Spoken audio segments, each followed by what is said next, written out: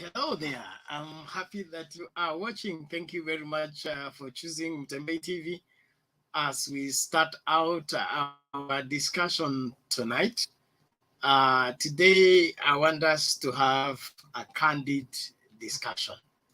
I want us to take a journey into the future of this great country under the leadership of UDA, of everything that has been said and done, every proponents and or opposition to the same that has gone in the air so far. I believe we have enough reason to begin to crystallize what kind of a country we'll have under UDA governance. That is the wild journey I want us to undertake tonight in our discussion and come up with a true state of the nation under UDA governance. I don't know how that goes down for you, but I want us to take that wild journey tonight and be able to assess this matter for what it is and not the hearsay that we've been hearing here and there. And so if you're a UDA supporter or you are anti-UDA, we are here to discuss matters nation called Kenya. And we cannot rule out the probability of UDA running the affairs of this nation. And so the earlier we begin to talk about it, the better. And so we should be ready for anything. Anything can happen. Politics is something else altogether. And so I want us to get down to business and look at this candidly and be able to articulate properly what is it that we stand to gain with UDA governance, what do we lose, what are our fears, what will be the true state of the nation after 5 years of UDA governance. Will we still have a nation called Kenya? What will become of us? I want us to specifically focus on that tonight, even as we prepare to look at Kenya under Azimio la Umoja. That will be for tomorrow. But today, I want us to look at UDA. What is UDA turning this country into? Do we still want to go in that direction or not? So get the courage, get into the studio using the link in the comments, and let us get talking. It is important that we talk and be able to assess matters as they are. Bushman Hola, thank you very much. You say, why UDA? Anything can happen. PG Games. Every day you're talking Ruto, bure kabisa. Ruto is also talking. I hope he's also not bure kabisa. Penny Nyagaka, great. UDA finally in power. Yes, I believe that's your prophetic declaration. David Malaki, karibu kwa show, tunashukuru sana. We need to connect now. Karibu. Baba Tosha, that is Team Kenya. It is great. Let us get talking. We appreciate everybody that is joining. Please, let's invite as many as possible to get into and let us get talking. So to get into the studio, use the link in the comments, and then you will be here and you will be talking. Fred, how now? I'm good, sir. How are you? I'm well. Glad to see you. Today is the exciting story because I can see Mala is in the house as early as possible. He must have the picture. We need to hear it from Mala because he's the one who's carrying who will give us the true picture. Thank you. Mala, how are you? Mala, how are you? Mala upo ama ulinok tu na ukaenda? Hey Ben, Yes, sir. Very nice topic. But give me only 2 minutes. I'll make a comment. Sawa sawa, thank you. Finally, you are.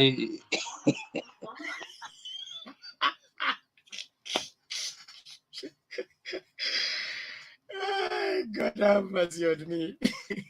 So Bwana Fred, Mala anasema anakuja, tumpatie dakika 2 ndio atuambie Kenya vile itakaa chini ya UDA. Wewe unaonaje? Do you need we can expect something apart from being yellow fevered?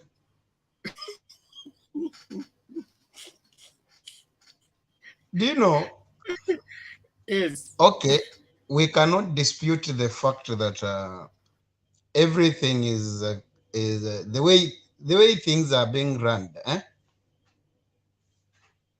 Huyu jamaa yangu huyu mtu wangu huyu daktari wangu huyu ni mzuri, nampenda, lakini hajiamini, but hata haamini watu wake, because angelikuwa anajiamini na anaamini watu wake, ile wanaita support base yake, hangekuwa ni mtu anakimbia usiku na mchana to make sure kutoka January mpaka January. My friend, lazima tumpatie tu kongole kwa hiyo, cause amekuwa is a dying hard fighter, my friend. Is a fighter. So hajiamini na haamini watu wake, ndio maana hawataki kuwatoka hata sekunde moja. But the point remains, things are changing, and if he's not careful atalala aamke, mambo imebadilika. Lakini we don't expect anything so good. Tuna expect to the government of full of lies, full of fallacy, full of this inaitwaje? Cause hakuna kitu ambacho kinasemekana kitakachokuwa kitawekwa into place to make sure that yale yote hiyo serikali hiyo yellow fever inasema itatimiza. Hakuna hata kimoja. Let us take example from this government.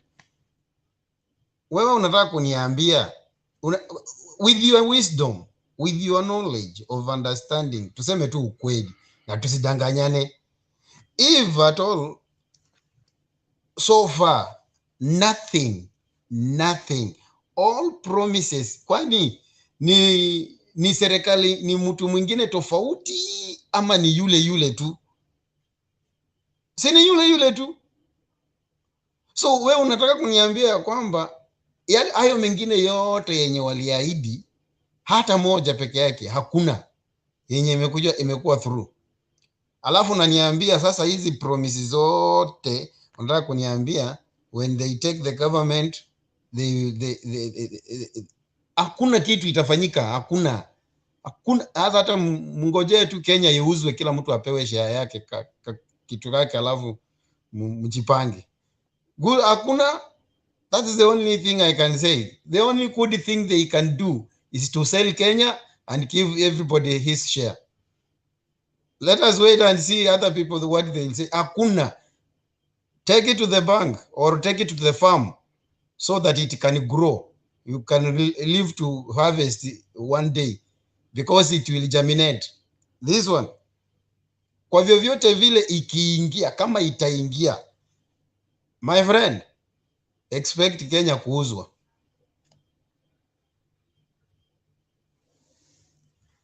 Thank you Fred Kasuti. Maoni yako hayo. Nataka kusikia Mala, uko ready ama bado tusubiri?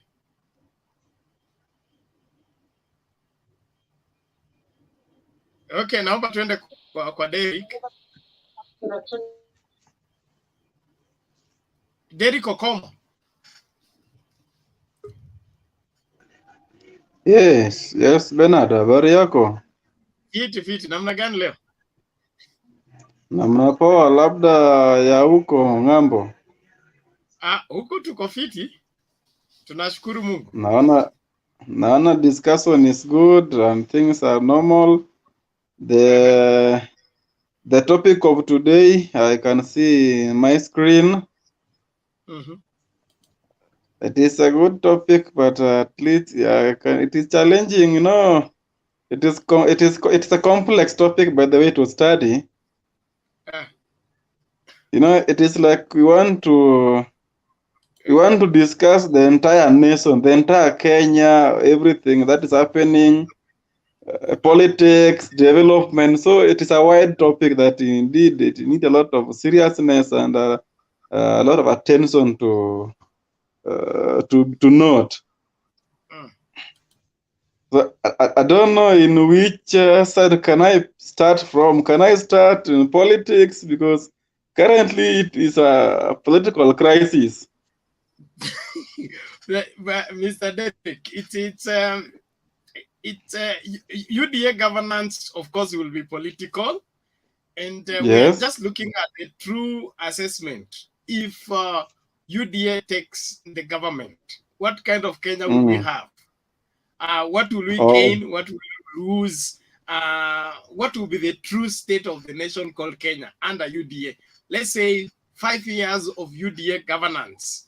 Are we going to have our roads? Are we still going to have our schools? Will we still have our hospitals? Or will be like Kasuti said, inji uzwe kila mtu apaye maisha yake tuende kujipanga.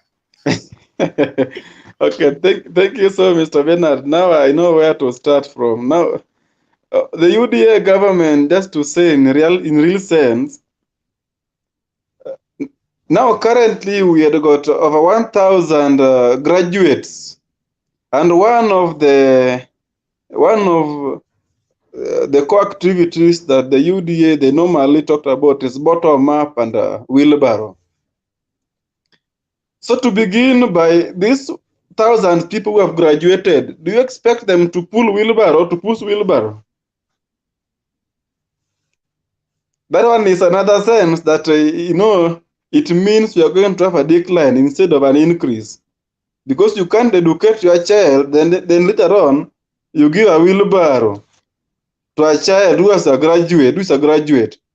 But instead, the other party, they have got another opportunity of introduction of sectors like the Juakali industry. You remember the other time Raila talked about it during the Friday event that took place in Kasarani. Now, let me not go into that. We are in UDA. We want to talk about UDA, the government of UDA. Check the party members, those in UDA. All of them are corrupt. All of them. Not even a single one. You talk of the pioneer of the party, land grabber. So when I see this kind of people looking in the government, the nation in 5 years, it means it is going to be under control of one person. That is the chief grabber of land grabber, honorable, which I don't want to mention because this one is an online platform. Third point onto that, all these people, they have got blood-related problems. They have killed so many people. The other time in 2007, you remember Maasai people in Narok? Most of them, they were just killed because of political issues. So now if I remember such things that happen in future, maybe in some times back, if now they want to control the government, my friend, I'm telling you, what my friend Fred has said, it is only remaining to sell Kenya so that each and every person will take the small portion, then you go and stay somewhere else, not in Kenya. So, indeed, the nation, we are not safe in the hand of UDAs. We are not safe. I told Dr. about in whose hands? We are not safe in their hands. I'm sure of that. Okay, thank you, Derek. Tunashukuru kwa maoni yako. Let's keep talking. Mala, are you ready or we give to somebody else?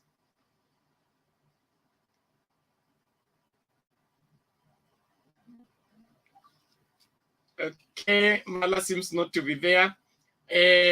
in the interest of, let's hear from Penny. Penny has been on the comment section for ages.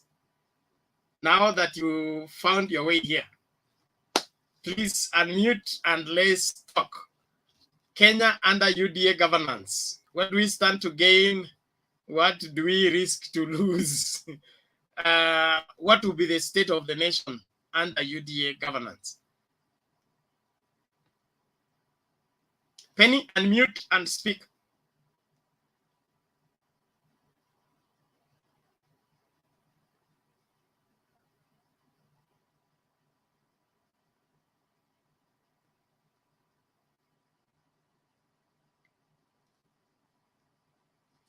Unmute you on your screen. There is the mic that is crossed.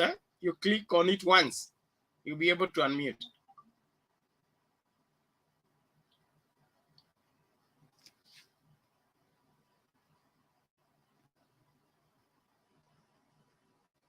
Sorry, I think Penny has issues with her connection. Inawezekana? Yes, Bernard. Naomba iwezekane. Yes, inawezekana, Bernard. I'm good today. Today you have a very good topic. I've tried to get as many points as possible, but maybe I can just point out 2 points concerning this topic. It's a very interesting topic when we as Kenyans try to imagine a UDA governance. It's for me, as a supporter of Baba, I cannot fathom such a government because it does not make sense on my side. Imagine a government unapata kuna Gashagwa, kuna Nyoro, Jumwa, kuna Jichopevu holding such big positions. I cannot imagine. I don't know what they will do because I don't think they are capable of holding such important positions and doing enough that will be needed to be done. These are kind of jokers, according to me. These are my only views. I don't believe they when you listen to them when they speak, I don't think they can do such a good thing. The government of UDA, it will deteriorate more and more. It will go down.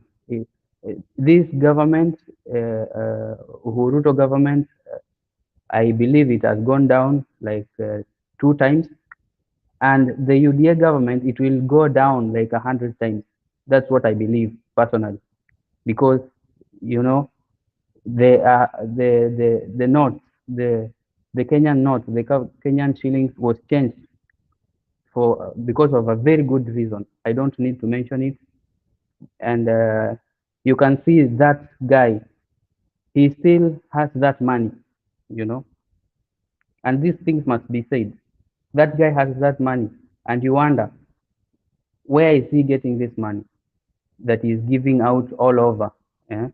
You see, you want to imagine what will happen when they get to the government. Will they be still dishing out that money? Where will that money be watakuwa wanapata wapi hiyo pesa? You know, the way, the kind of governance, I believe it will be changed. I don't think this constitution will be followed thoroughly. You know, this is the guy that has been going against this constitution. Sioni kama hii constitution itakuwa inafuatwa. Hii mambo na 47 counties, hiyo 15%, sijui ni ngapi itakuwa inapatiwana katika counties, you know. Another thing that I wanted to say, you know, this guy is giving out money, you know, and he is creating a culture. Akipatiana hizi handouts, it might be seen as a small thing, but to me it's a very big thing.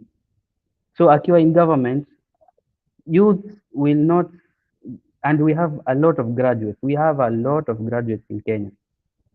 You know, watu watakuwa wana depend on those handouts.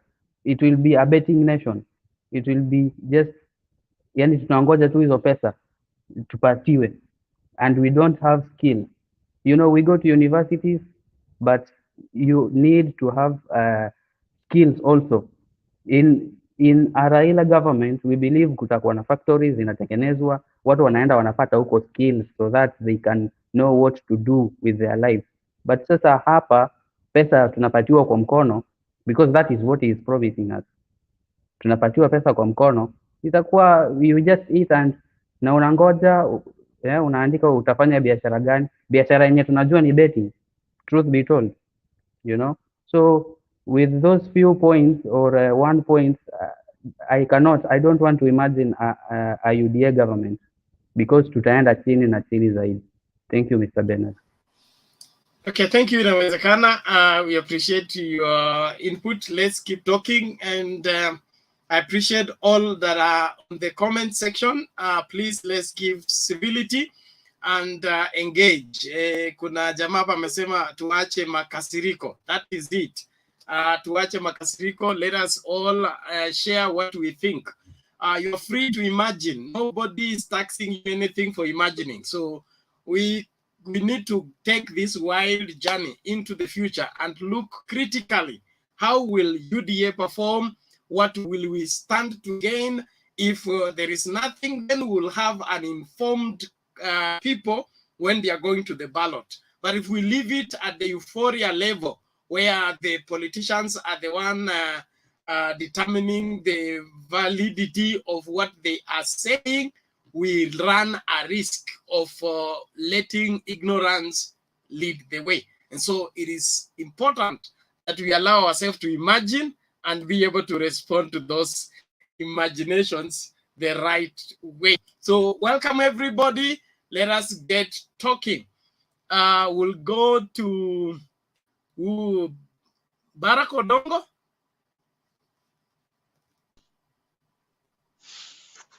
Hello, everyone. Hello, receive my greetings and thank you, Bernard, for the platform. Today we have various topics. This topic is like Azimula Umoja, but I will not concentrate on them because we are many and some will come with the different opinion. So for me, I will concentrate on true state of the nation because I am the person who love going with where current is. So first, let us just be realistic here. We are not good. We are not moving on the right direction as a nation. There's one of them. I will say to lack of jobs. If you walk around public places around. For me, I'm staying around here in Nairobi. If you walk in Uhuru Park, Jivanji, you see idle men starting politics from morning up to evening.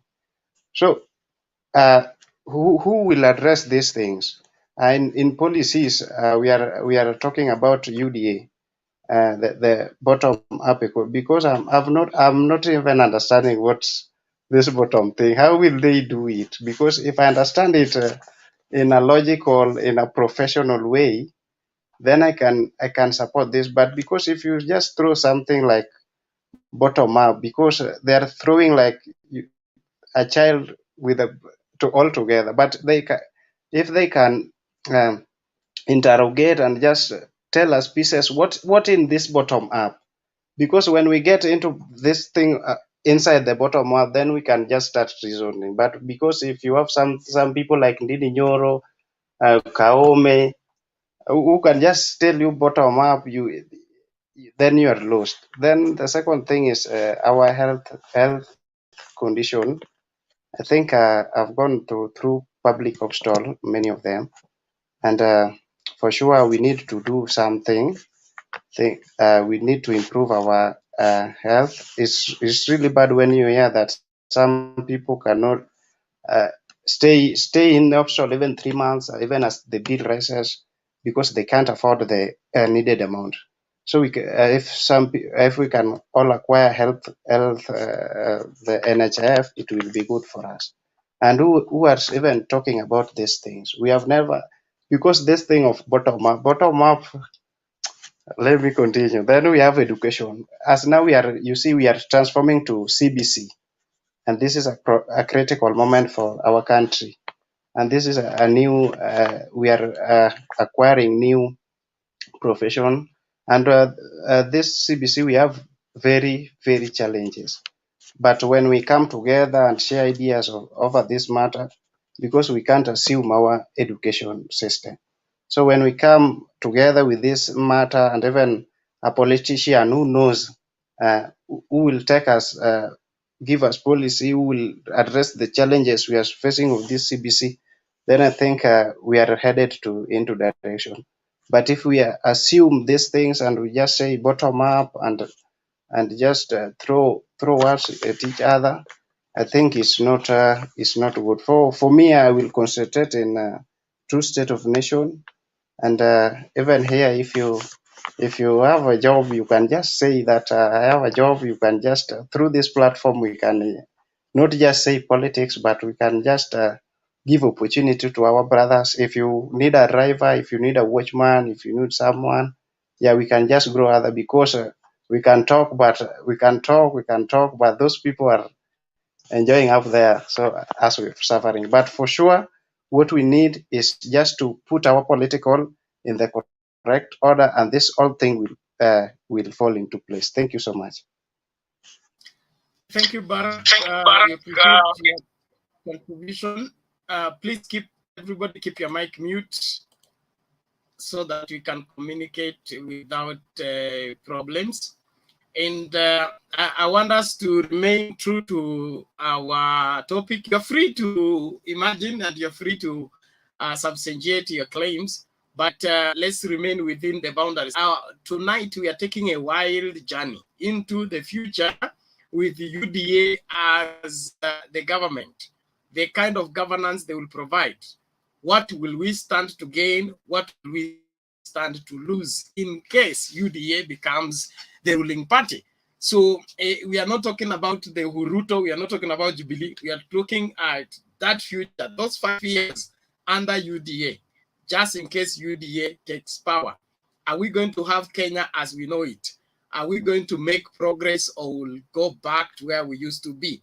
From what they have said so far, they have been campaigning for 4 years, from what they have given us in terms of their leadership, in terms of their aspiration, in terms of their vision, in terms of their model of economy, what does the country stand to gain? So that we critically look at this, then tomorrow we'll look at Azimio la Umoja and their offer, so that we remain balanced and let our viewers and the rest of Kenyans make informed decision when they go to the ballot. It will not just be voting for bottom up when they don't know what it is, and voting for UDA because it is yellow. We want our people to have information based on what they are provided so far.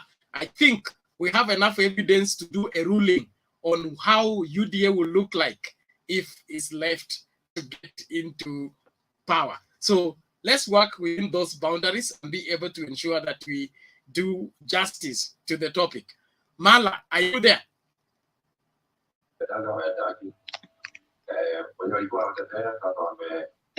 Bernard? Yes, Mala. Yes, you want me to start contributing now?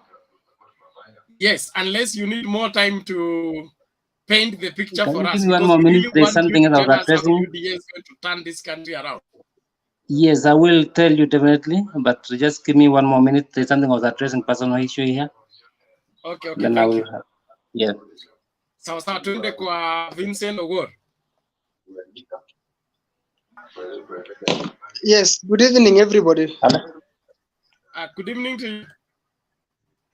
Yeah, ni jioni njema, but we have to thank God for that, and also thank you for giving us this platform to contribute, or to say to talk, to say what we can say about our nation, and also mostly for the state of the nation. So currently, based on the topic, there are a lot of things that we have to say about the UDA governance, even though still bado wajaingia kwa serikali, but with vile jinsi ambavyo tunaona, if they wakiingia pale, what they can do and what they cannot do, and me for according to me, a lot of things they will not do with the like. I can say that we have a lot of evidence that can assure us that these people, if they once they get into government, they will not achieve a lot of things. Mostly haukuwa nataka you didn't want us to mention the Jubilee government, but you know, also we have to, like, currently the DP is from Jubilee government. And just one moment. I'm not limiting you to exercise your democratic right. I only said we are on a wild journey into the future. In case you takes power, what will they provide? So you're free to compare it, because a look at history will tell us how the future looks. The character of a person does not change when you give him, you take him through the oath. He remains the same person. So you're free to compare and contrast, but let us ensure that we are really giving right information, especially to the electorate. When they go to that booth to decide, they will be because they know something, not because somebody deceived them. Thank you. Okay, thank you. So if you allow me to do comparison, then that's good. And now let me go back to the topic. The gain, losses, fears under the UDA, once if they can get a chance to rule the government, or to rule the people of Kenya. One thing that we have to know about these people, the driver of that vehicle, who we all know is DP. You know, currently it was a what? Alikuwa makanga ile pande ingine. Na unajua once you have graduated from makanga to driver, obviously unajua pande zote za kufanya nini, unajua pande zote, kona zote vile hiyo gari iko. Watu husema that driver huwa hawajonge ati vile gari iko, ati jinsi ambavyo conductor anasanya pesa huko nyuma huwa anajua. So currently, like if you look at DP, anajua vitu zote za siri zote za government. And this person, if currently ndio alikuwa makanga na ndi ameumiza abiria, sasa hebu niambie sasa, huyu jamaa once tukiwapatia the chance, now that kwa pale sasa wewe ndio sasa kuwe driver, endesha hii gari. Do you think really in actual things this guy mostly will mess people? And just the way Fred alisema that ikifika if it reaches a point that is the one who will now rule the government Kenya, it will be good just to Kenya yauzo, kila mtu apate share yake, uangalie pale unaenda, because there is nothing we will gain from these people. If currently, Bernard, if you go back 2013, these people, the same DP, it promised a lot of jobs, but I don't know, every year about 100,000 jobs, every year 100,000 jobs. Look at from 2013, if we start with the KQ, Kenya Airways, how many people lost jobs in KQ? How many people lose jobs in even these other industries? And remember, these people, they are losing jobs, and he himself, Akopale, he's the person who promises people that we will do what? We will employ thousands of people, thousands of youths. And instead of employing these thousands of youths, people are just being what? People are losing jobs. So from 2013 to date, a lot of people lost their jobs. So, and Saya anasema that currently is saying that he want to create 4 million jobs for the youth. If 100,000 jobs ndio ilimshinda kucreate, instead of creating these 100,000 jobs, people lost jobs. Do you think the current 4 million jobs that he's talking about will he achieve? He will not achieve even one. All promises that the DP promises from 2013 to 2017, there is none of them which have been achieved. So currently, what I can say, I personally, that with UDA to govern Kenya, nothing we will achieve, nothing we will gain. We will only have a lot of fears, because what I'm 100% sure that most investors will run away. And recently, even the president said that thing, that if you compare from 2013 to 2018, a lot of investors ran away. Most of the investors wengine walienda Tanzania. I think something that even we ourselves know. Some investors went to Tanzania, some went to South Africa, some went to Rwanda.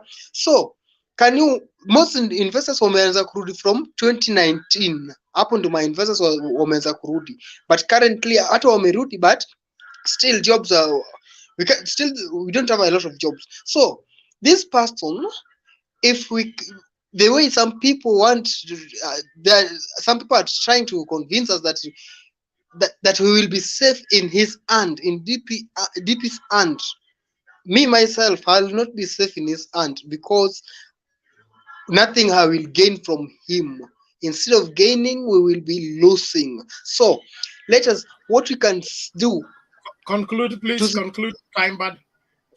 Okay, let us not tuchukue tuende tujaribu. Instead of trying, let us do what? Let us look at that person who can take us to a next level, the person who can create for us the job, the person who can give us, yule ambaye anaweza tuonyesha that you as youth tunataka tumfanye hivi. Somebody talk about people graduating, like today a lot of universities will graduate leo.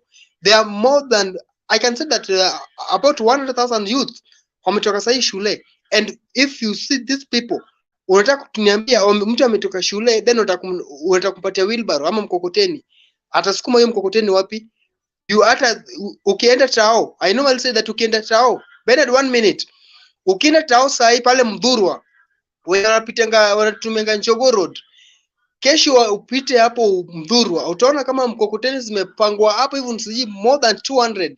And out of those mkokoteni, out of 200, you will only find either 20 or 30 ndo zinafanya kazi. The remaining asifanyi kazi. Why? Because there is no what? Hakuna kazi, and yet you want to add more mkokotenis and more wheelbarrows.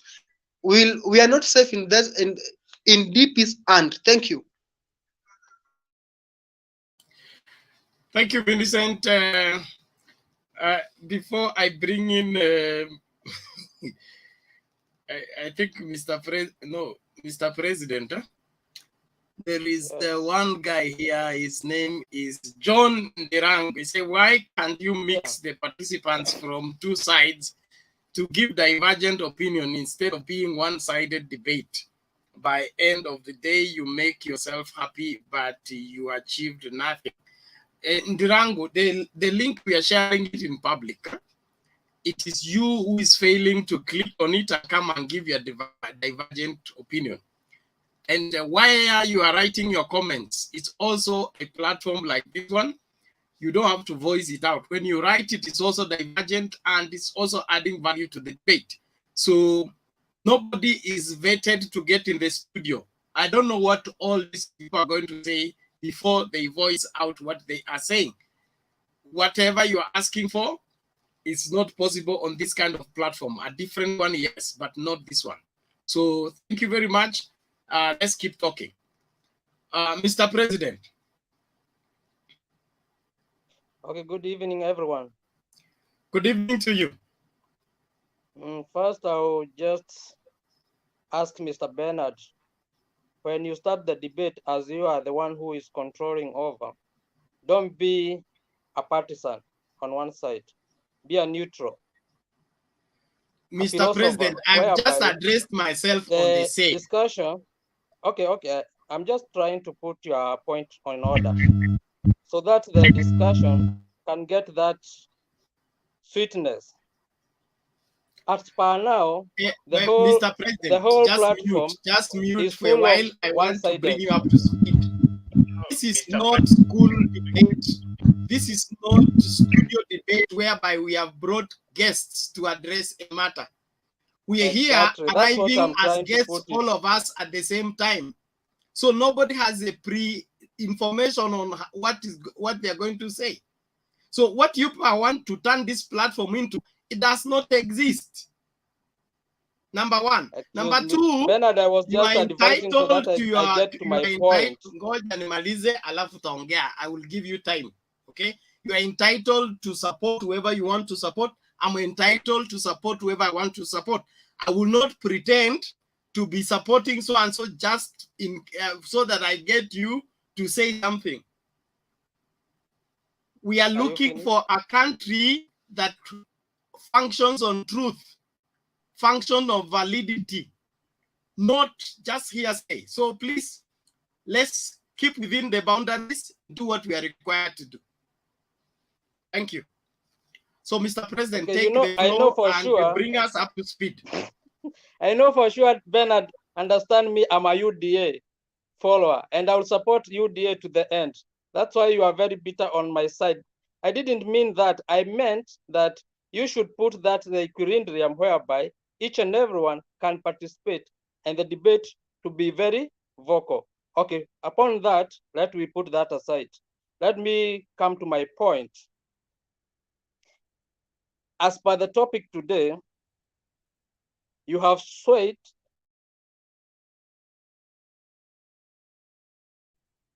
face of UDA as if it's when they take the government, it will bring unsatisfied way of leading the country. For sure, for those who don't understand the bottom-up idea, they are very far, and they can't understand it because you politicize the issue instead of implementing it and trying to know what is the bottom-up. Bottom-up have been used in many countries. Most youth, like we here, are benefiting directly from the tax money that we give to the government.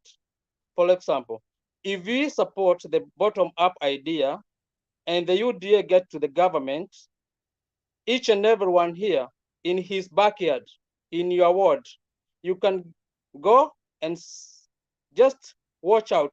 Maybe there is a road whereby it needs some recarpeting or rehabilitation.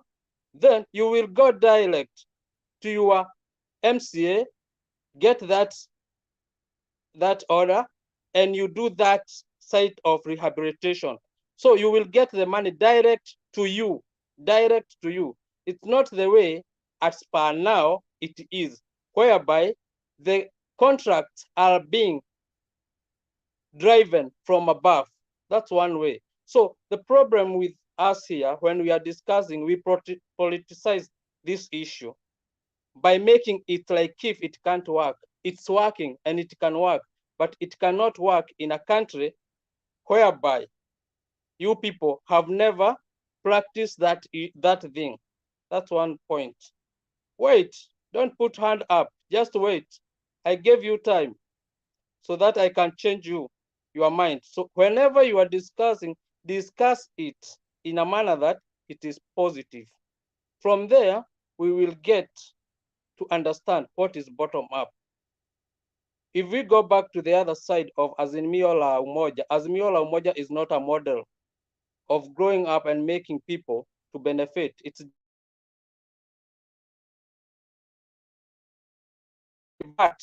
and sweet talk you guys to vote for Raila, whereby you don't have a future or you don't know where the Azimio la Umoja is taking you. The UDA idea is giving people money direct to their pocket so that they can change the development of the country. Second thing, there is a lot of in our manifesto whereby we don't talk of wheelbarrows the way you politicize that thing. We talk of how we are going to convert the country and change it in the growing model. So we are not talking of kupeana wheelbarrow. Nobody will get the wheelbarrow. Nobody will be given a wheelbarrow. Nobody, even a graduate, will the wheelbarrow. That is ironically. The wheelbarrow was a symbol, the same way orange is a symbol in ODM. In the bottom right of my advice or my discussion is the bottom up is an idea whereby you as mwananchi wa kawaida will be able to go to the MCA office, to go to the MP office and get anything that you want, implement directly from you, your idea you have, so that you can change your area. That's all what it means. If you hear we are talking about the mama mboga, the boda boda, the mtu wa kinyozi, we are directly trying to change our mind so that if you have a problem, you will go to the office near there, and with your group, you can get money, borrow the money, then you take the money back with a very little interest. That's the only thing that I can put. But trying to politicize that thing, it will not change us, and it will not change. We are going to vote for ask you a question. Later, for Ruto. Hold on, so I want you to answer a question. Implement what we have, the rate of, so that you come to realize country? that the reality can work. I'm up. Any question? I'm asking, do you know the rate of unemployment in the country? No, we can't go back to that, the old style of doing things. We can come up with a new style. We are in 21st century whereby we are bringing new ideas. Problem, okay?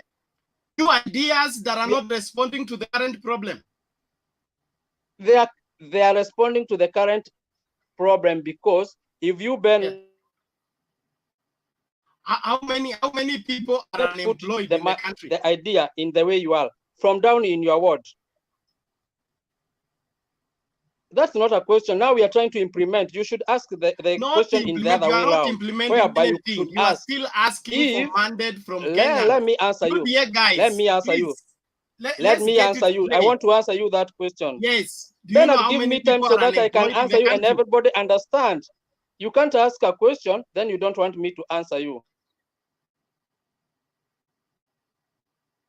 And you are asking how many people are not employed. That's the question. Yes? Yes. Even in percentage, you don't have to give me a figure, just in percentage.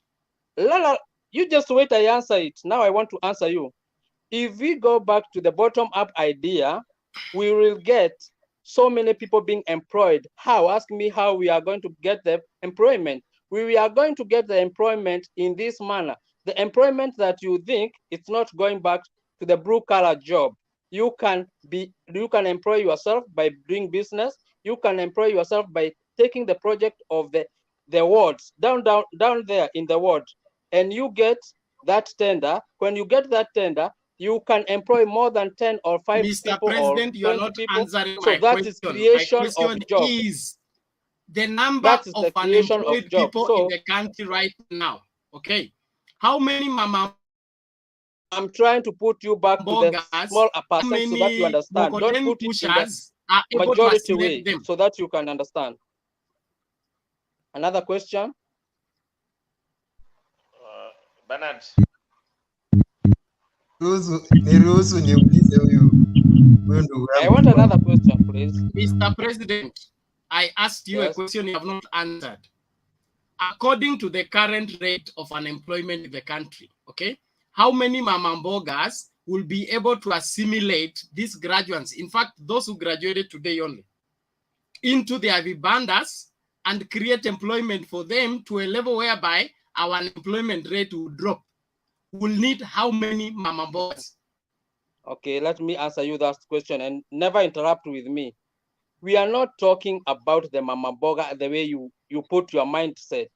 We are talking about how we are going to spread the employment to each and everyone according to the category of education you have.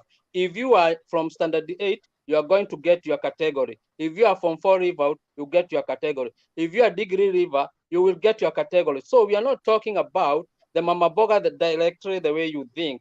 We are trying to put the point that we are going to divert. We are going to have industrialization whereby the people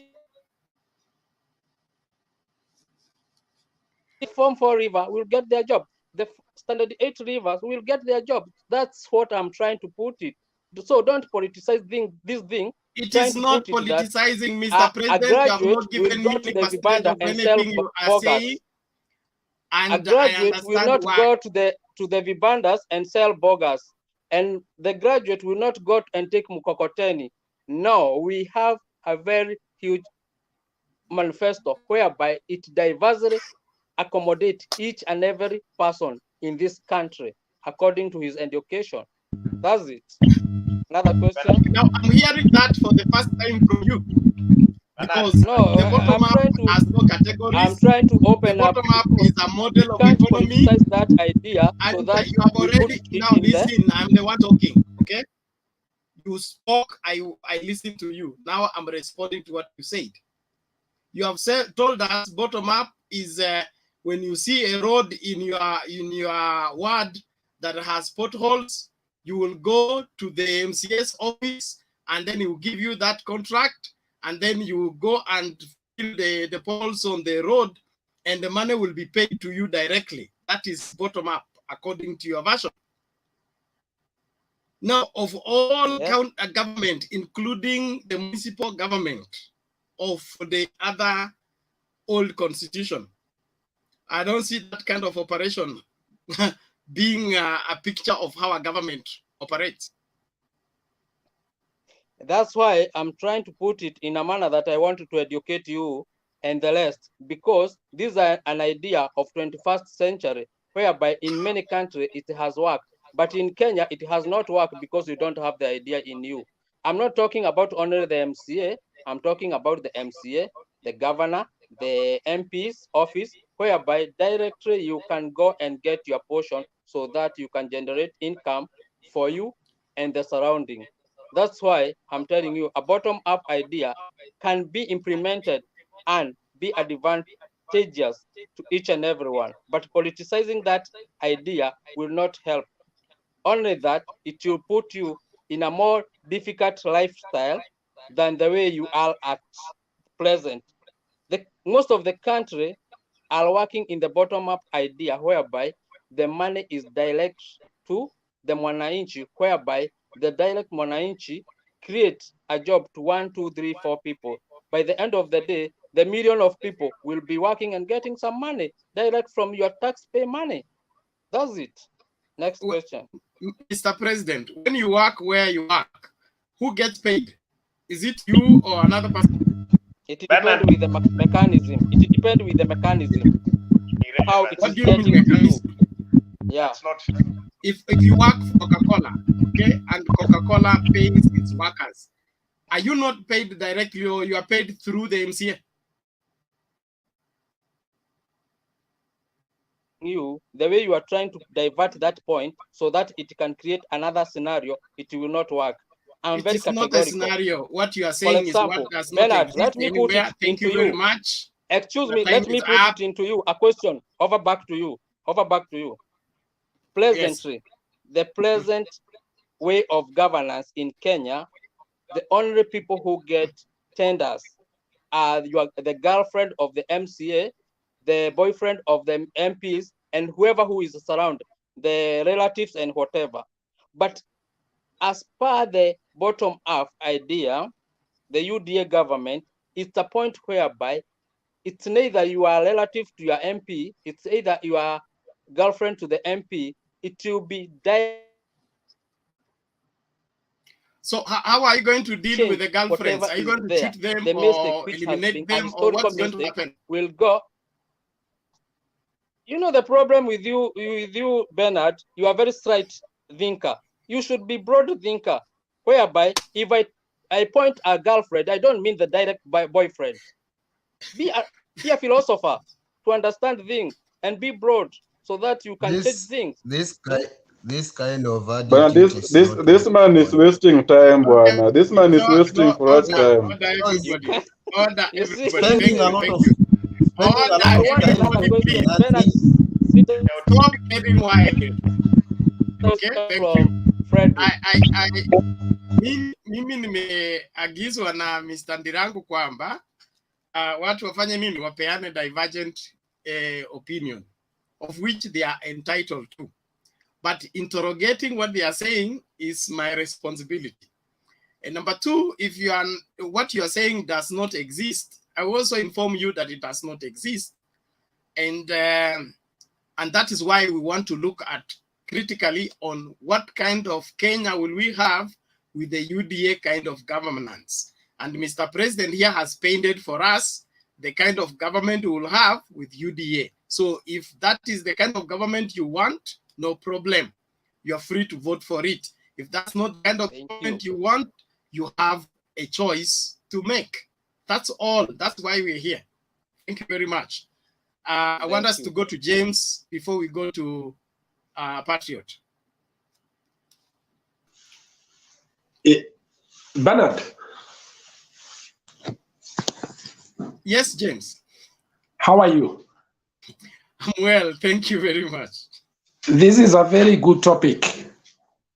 And I wish we exhaust it very well today. And then we can move on to the Azimio. Because you already know what the presidential candidates are proposing so far, let us interrogate this and see what kind of government we expect. Because we have children, we have brothers and sisters who are still looking for opportunities. And it is so important to us that it is not a joke.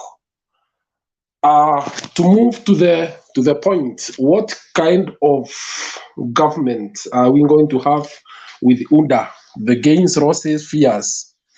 Now, let me put it this way. UDA has told us that they have a model called bottom-up, but I have been striving to understand what exactly this means. All what I get is that money will be taken to the CDF offices and to the MCAs, like my former speaker said, Mr. President, and you just go there and fish out money, and you go and do business or whatever else. I have also heard him say that you go there and take money and go and do contracts. First of all, let me disabuse him of that, because the government does not work like that. There are systems of procurement that are very rare, because public money is not just used anyhow. But anyway, maybe the incoming government, if it happens, of UDA will not have systems, and therefore money will be like the way you put your money in your jacket pocket and you fish out whenever you need a cup of tea or some beer somewhere, or nyama choma.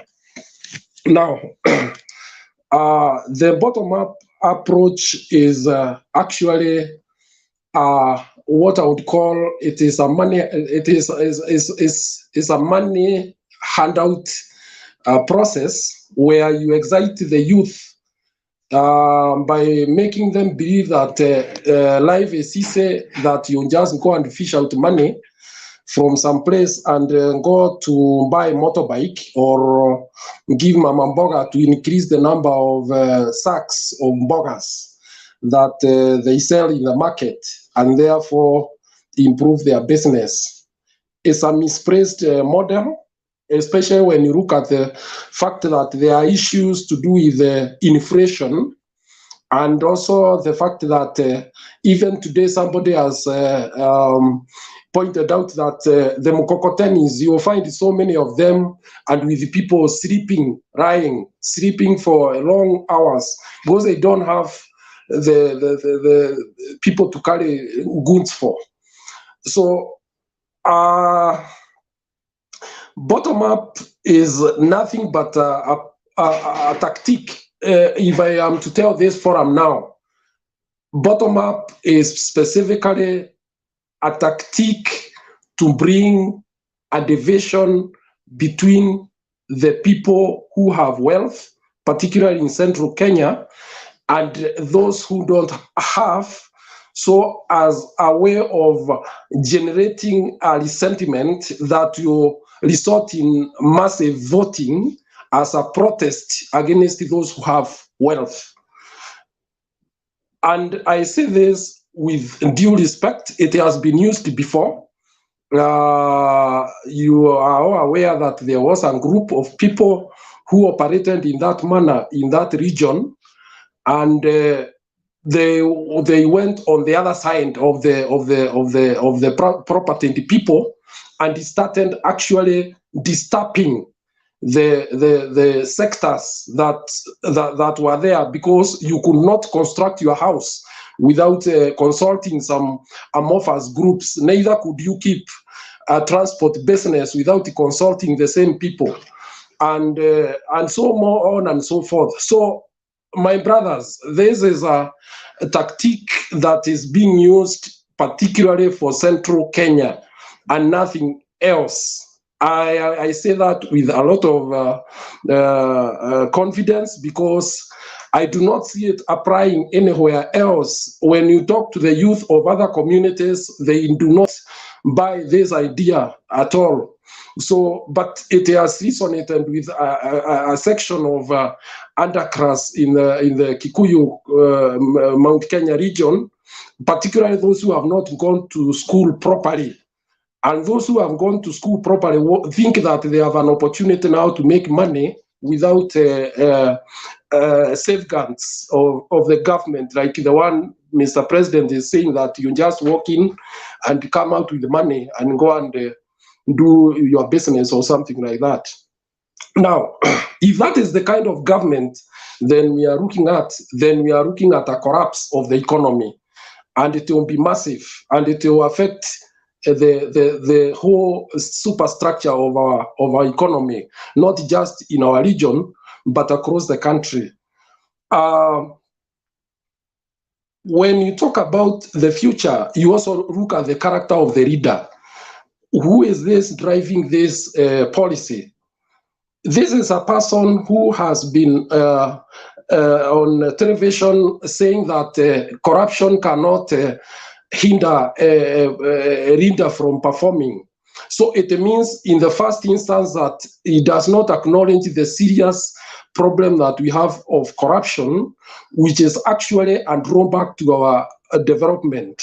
So it means then his mind is entrenched in corruption and corrupt practices, and he does not see it as a problem, because after all, you build a road, never mind the amount of money that will be used in constructing that road, but at least he will have feathered his nest, and so on and so forth.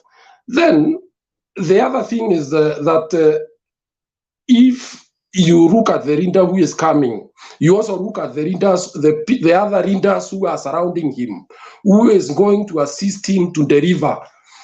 We have the characters. Right now, Waitito is in Kiambu, is fighting to come back. The likes of Nyeri, Madeira MP is in court for money squandered from Nyeri County, and many others, Waiguru. So what are we talking about here? We are talking about going back where we came from in 1980s and 1990s, where people would just push papers in government purporting to be supplying stationery and other equipments and running away with the millions of money that cannot be accounted for. And because the political leadership is like that and does not see any problem with it, then it will persist that way, with the consequence that maybe if they go 5 years, we will be talking of massive unemployment.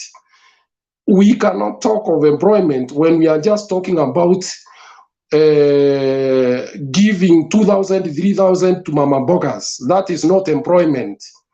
What the situation should be here is a well-managed and a well-managed industrial process.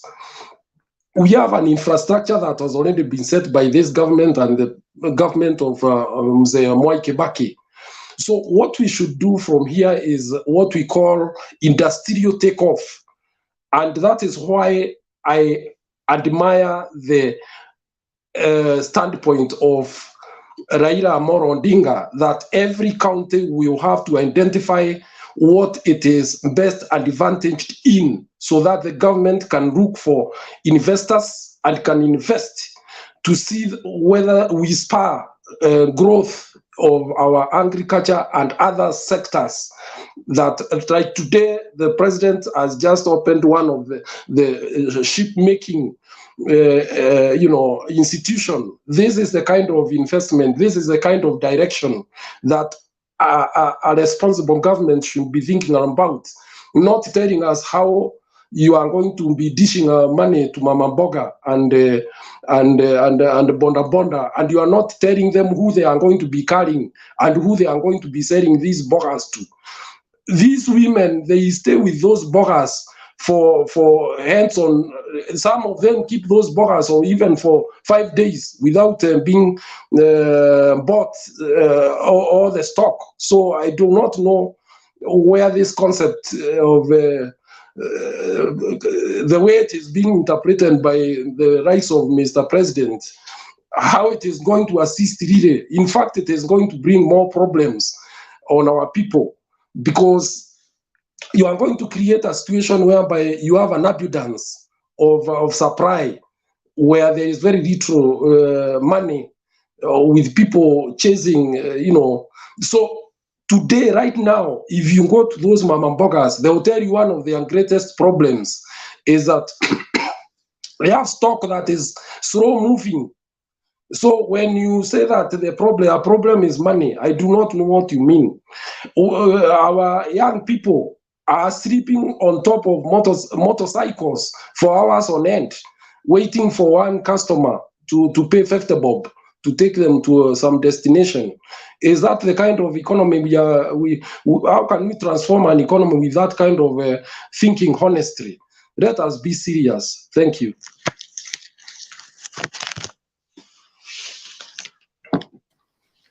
Okay, thank you, James. If there's no question, we go to Patrick. And I have a question, just to clarify. Yes. He has just been pointed on me, James, in a 1, 2, 3, 4 point.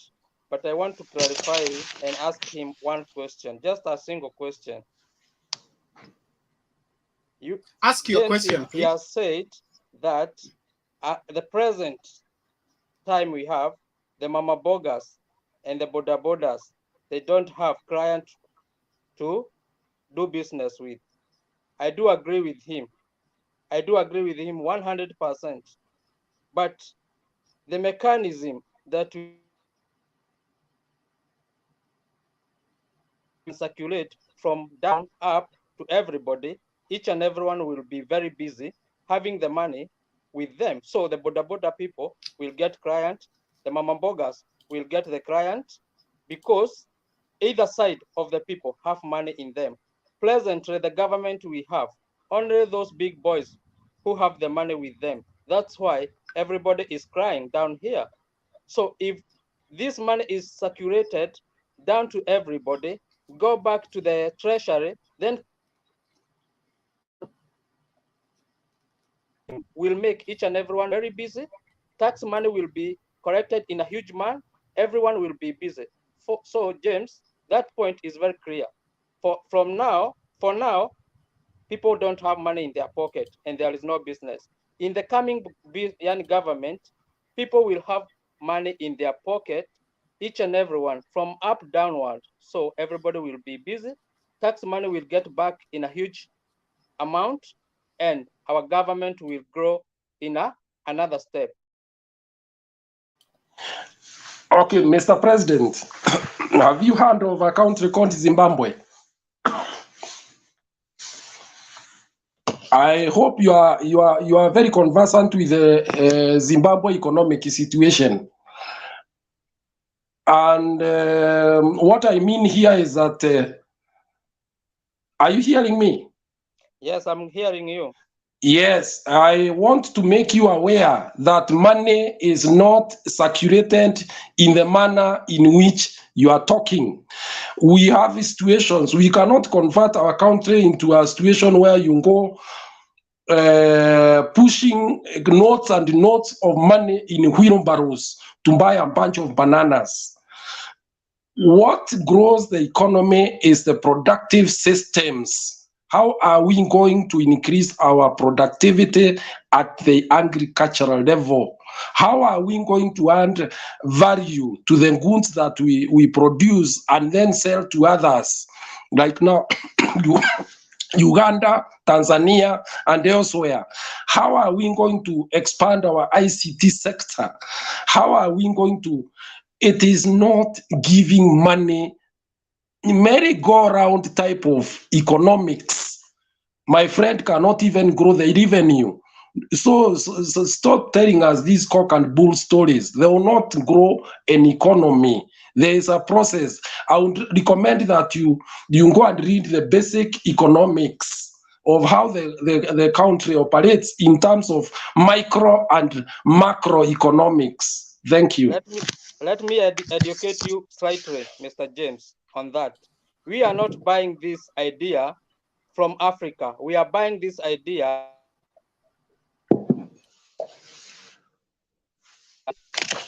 in other country whereby they have succeeded in so doing. Let me put this in you. Which country? We are doing just wait, I have just kept quiet so that I can answer you. So our idea, we are not buying it in Africa whereby each and everyone has that scarcity of money in their pocket. That's why whenever they see money, they just jump in, take the money and misuse the money by going to buy some drinks and nothing else but things which can't help them. Okay, in the other side, in the growing country, the third world country, it's whereby government spread the money down to the people so that they go back. I'm putting this in a very raw manner so that you can understand, because you are not understanding.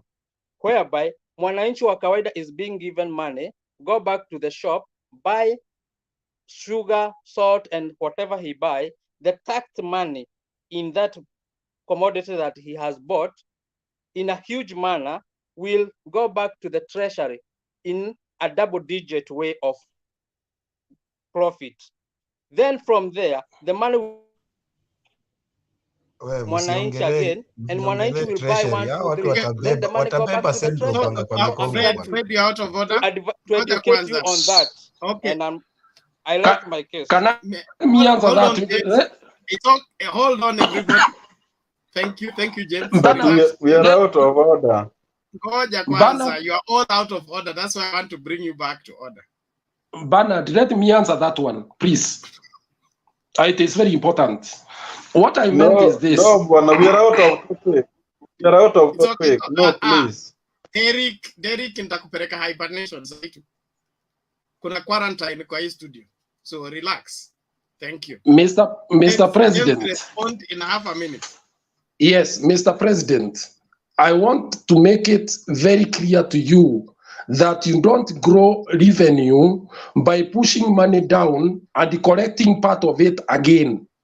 You grow revenue by growing the productive systems of the economy, where you either stimulate production at the farming level, where farmers are able to produce more, or you add value and then sell, and then you create wealth, and then you tax the wealth. You cannot say you push money down there and then collect it and say you are collecting revenue. I don't know what kind of economics is that. Okay, let me finish up, Bernard. I will not answer it again. No, Mr. President. That's enough. Thank you. No. Please, the last one, because he's not understanding. Let's do this. you will have another chance to make your submission. But please, it is important that we push what is viable. At least it meets the basic requirements of what we are claiming. Let's not just say information because we were told to say. Let's say what is required. Patriot, take the floor.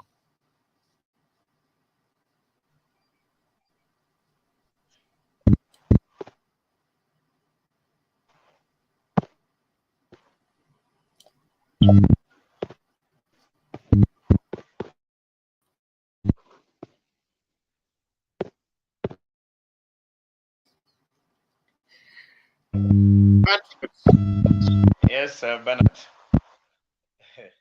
I Hello, can hear you. We can hear you. Hello, my fellow panelists. Good afternoon, good evening, good morning. I am happy to be here.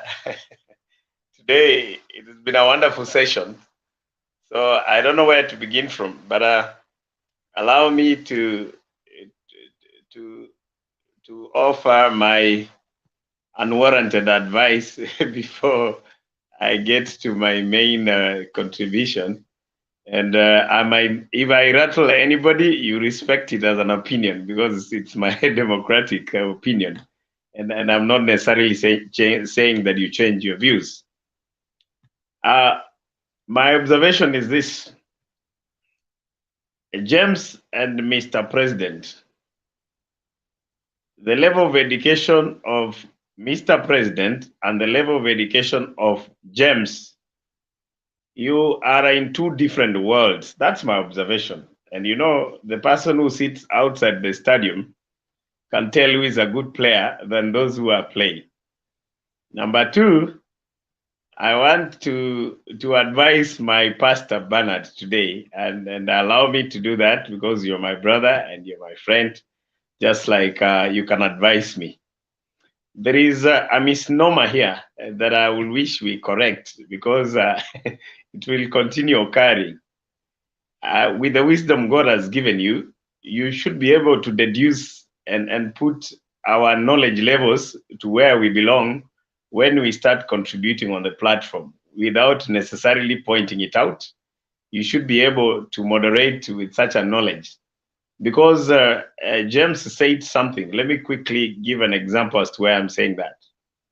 In the submission of James, James quickly said that the bottom-up economic slogan is a slogan that is targeting Mount Kenya, young people who are not well educated. He said so, and I don't know why you failed to see that. But he goes ahead to forget that he has already pointed out a misnomer that he should be able to address himself to.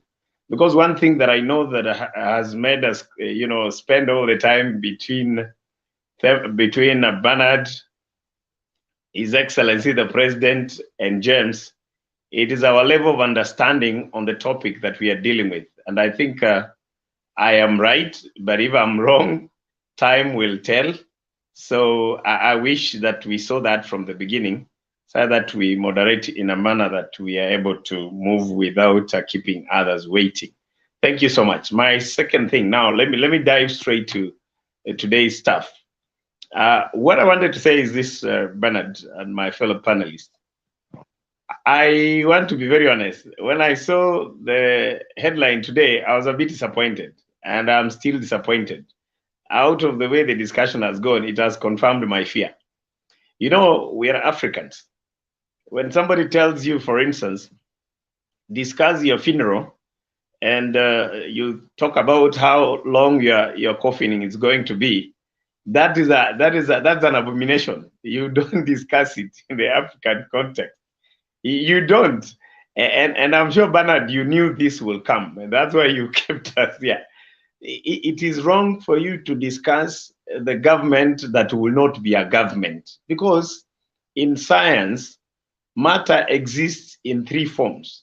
One, solid. Two, gaseous. Four, liquid. This is a far-fetched pipe dream that does not belong to the three. So how do you want us to discuss, as a scientist, how do you want me to discuss something that cannot be classified either as gas, It is not liquid. It's not solid. It's just a pipe dream. So it can only be given the description of a dream that disturbs one when he's asleep. So I think it was the wrong thing in the first place, Bernard, for you to give us a topic of us discussing how we will have UD as a government. Where shall some of us be? And I like what Barack Odongo said. Everybody should go everywhere. Go wherever you want. I don't think there will be a country. You know, you make us disturb our nights imagining and having those kind of bad dreams. How do you want us to discuss this? How? You should discuss something that is valid, something that is tangible, something that we can base on science. Because as you can correctly see from the way my brother, President and James have really talked, it becomes very difficult for you to place this thing anywhere. You see, we will, in fact, we will let you guys discuss. You will have discussed until morning. You know, we had to make noise. So I think, Bernard, next time, don't give us bad dreams.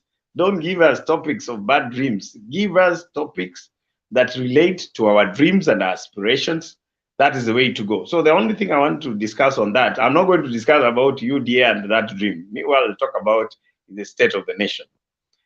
The state of the nation is this. When we found ourselves in the handshake between Baba and the president, the country started moving to the right trajectory. We have a situation where COVID will have been a big pandemic issue in relation to economics and our social fabric had we not been in the handshake. I'm imagining we'll be throwing stones and we will not be even wearing masks. It will be very trouble. It will have been a big issue.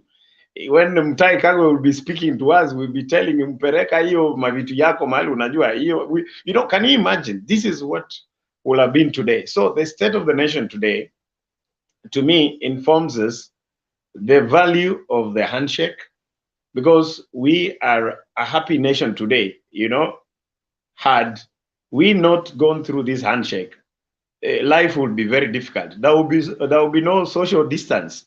You can imagine Kisumu, who will have implemented the social distance from where, who will iskia wapi. That would have been a very difficult country. So with the handshake, I want to tell you the state of the nation today is actually the reality in place, not the dreams, like the pipe dreams that you are bringing, you know, putting as, you know, I'm having difficulties to even get the right words. So I want to say this with all due respect. The state of the nation, we are moving steadily to the next transition. God will give us an opportunity to actually realize the dream of this country. But you, Bernard, with all due respect as a pastor, don't give us bad dreams any other day. You see, I'm not going to talk anything about that. I know we are going to have the government of Baba Raila Amolo Odinga. Thank you so much, Bernard. Back to you. Patriot mentioned me, and I think I have a right to correct what he did not understand. Bernard. Go ahead, James. Please respond. Yes, Patriot. Just a second. Please, mute. No, a second. Just a second, mute. James.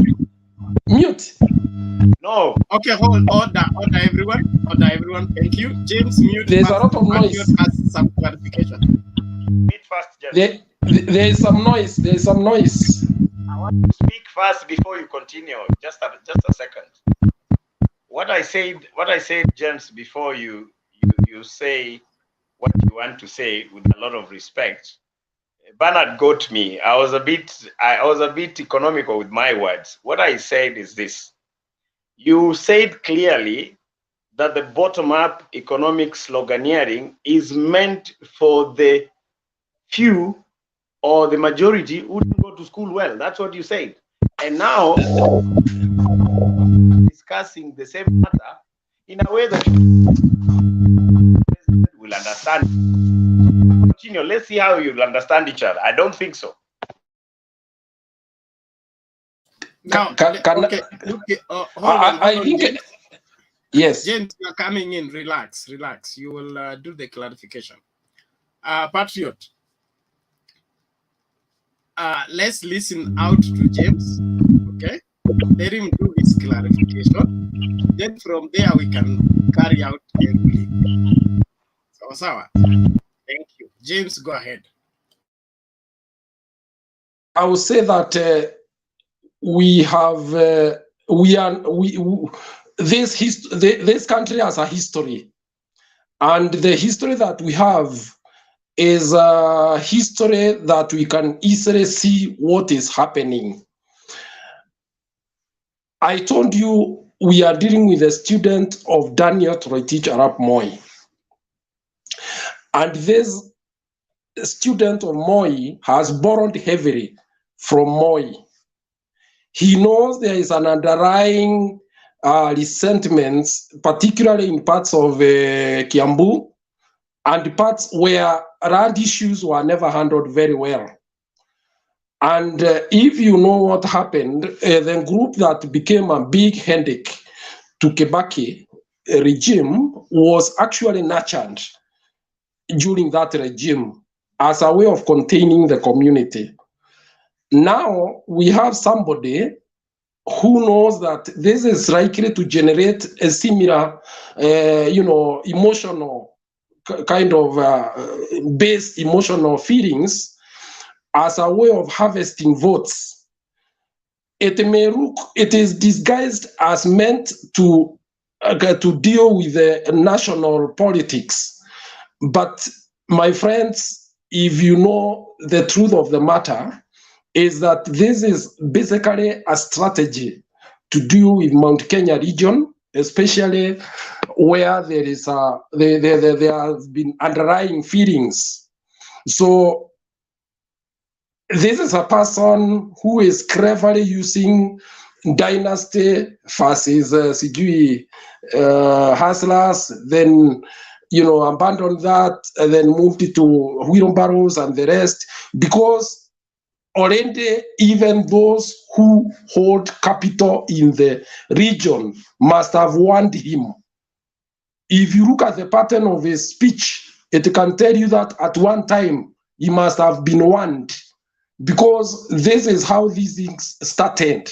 And then it became a big problem in our region, where you could not even open a shop without finding a group of youth surrounding you and demanding protection money, because they saw it as a right that they have been deprived.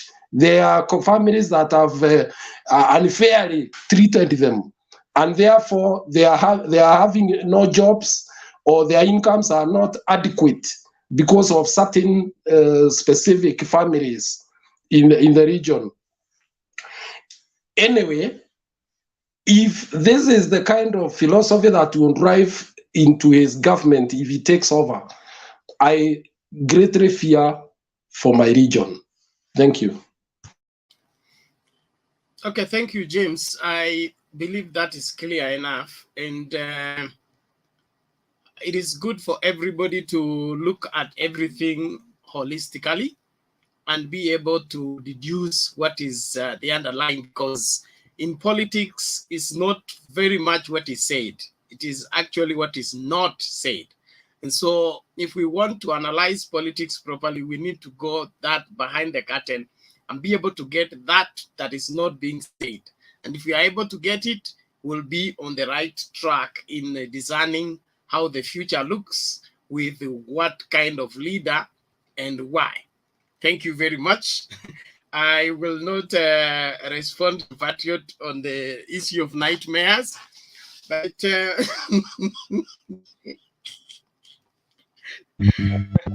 media exists for three different roles. We need to inform, we need to educate, we need to entertain, we need to warn, and at times speculate. So I think we are still within the framework, although that nightmare is becoming scary for everybody. I don't know how I'm going to handle it.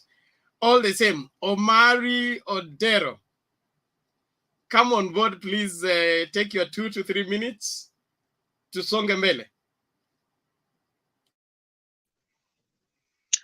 Habari ya wananchi. Salama kabisa, karibu. Naona ilikuwa discussion kali hapo, na angalia tu nacheka.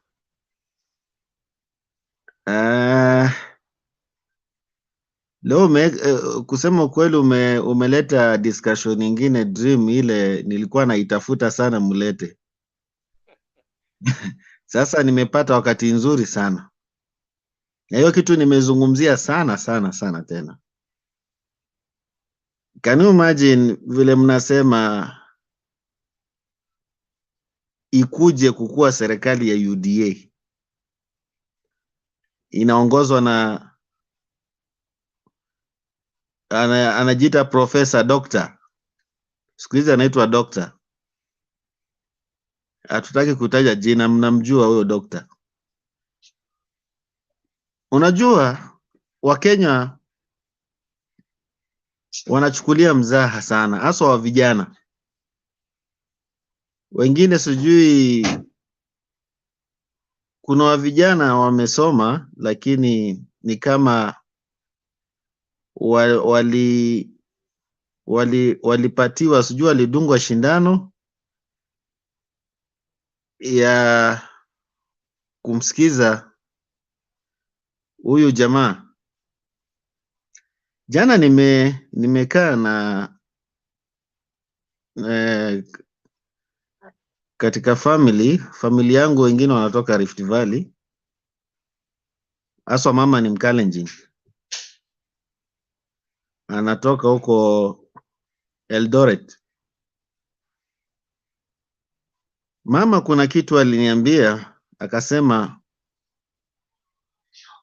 tusichukulie mzaha sana sisi wa vijana, tunaenda palipa hatari. Mama ni Mkalenjin lakini alitupatia uhusia na huyu jamaa William Ruto. Akasema mkimwona Moi alimkataa Dr. William Ruto, ina sababu, kwa sababu alikuwa mwanafunzi wake, tuseme kisiasa. Na hii nchi ikiongozwa na serikali ya UDA, unajua hii kitu nimezungumza mara nyingi sana. Ikue, yani imagine mnaweza kufikiria mtu kama Murkomen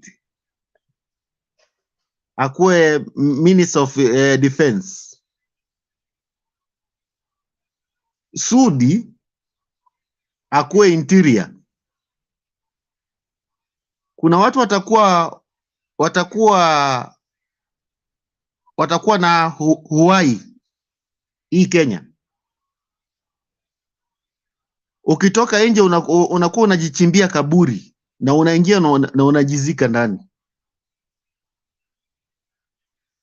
kwa sababu kama alipatiwa kazi ya deputy wakati alikuwa na Uhuru Kenyatta, kila kitu imekuwa imecollapse, yani imekufa Kenya. Kwanza ukiangalia mambo ya kimaendeleo ilikuwa imesimama Kenya mzima. Aswa kuna wakati nilikuwa natembea Nairobi, capital city, wakati Sonko alikuwa governor. Nairobi ilikuwa imeoza. Wakati imekuja katika handshake between Odinga and Uhuru Kenyatta, nchi tumeona imeanza kurudi polepole, mambo inaanza kubadilika. Hata leo naona gari ya moshi kuanzia Nairobi mpaka Kisumu imerudi. Kila kitu ilikuwa imekuliwa, KQ ilikuwa imeporomoka. Na huyo alikuwa deputy, ni miaka 9, ni miaka 9 hiyo. Sasa saa hii atatuambia nini ile hakufanya wakati alikuwa deputy, anaweza kufanya wakati atachukua serikali? Wakenya kafaa tujiulize pali tunatoka na pali tunaenda, na itakuwa ni hatari kubwa sana tukidanganywa kila siku. Alitudanganya, sijui viwanja itatengezwa, laptop, sijui laptop ilienda wapi, akatudanganya sijui 100 jobs, na saa hii hajachoka bado, amekuja kuwadanganya. Na mimi nashangaa wale wa vijana wa kutoka Mount Kenya wanamfuata nyuma, ni kama walidungwa shindano na yeye, hawaangalii pali wanaenda. Ni kama wa vijana yani hawajielewi pali nchi inaenda. Na tuombe Mwenyezi Mungu sana, na kila mtu ananisikiza, tusichukulie mzaha. Tuombe Mwenyezi Mungu sana huyu jamaa asichukue power, na akichukua power, kitu ya kwanza, hiyo central bank, kila mtu usema hiyo central bank atabeba na mgongo yake, na Kenya itakuwa kama Zimbabwe. Hiyo tu nilikuwa nasema.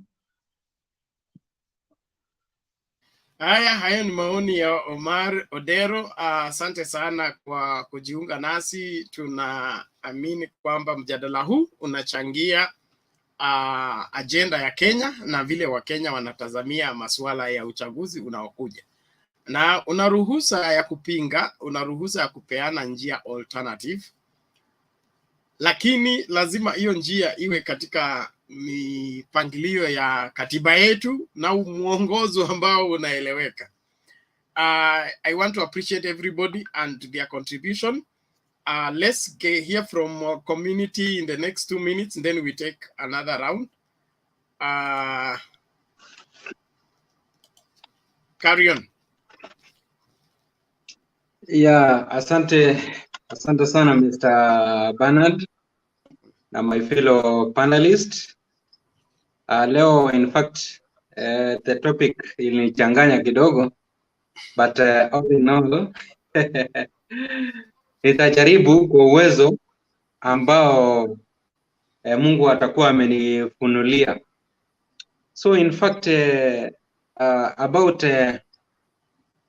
by the way, mimi ni mtu wa baba, so nitaguzia the fear I have kama William Samoei Ruto will take over power come 2022 August 9. Ile fear moja ambayo niko nayo ni hii: how is Ruto going to fight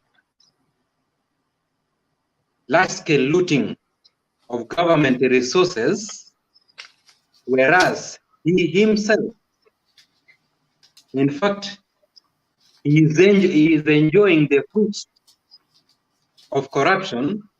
I mean, at a Western Hotel, the land yenye imejengwa, tumeambiwa juzi na baba kuwa it is a grabbed land.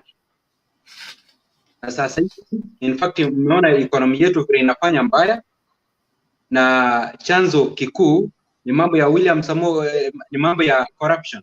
So huyu William Samoei Ruto, hata ndi mwenyewe niliona juzi akisema kuwa in fact William Samoei Ruto kama unataraji kuwa atapigana vita na corruption, utangoja sana. So that is William Samoei Ruto for you. Jambo la pili, William Samoei Ruto nakumbuka in 2017 alituambia kuwa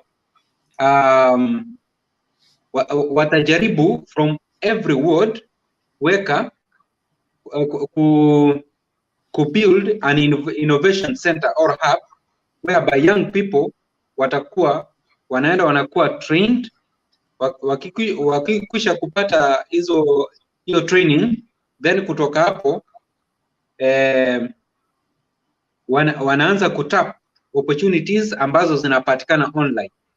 Je, kutoka na hiyo ilikuwa inaitwa ajira program, kutoka from where you sit, ama Fred Kachubi mahali ameketi kwa ward yake ameona hiyo.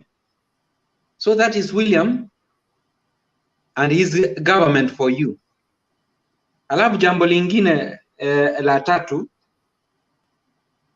nikipeana kijiti kwako, Ruto spoke here in 2017 about agro-processing that in every county tungekuwa nayo. Kufikia sasa, do we have agro-processing in every county whereby we add value on our commodities or on our raw materials, so that we sell, we trade in between counties, and the surplus we export? Because hiyo ndio ilikuwa matumuni ya hiyo agro processing. Je, inatendeka?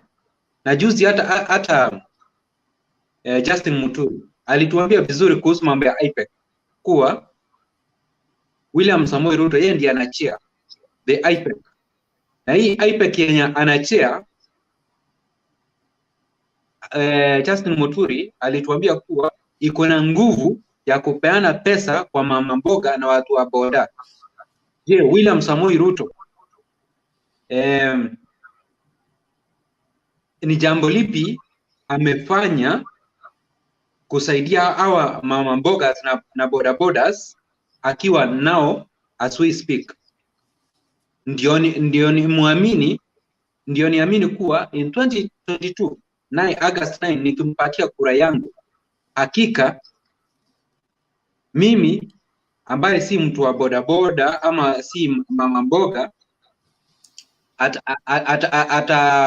ataweka mikakati ya kufufua hata viwanda, ndiposa nipate kazi, then nijisaidie. Back to you, Mr. Pana.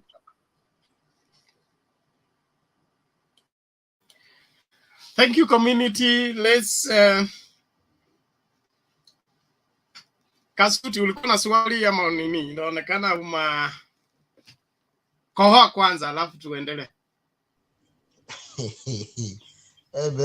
Bernard, vile nani amesema bwana, hii ndoto hii bado ninaota tu, lakini nilikuwa niambie ndugu yangu mwenye alikuwa, lakini umemshikilia mpaka mwisho ameingia mitini.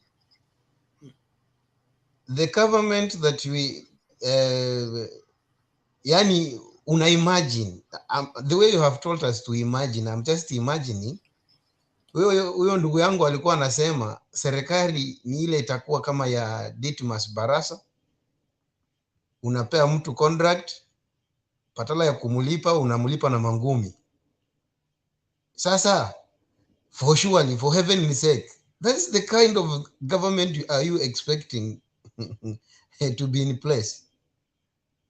Serikali kama ya Waititu ya kuhamisha mito, yani ati una imagine you can, yani ati mto hamisha mto, ni mito ngapi zitahamishwa Kenya? In fact I can't imagine. Serikali kama ya Songo, party after party. Hiyo ndio serikali mnataka? In fact, my dear good deputy president, as I told you in the beginning, he doesn't believe in himself, and even he doesn't believe anybody who is around him, even voters. That's why he's making sure every voter, every person he come across to, he must give him something. So at the end of the day, na nilikuwa niulize huyo ndugu yangu, alisema wheelbarrow ni symbol. Anajua the reason why walibadilisha symbol ya kwanza yenye ilikuwa hiyo chama wakaweka wheelbarrow. Wheelbarrow is a sign or a symbol of slavery.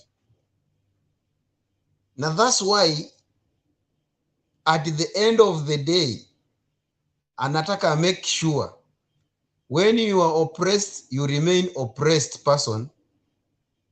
So now every day you say, Mr. Rich Man, beat me again. Oh, Mr. Rich Man, give me small again. Mr. Rich Man, hiyo ndio anataka. Kwanza mchukue hiyo yenye wanasema bottom up, mchukue kutoka chini, mumupelekee hapo juu, alafu anaimalizia huko juu. Central Bank iko hatarini. Inji yetu ya Kenya iko hatarini. Nimekuambia itauzwa. Baada ya kubeba Central Bank yote kwa mgongo, the following thing ni kuuza Kenya. Kwa sababu utakuwa na kitu kingine imebaki. Atauzia Museveni Kenya. Ngoja muone. Jaribu tu muone hiyo. Hiyo atauzia Museveni.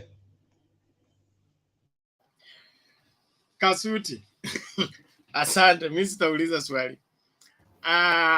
Just to give out a shout out, Gaddafi TV anasema please subscribe to Dunia Iko na Mimba TV. So ukiwa YouTube, tafuta Dunia Iko na Mimba TV, subscribe. Inauza nini sijui.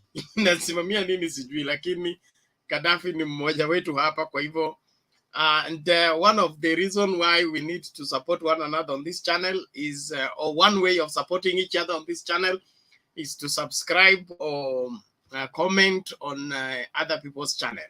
So tusiwe tunakutana tu hapa kusomeana, tuwe hapa pia kusaidiana kimawazo na kihali tofauti tofauti.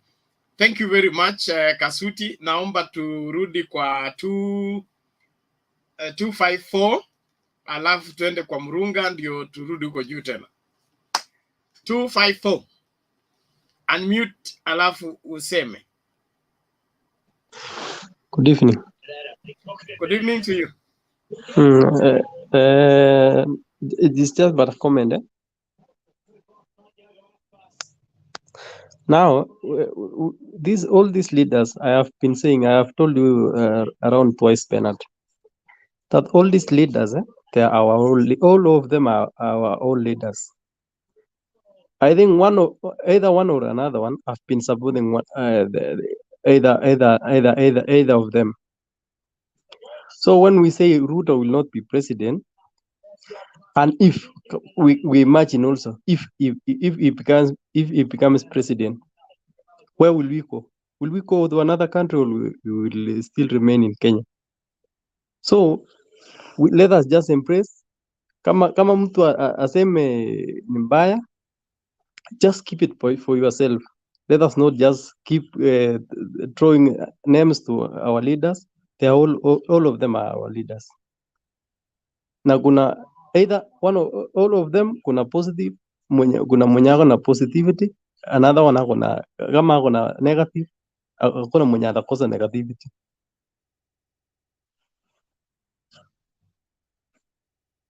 So Bwana 254, you are advocating for every Kenyan to let the sleeping dog lie. No, we should not be calling them names. Nimesikia mwingine akisema ati I cannot imagine being president na akikuwa 2000, you know, Bernard, 2007. Relax, yes. Relax. The topic I placed today is speculative, whereby we are free to get into the future and imagine if we have a UDA government, what kind of Kenya would we have? So we are not making anybody president or stopping anybody from becoming president. We are here. We are here to inform Kenyans that if they decide UDA way, this is the kind of Kenya they will have. If they decide otherwise, like the topic we'll have tomorrow, this is the kind of Kenya they will have. So that they will have a clear choice. Not for us to say, wacha kila mtu ajiamulie. Let us give the information so that you will decide according to the right information, like any other Kenyan. But according to the way we are advocating this, is that it is like we are saying, if this Kenya Ruto runs, we are doomed. Are you getting? It is like in 2007. What we were saying is, if not Raila takes it, the Kenya will not be Kenya again. So this is the way we just want to advocate now. When was that? This thing is you know Bernard, according to my reasoning, this thing is between two people. Are you getting? It is between either Raila or Ruto. As per now. Am I wrong? I've not denied that. What I'm saying Yes. is choices have consequences. Yes. If we choose Raila, there is what we'll get. If we choose Ruto, there is what we'll get. Yes. Isn't it? Yes. Yeah, that's what I want us to discuss. But you know, today we are looking at UDA led by Ruto. When they are given state house, what kind of will they create for us? Because every leader will create a nation for us by their style of leadership, their values and systems. So I don't want us to say that we should not discuss them. We should discuss them and be able to scrutinize them to give us what is there for Kenya in Ruto's leadership, what is there for Kenya in Raila's leadership, what is there for Kenya in Kalonzo's leadership. But you know what it irritates me, is I heard somebody saying, if you cannot imagine somebody like Sudi being a minister of something, are you getting? And that person, the same guy you are talking of, is our leader, is my own leader. Are you getting? Oh, sorry. So ni kuwa irritated shida. Yes. Yes. Bwana 254. My free advice to you is, if Sudi is your member of parliament, it's your responsibility. You are the one that voted for him. Okay? And I will vote him also. Thank you. So yes. So you should be proud of him, not get irritated when we discuss him. No, you should not. You should not discuss him in negative, yet you are not his constituent. Why? Yes, why then? When he makes laws in government, in parliament, does it make for Taret? What is the name of the constituency? The place this Kapseret constituency. Kapseret, yes. Does it make laws for Kapseret or makes laws for the entire Kenya? But now you're taking positive. You want to lead us on how to look at our leaders. That is not true. No, we but look now at you from both sides. You cannot tell us we should look only one side.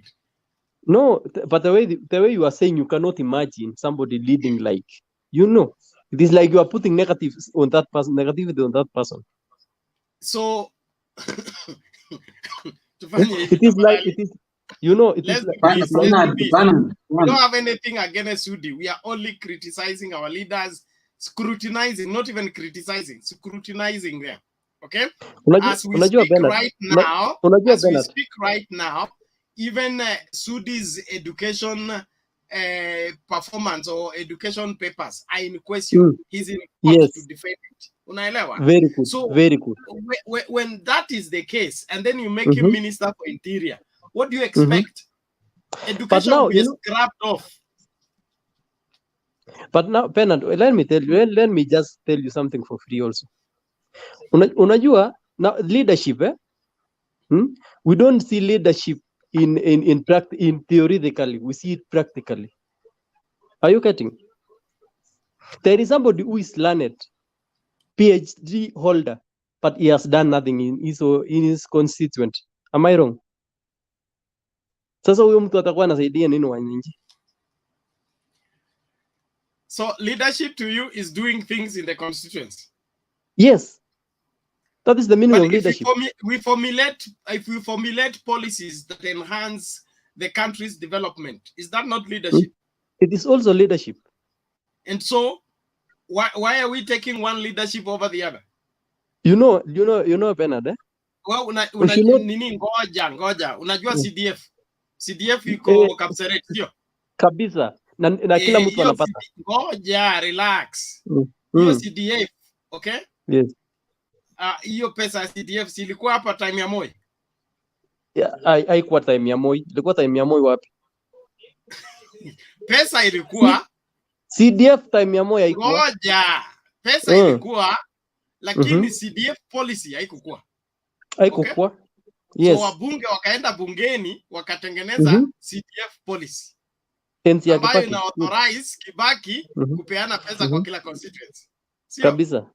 So hakuna vile Moi angechukua pesa awapatia aseme ni CDF, okay, bila formulation of the policy. Unanielewa? Unajua Bernard, it is like uchaelewa chenye nilikuwa najaribu kuraise. Uchanielewa chenye nilikuwa najaribu kuraise Bernard. Sorry. Ni flu imeeneza kila mahali. Sasa chenye nilikuwa najaribu kuraise Bernard, when we are judging these leaders, are you getting? We should not just personalize. Are you getting? That at somebody like you cannot imagine somebody like this Barasa being something. Are you getting? Because okay, I get your point. Let's have that rested there. No, it is wrong to personalize, but it is important for us to imagine. Let me put something straight Goromaya does not go to play. Yes, but we should not. But we should not say. Goromaya does not go to play one player. Okay. Yes. They go as a team, isn't it? Yes. And how Goromaya performs on the pitch is determined by the people who constitute the team. Exactly. Isn't it? Good. Exactly. So UDA team, all right, which is made of Sudi, made of Ditmas Baraza, made of Murkomen, made of Waititu, made of Mutama, made of Waiguru, now she's the middle fielder. And good. Now all this team put together, are we still here? Yes. They are the ones that are going to construct for us Kenya. Good. And shape it according to their character. Let me be. Let me be. Now, Bernard. Yes, I hear you. Bernard, last time, see, Waiguru Wakwa on side of Ruto, sindio? He was on the other side. He was on the other side of Papa during this kind of. Are you getting? From the Wadiko, she was the side relax. Fred, mute, relax.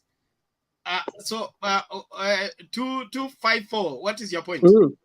Now, my point is this, Bernard. Now that Kormaya, they are going to play. If you have that personalization that this team will not go and win, my imagining is this: now wakienda washinde. It will be a very unfortunate, in my opinion, but they are free to, because it's their constitutional right. In my judgment, it's unfortunate. But if it happens, are you moderator or you belong to you asked me a question, I gave you an answer. Now you want my moderation job or something? No, I'm asking you. Are you a moderator or you belong to the other side? I'm a political analyst. I'm a political analyst on this platform. Then political analysts, yeah, they normally don't charge other side. I facilitate you to talk. Okay. I facilitate you to talk. Thank you. Okay, thank you. Give other people to talk. Now, thank you, everyone. Please, let's do this. I want us to make progress. James ngoja kwanza. Hebu tusikilize Murunga in 2 minutes, alafu tuende huko juu. Thank you. Murunga.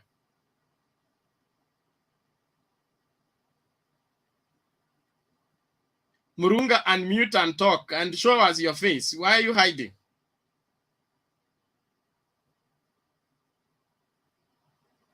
Unmute kwanza, tukusikii. Yeah.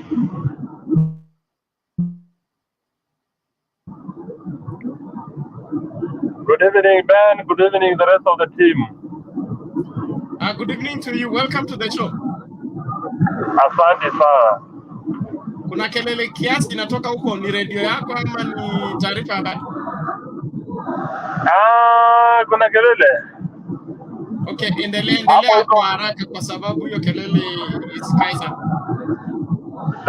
Sasa tunaongea kuhusu mambo ya uongozi.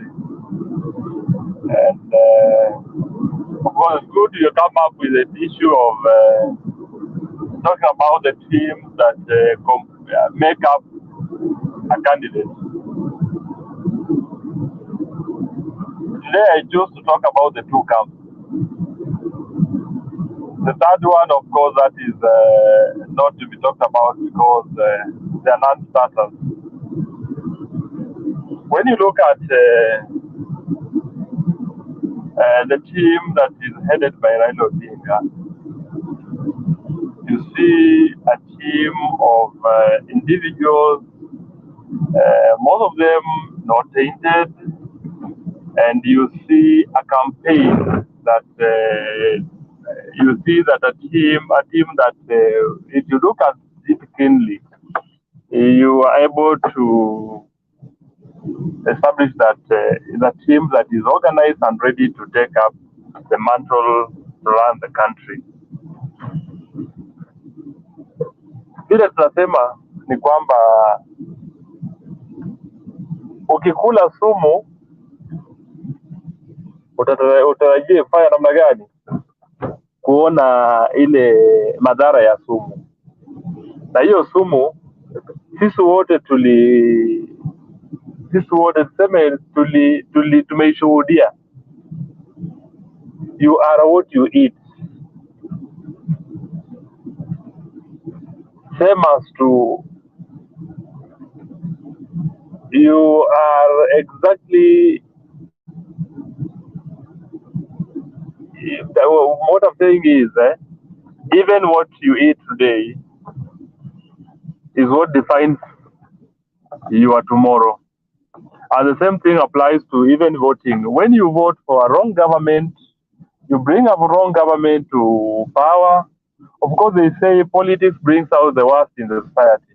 But we don't have to stoop that low to pick a candidate who is tainted to an irredeemable, position. We're talking about somebody who cannot redeem his own image. Here we have been given two choices. A person who has been tried, a person who has been tested, a person who has it, and who has, the people at heart. We have another team that comprises of people who have plundered the public resources. Yes, I may agree with my brother 254 that we shouldn't discuss an individual, but this is not discussing individuals. We are actually talking about the leadership that has been elected. People who are in the public domain, people we should be talking about, people who have been given the mandate to legislate. You cannot, let me answer my brother, you cannot vote in a fool just because anapeana handout in Kapsaret and expect somebody else from Rarieda or Nambale constituency to legislate for you.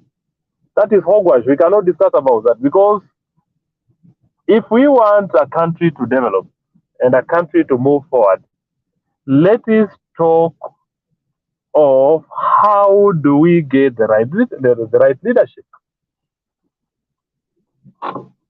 It's very obvious. He mentioned the issue of Madam Anne Waiguru being with Raila Odinga. Some of us were very uncomfortable when she was still in Raila's camp because we would imagine how are we going to associate with somebody who has plundered public resources. Tuko na pesa anyways. We have a motion, and I will just be very honest, that this lady survived impeachment courtesy of the same Raila Odinga. Yes, that's a fact. Of course, let me say handshake brought her, actually gave her a lifeline. That's a fact. And possibly the BBI was one of the things that made her survive the impeachment. But I didn't expect the lady to survive the impeachment. I think I've answered my brother 254. hauwezi kukunywa sumu Kapsaret na utarajie watu wa Kasarani wafanye nini? Wakufe hiyo sumu. You can't do that. So turudi kwa mjadala sasa.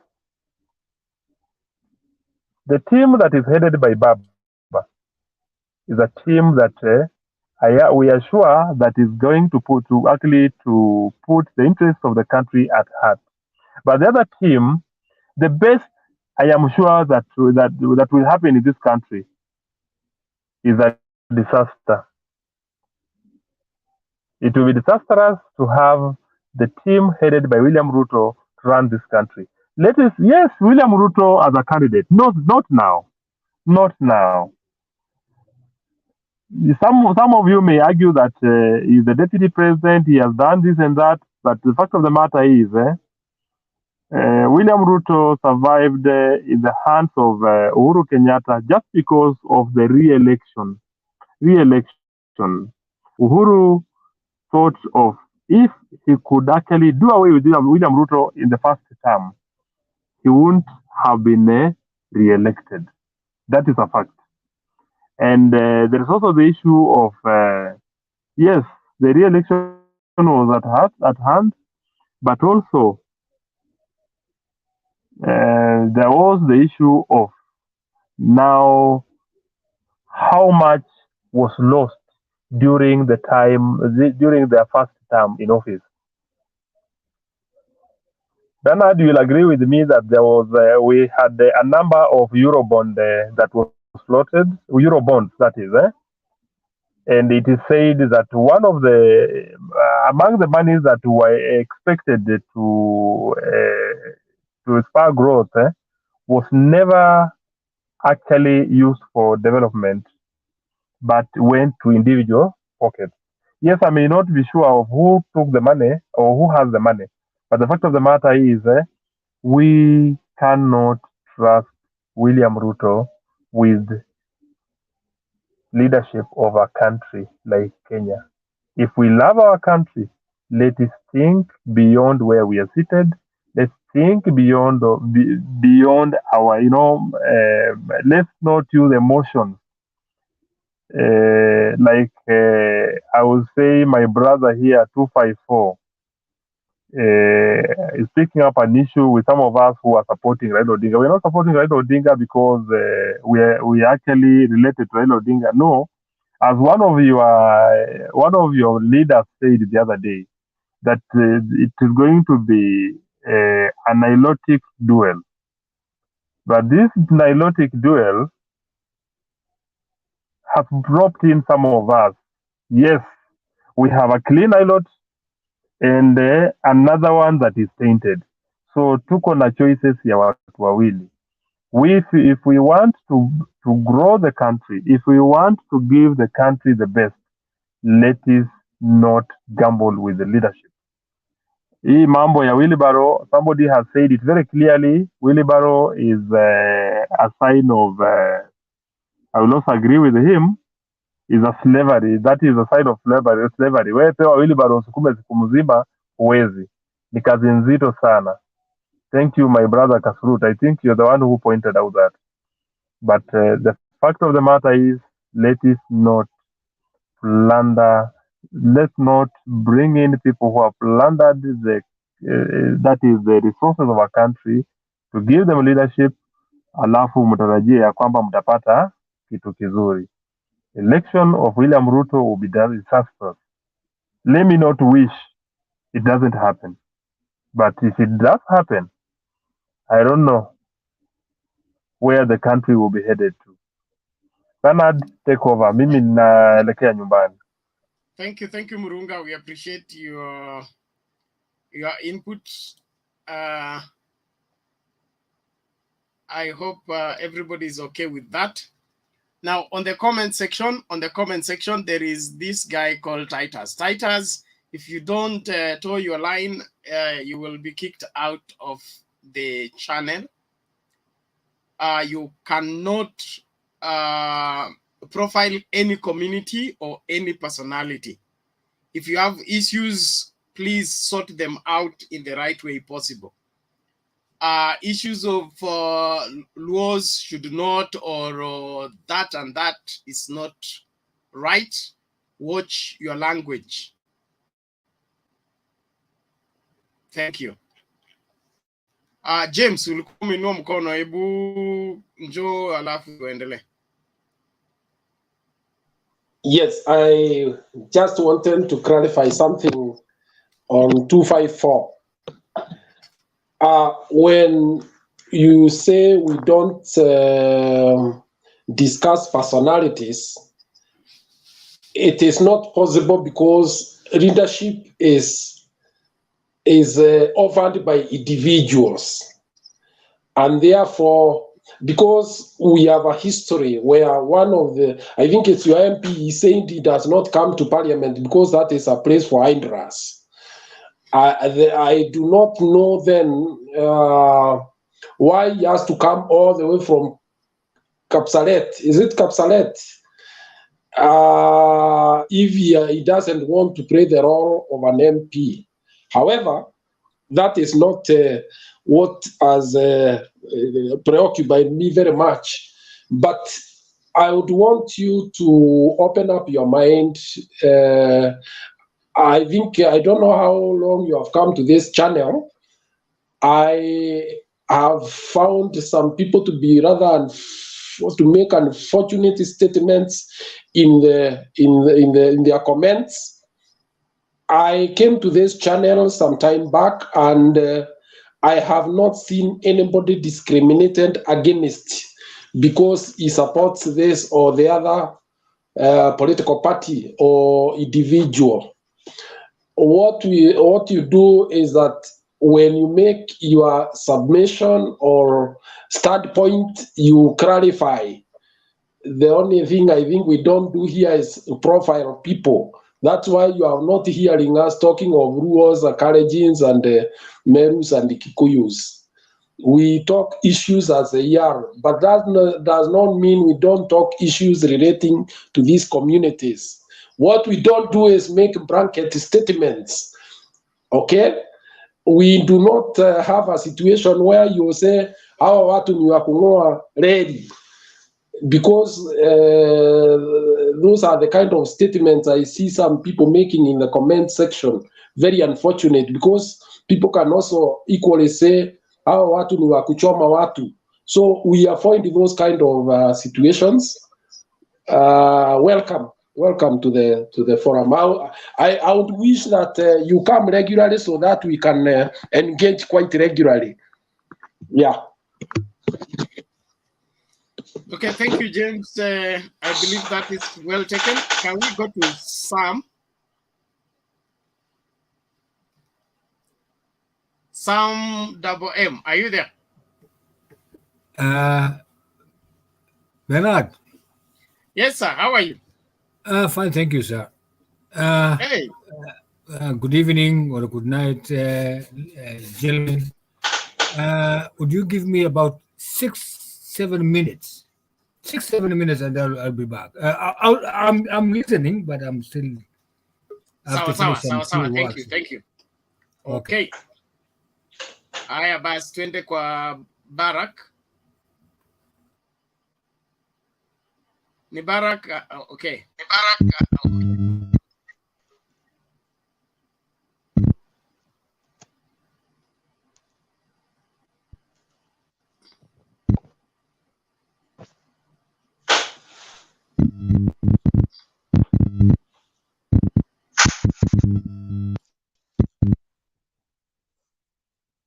Okay, Barak has issues. Vincent?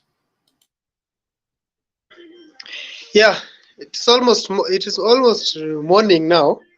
So it's about 2 minutes to 2 minutes morning, and thanks to wale my comrades wenye bado wako live,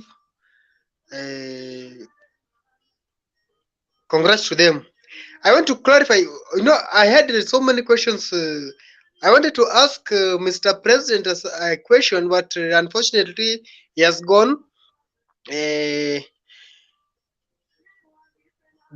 What I want to clarify which Mr. President said about bottom up.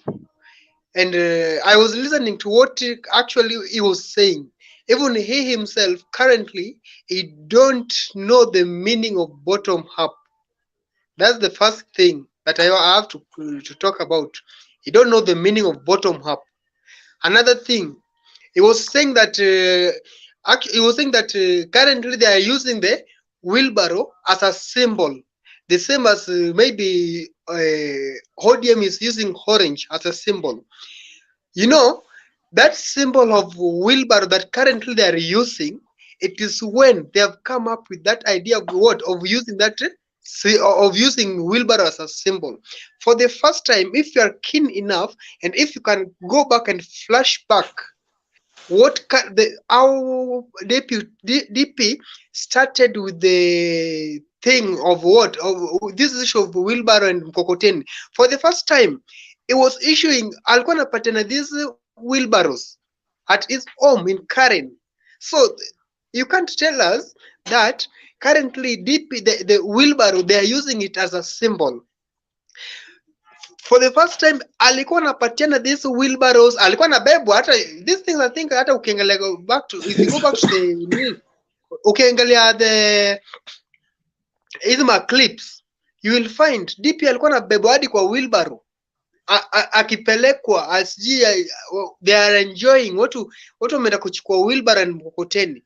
So you can't come and tell us. So later after realizing that people walikuwa nampiga about the wheelbarrow, hapo ndio sasa akarudi akachange the mind, akakuja with the issue of bottom up economy, which even he himself still he don't know the meaning of bottom up. The person who come up with the bottom up, who give him the idea of bottom up, who is the economist David Ndii. Yes, currently alirudi akamwacha, resign from his economist idea. So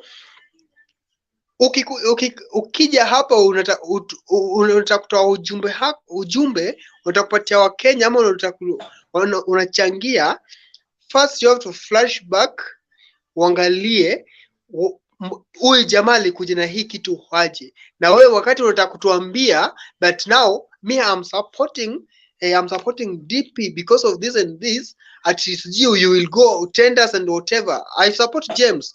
Uliongea about the procurement.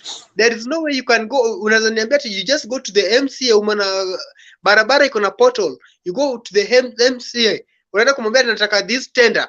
My friend, even he himself, Mr. President, wakati anasema hivyo, anaweza enda kwa office ya MCA for 5 years without even seeing that tender, because everything in government kuna process that kuna process that inafaa upitie. Uweze enda tu unaniambia ati unaamka asubuhi umechukua pepa zako unaenda kwa MCA ati nipatie hii tender, nataka kutengeneza hii barabara. Tender wakati anasema hivyo, you don't have money. Tender lazima upatiwe kama uko na pesa. Hawezi niambia ati akienda hapo atapatiwa pesa ati kuna pesa kwa mfuko. These people they are just going for DP for handout, and this handout ndio tunaongelelea, which is not good for we as youth. We as youth currently, let me talk about youth please. Sisi kama vijana, and I think mostly sisi ambao tuko kwa this channel currently tuko live, most of us we are maybe kuna wale ambao wamefikisha either 35 and above. Now nikiangalia majority of us are below 35. Please let us not go for handout. This handout thing ndio inaumiza vijana kwa sasa, because we can't rectify our leaders. There is no way you want to tell me you want to go out, mtu anakuja na kuambia kuja kwa rally yangu, I'm going to give you 1000 shillings. After giving you this 1000 shillings, later unaenda pale, you don't mind what's for your future. Unafaa angalia your future, that if he give me this 1000 shillings, will it help me? I personally I don't support Baba because of sijui ati nikienda kwake sijui atanipatia pesa. No, I've never seen Raila giving people handout in all rallies. I've never seen him. So those who are behind DP, they are there because of handout, because of money. Currently sijui kama ule na there is this picture yenye ilikuwa nina mostly throughout ilikuwa ya social media. Ukiangalia most people there when you are kwa camp ya DP, most of them they are corrupt people. Hawataki mambo ya nini, hawataki mambo ya ukiwagusia mambo ya corruption, they don't want to listen that. That's why currently unaona Nelson Avi ameenda pale because they want to defend these people. Juu anajua ako pale kuna pesa, akienda pale ataenda kotini apatiwe yake. But yet ameenda pale juu ya nini? Ameenda because of handouts. So we as youth, please, if you are here, any youth who is listening right now, yule ambaye amekaa chini anasikiza, tafadhali vijana, tusiwe wale watu ambaye tunapatiwa handout, ati tunaenda pale juu ya pesa. Unataka DP akikuja akupatie pesa currently, and this I think EACC pia wanafaa wamelala sana, wanafaa waangalie, wachunguze this amount hizi zenye huyu jamaa anamwaga anazitoa wapi. Mind time please, mind your time. Sawa. So currently please, any youth mwenye ananisikiza nje, please let us say no to handout. If we say no to handout, I think hata nchi yetu yenyewe itaelekea pale pazuri. But kama tuko tu hapo juu ya handout, hakuna kitu yoyote yenye tutafanya. Juu mtu atakuja atakupatia 500 shillings, after giving that 500 shillings, ajui that hiyo 500 shillings utafanya nayo nini. But if we were there, the PM currently is the idea of PM yenye sasa anatuletea, if we will support it, and I think the future of youth itakuwa sawa. Asante. Okay, thank you, Vincent. Let me quickly go to the comment section. There is a heated exchange between Titus, David Olo, and I think Penny and Gaddafi. Please, I urge you, stop using vulgar language. You have no right to insult anybody. Difference of opinion does not make enemies, number one. And if somebody supports UDA, it is his right. You don't have to call them those names you are calling them. Musifanye to a block because we can do that. Let's debate civilly, please. Sawa. So everybody, if you want to be eliminated, we'll do exactly that. So we give you warning. If you don't shape up, unaenda. Thank you. Where are we? Now, on the issue of the kind of Kenya we'll have under UDA, I'm happy that Jex has come. Jex, how are you? It's been ages. Did you run away?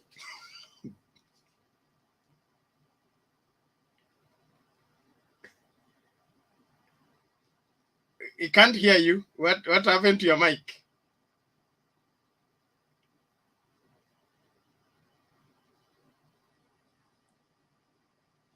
Oga, organize your mic. Today is today. We want you to tell us UDA government will give me what? Will I get my job? Will I be cabinet secretary? I want to know that before this show is over. Well, ladies and gentlemen, we want to appreciate all of you that are following. Thank you so much. Please let us all cooperate and ensure that we don't make anybody feel bad by coming to the show. Let everybody leave the show feeling he has said his mind, whether it was opposed or supported, he's going home happy. Don't make people to come to the show and leave when they are sad, they are beaten and all that. And we are only speculating. We are not saying that this is how it will be. I could be wrong, okay? Leaders always prove people wrong. It was believed by the Moi government that no other person can lead this country. No other person can ever hold this country together. We have had how many successive government after Moi, and the country has not collapsed. So let us not think like we must have a particular person for Kenya to exist. Kenya has been here long enough than all of us. It will be here after we are all gone. So let's not put everything on one leader, or if one leader takes power, the country is finished. The country cannot be finished by one bad leader. A bad experience does not spoil the entire day. And even if it spoils the day, it does not stop tomorrow from coming as a fresh new day where we can begin on a fresh new masses that are new every morning. Thank you very much. So let's thank you to those that are cooperating on the comments. Please, let's do that. And then kama unataka kuingia kwa studio na imejaa, endelea kujaribu mpaka utoboe. Hatuwezi fukuza watu, lakini wakitoka unapata nafasi ya kuingia. Na kama huko na points zimeisha, pia unapatia nafasi wale ambao wanataka kuingia wachangie. Mungu awabariki sana. Ben Barak Odongo, endelea wakati Jex anasort story ya sauti. Jex, itabidi utoke then urudi. You balance you allow StreamYard to control your video and your audio. Kiongozi, you are suffering from the same thing. You have not allowed StreamYard to control your video and your audio. Barak, go ahead. Okay, thank you so much. This is a mature people have content here. I really love the show. Sorry, I went off in a little bit, but now just for clarification, for people who are supporting DP, we are not in bad relation or in bad blood. Whatever we want, just want to clarify, because this was even your advantage platform, because you are to tell us what's DP Ruto is offering for us. Because for me, I'm Baba supporter. I can't know whatever you are the one to sell us whatever good DP will be us. We are just discussing the leader DP as is, his fruits, his good fruits we have seen, even the bad one we bring it to table. So don't think that we are in bad relation with the DP. So this is your platform to sell for us the bottom up. You teach us, people who are Baba followers, you who us to your side, not that we are enemies, by the way. Because today this was a topic of UDA, and for sure I don't understand anything of bottom up, so I can't clarify that much. But just for I saw David Ndi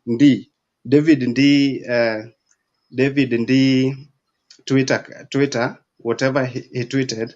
Then the man who I believe to even came up with this bottom up said that in corruption, if you are looking, if you want to come to DP camp for corruption, forget about it. Here we are not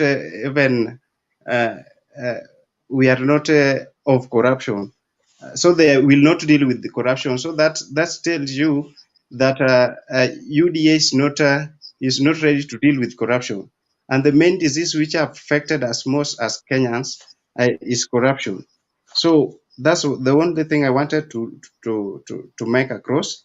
Then when UDA will sell us a good and professional manifesto, I'm waiting to consider that. But for now, I can't say anything. Tomorrow I'm waiting for a show for Raila Amolo Odinga, so we can show you, we can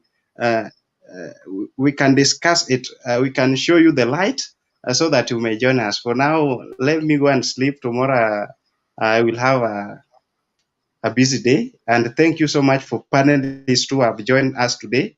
Thank you very much. Thank you for your researches, and keep on. Let's talk. Thank you so much. Good night. Thank you, Barak. All the best. See you next.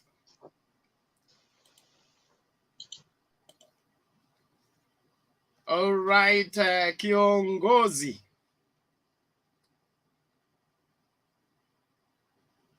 Kiongozi aidha.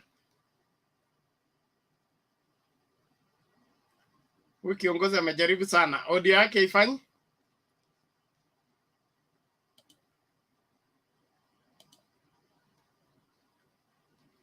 Okay, Joel, cool.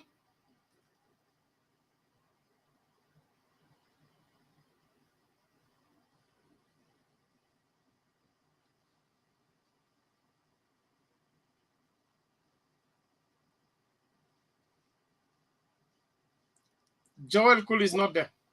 Jex, you will try out.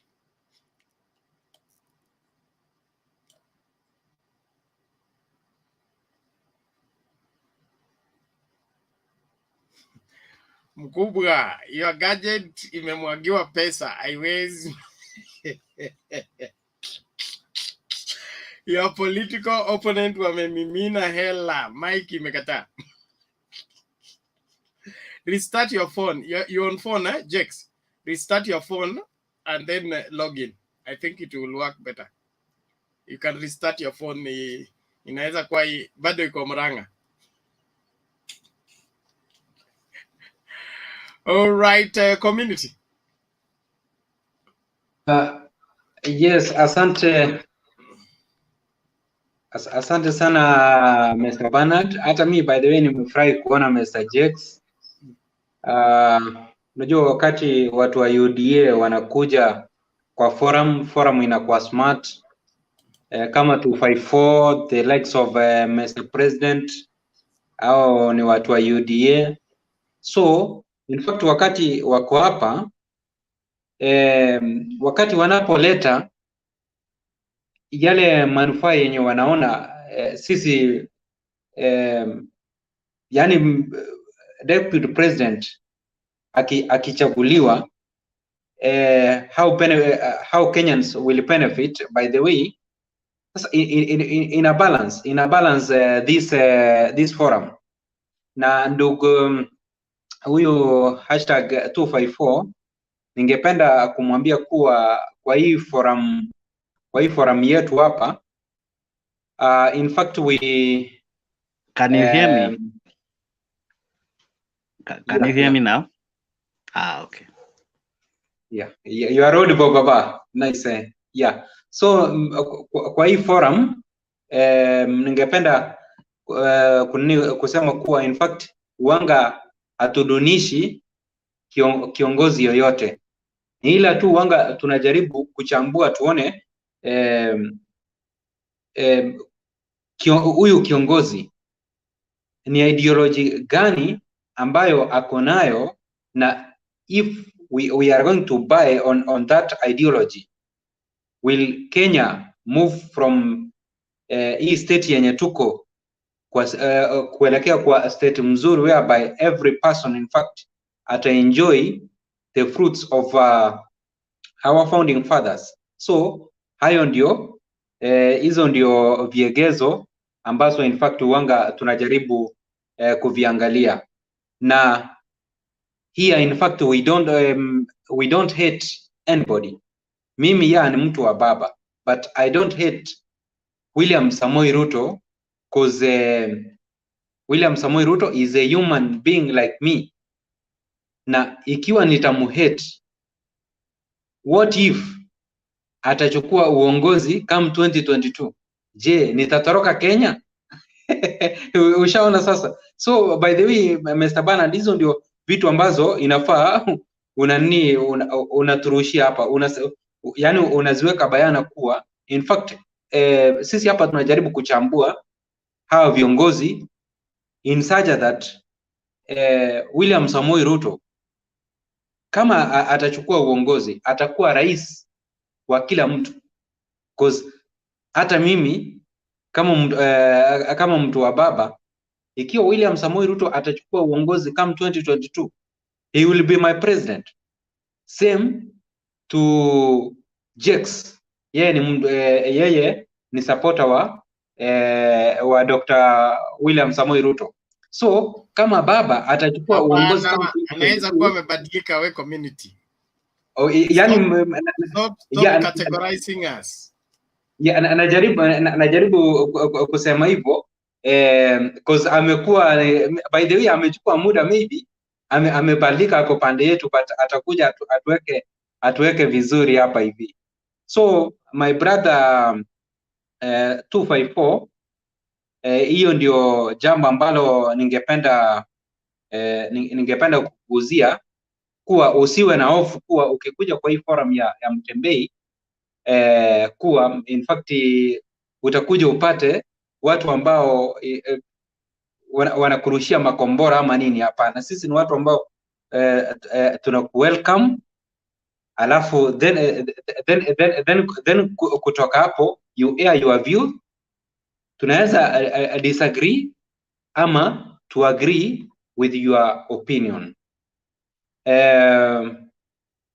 Now tumesuggest, ningependa kumuuliza jambo moja nikimalizia, akija atanijibu. Suggest kama bado maybe uko kwa ile wing ya Mr. William Samoei Ruto, the issue of bottom up. Hii bottom up imefanyika kwa nchi zingine, because wanasema Marekani imefanyika na ikafanya vizuri, ama kule Americas na ikafanya kazi. In that note, because haikufanyika, yani hiyo bottom up haikufanyika kwa siku moja pap, it took time. So is that not part of history ambayo wanga nyinyi ambao supporters wa UDA mnasema kuwa you don't want to hear about history? Je, hiyo bottom up because mmeleta imefanyika na hakika watu wameona ikiwa imefanya kazi kwa hizo nchi.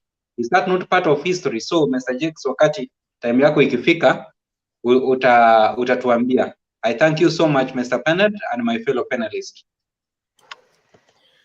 Thank you, community ancestor. We can now appoint you as the official PR for Mtembei TV induction program.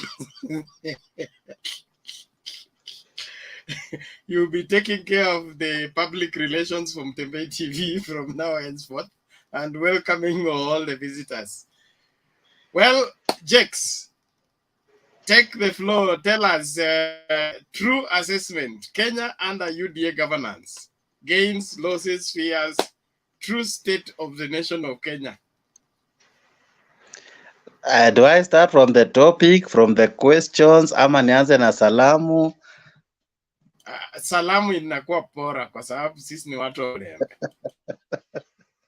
Kwanza ningependa kutuma salamu kwa community. Asante kwa uvamizi. Nyewe nilikuwa nimemiss kuvamiwa hivyo.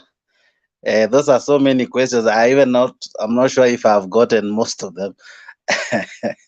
Good to see you, Bernard. Good to see you. Most of you are new here, but nice to be part of the show. Above all, nice to see everyone bold enough to ask the tough questions that all of us ought to ask. Because by the end of the day, as community has rightfully said, by the end of the day, we'll have a president come 2022. It might be my president who I vote for, or the president that community votes for. The best man will win, but come the 10th of August, we will have a nation to protect, a nation to build. We'll have two parties to join, those who supported and those who opposed. And then we build our nation, because as the norm has always had it, we always have losers and we always have winners. And one thing I'll have to give to Baba is that he has shown us that winners are those people who have never quit. And there are people who have a way of reinventing themselves and coming up with new strategies and new ways to come back and bounce back better.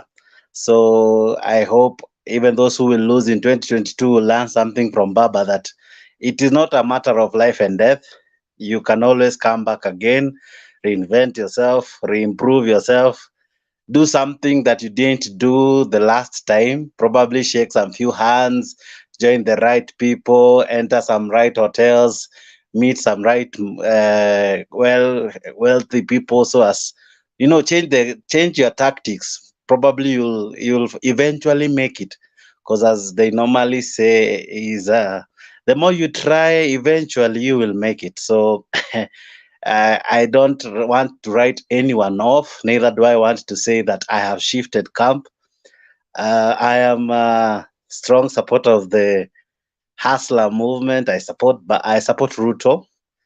I don't support him because, as someone was trying to say, that he's selling wheelbarrows and all, and he was trying to mix himself by saying tunasema ni alama ya chama yet tunapeana wheelbarrows.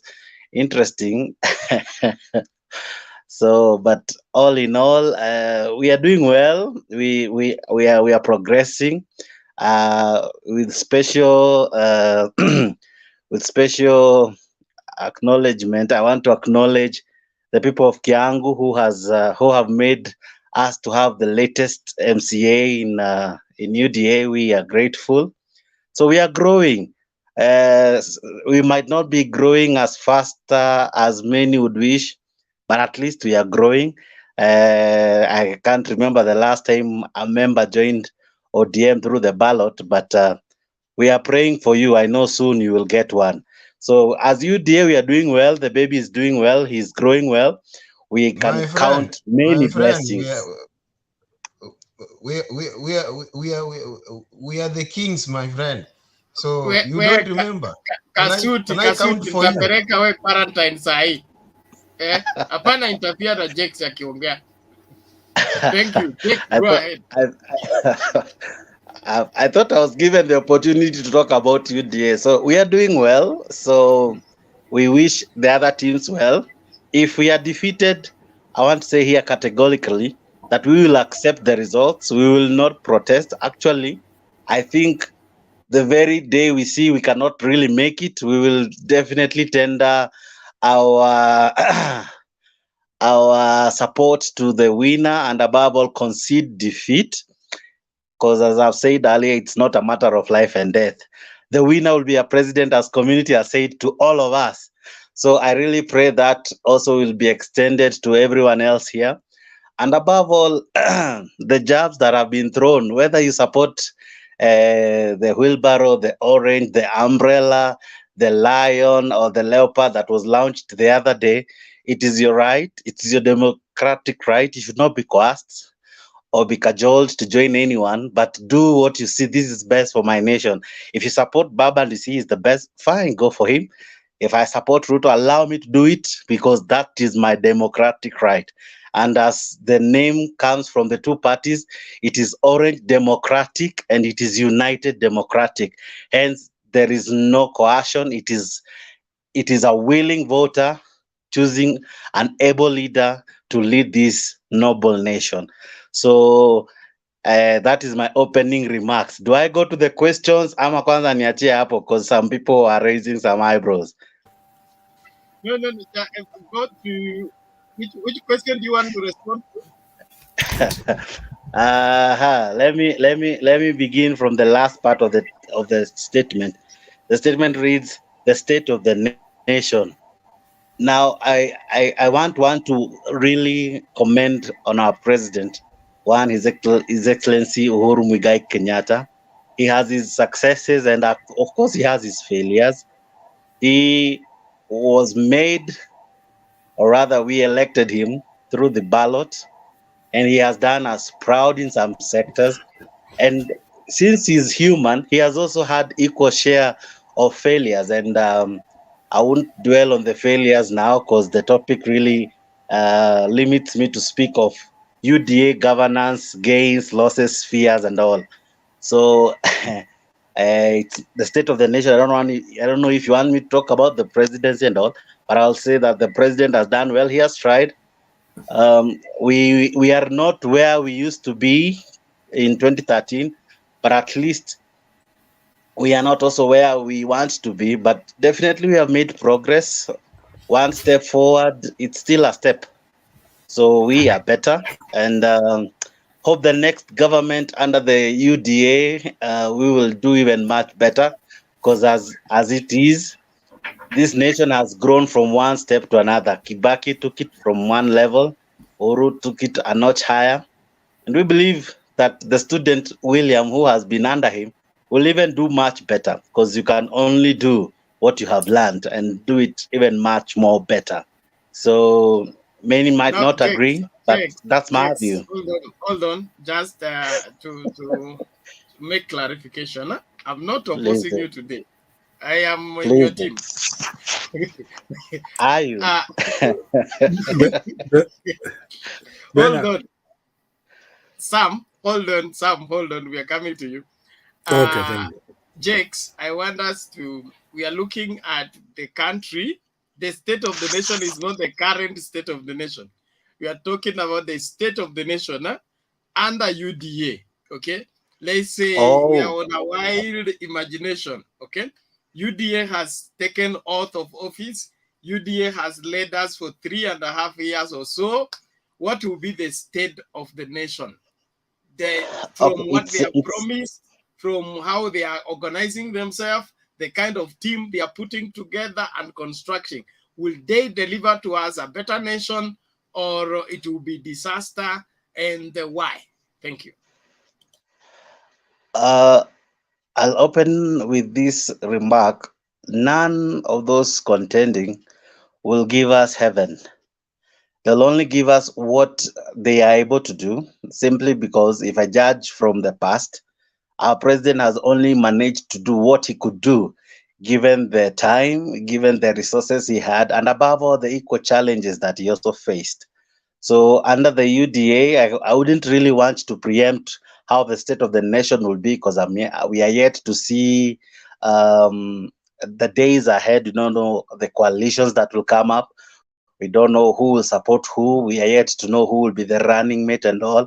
So it's not really easy in my position at the moment to currently maybe speak about the state. All I would maybe do is say, I wish them well. I know they are able, they equally are able to do what they are promising to do. And if I go back in history, as someone has said, UDA fears history. Let me also try to go back, though I wasn't a good student of history, is that every presidency or every candidate, be it an MCA, be it a governor, whatever position, when they're campaigning, they come with a list of promises, their wishes or their wish list of what they intend to do. Others, I was reading today someone's manifesto, an MCA, but he was talking from a level of almost an MP, or rather a governor, because at times they don't know what the seat entails. Mtu anakuambia I'll build a road, I'll do ABCD, because some of these people don't know the offices that they are venturing into. As a senator promising to do roads, that senator is a serious one, because we know the roles of a senator at the moment. Initially, we didn't know, maybe in 2013.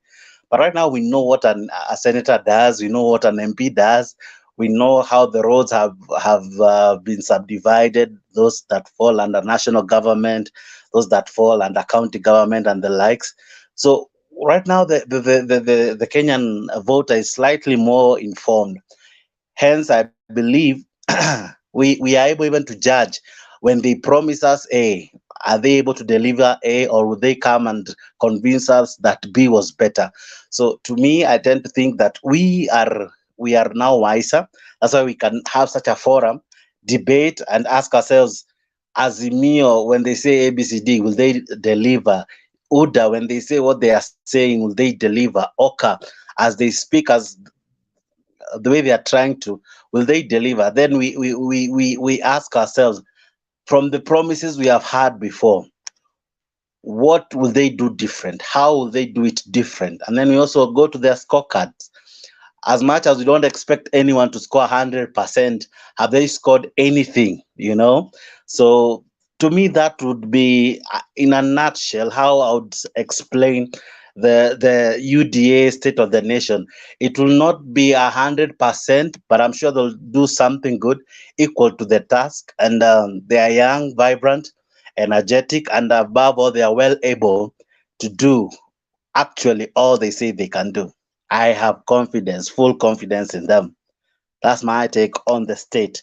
Do I go on the fears? No, no, no. Relax, Kwanzaa. Take some water.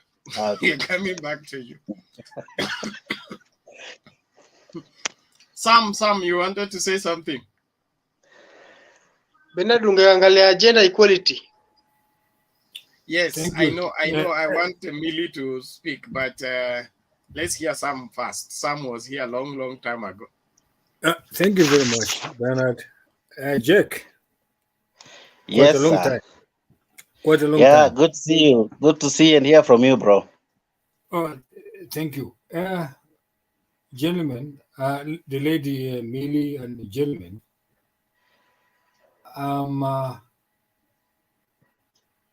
let me try to explain myself first.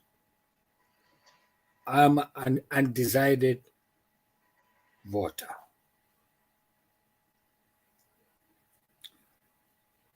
I won't waste my voter cast just to go anyhow. I need, or I would like these people who want this job as a president, whatever they wanted. I want them to convince me, an undecided voter, not only me, there are many there, maybe there are millions of them who are there outside. They would like to know exactly. They know the history, or we know the history. We know the present. We would like to know the future, not for us, but for our future generation. I cannot just vote just because of name. For example, let me go back.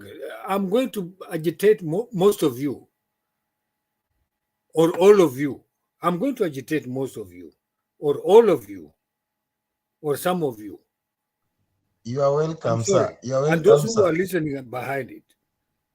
That's why I've been out of the limelight for quite a long time. Bernard no, Jack no, because we were the first beginning of March of this year, or whatever. Anyway, forget about the history.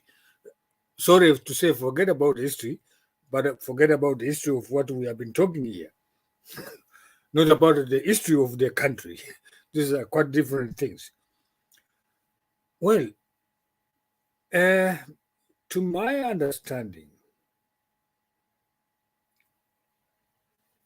those who are comparing, who want to compete, who want this job of a presidency, they know each other very well, and they know exactly how to handle themselves accordingly to their knowledge. One thing, the current president has been under so many, I can say, he's been in so many siege in different ways from 2013. He has been 2013 to 2017 or 2018 March, before the March, or I think so. He has been under siege of the opposition, which is normal, which is 100% normal. For a country to prosper, somebody has to counter check the government. That is normal. I really like it.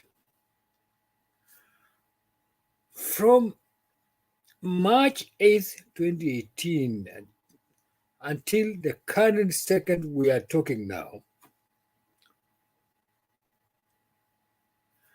the deputy president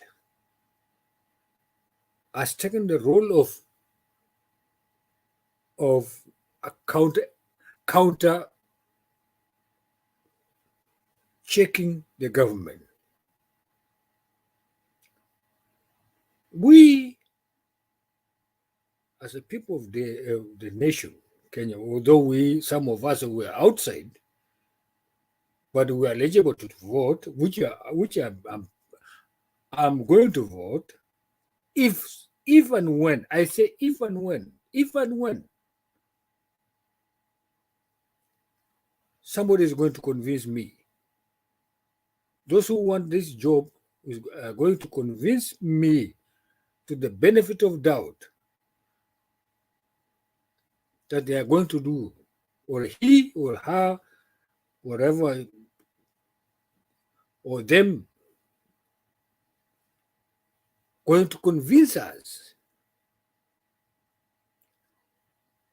they are going to change somehow a small portion of it, because I don't think there's no government in this world that can perform 100%, not even 100%, 40%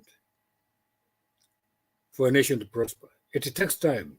It takes a long time for a government and a nation to prosper. First, I've been hearing about corruption.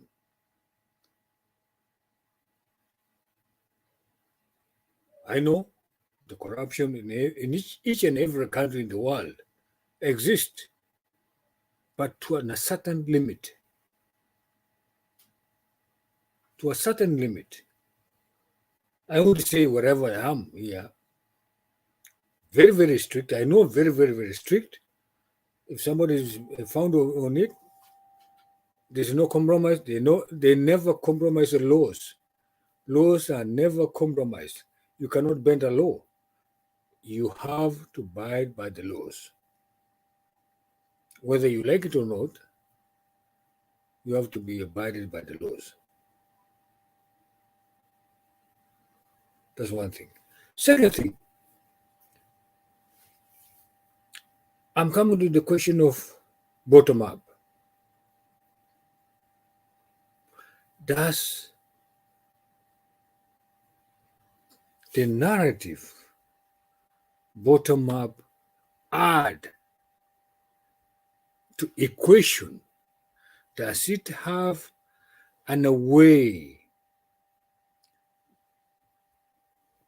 Take, for example, whatever Deputy President says about 100 billion to enhance employing the young generation.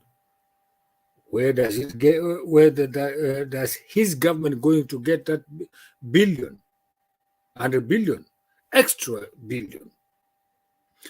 Are this extra billion which is going to enhance, going to give the to employ the people, is it going to generate some more money to the government that the government can be able to pay them or to employ them?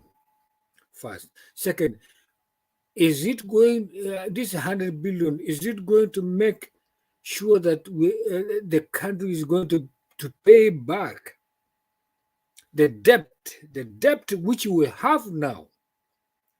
I can say by the next year, it will be 10 trillion because of the election and what, and this commission, funny commissions, which it is never ending commissions. Nobody knows for what all these commissions. Second, is the government able? Is the government able to make sure that the people they are going to be in the government, not even the government, those people are going to be legislators, the judiciary, and executive, going to be going to be in a way that they're going to be independent and interdependently to make sure that whatever they are doing not for them, they are doing for the generation to come. Because, for example, I can say, I may be having billions of money, hundreds of millions, I don't know, whatever, 10,000 acres. Will I be sure by the next 20, 30, 40 years, my great grandchildren will be able to have that? What will it be if and when the next government are not going to follow the laws and the regulation of the country? These are very fundamental questions that we have to ask ourselves. I've been hearing DP being everywhere, wherever they're talking about land grabber. He has been a land grabber there, land grabbing there. Kimware, Aror, I don't know, Western, Langata, flying with so many helicopters, giving handouts. Is he going to make it? Is he going to is he giving this handout as for now? Just to all the votes? Those are the questions. The other thing, Raila has been fighting for quite a long time about democracy. We are not. I don't have the benefit of doubt on it, because as I grew up in 1970s, from 60s and 70s, I knew all these things, whatever has been unfolding.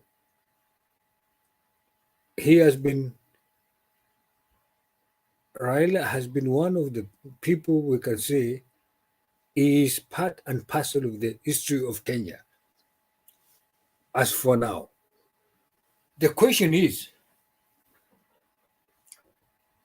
which most of us, I don't know whether, I don't know, most or some of us,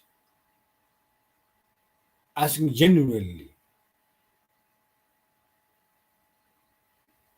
in 1997, he said, yeah, he was in Kanu, then supporting, how do you call it, the late Nyechai.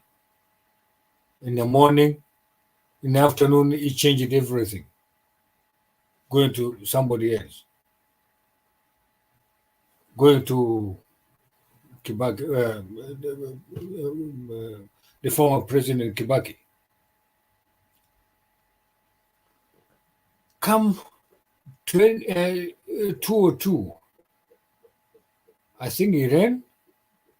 He couldn't make it.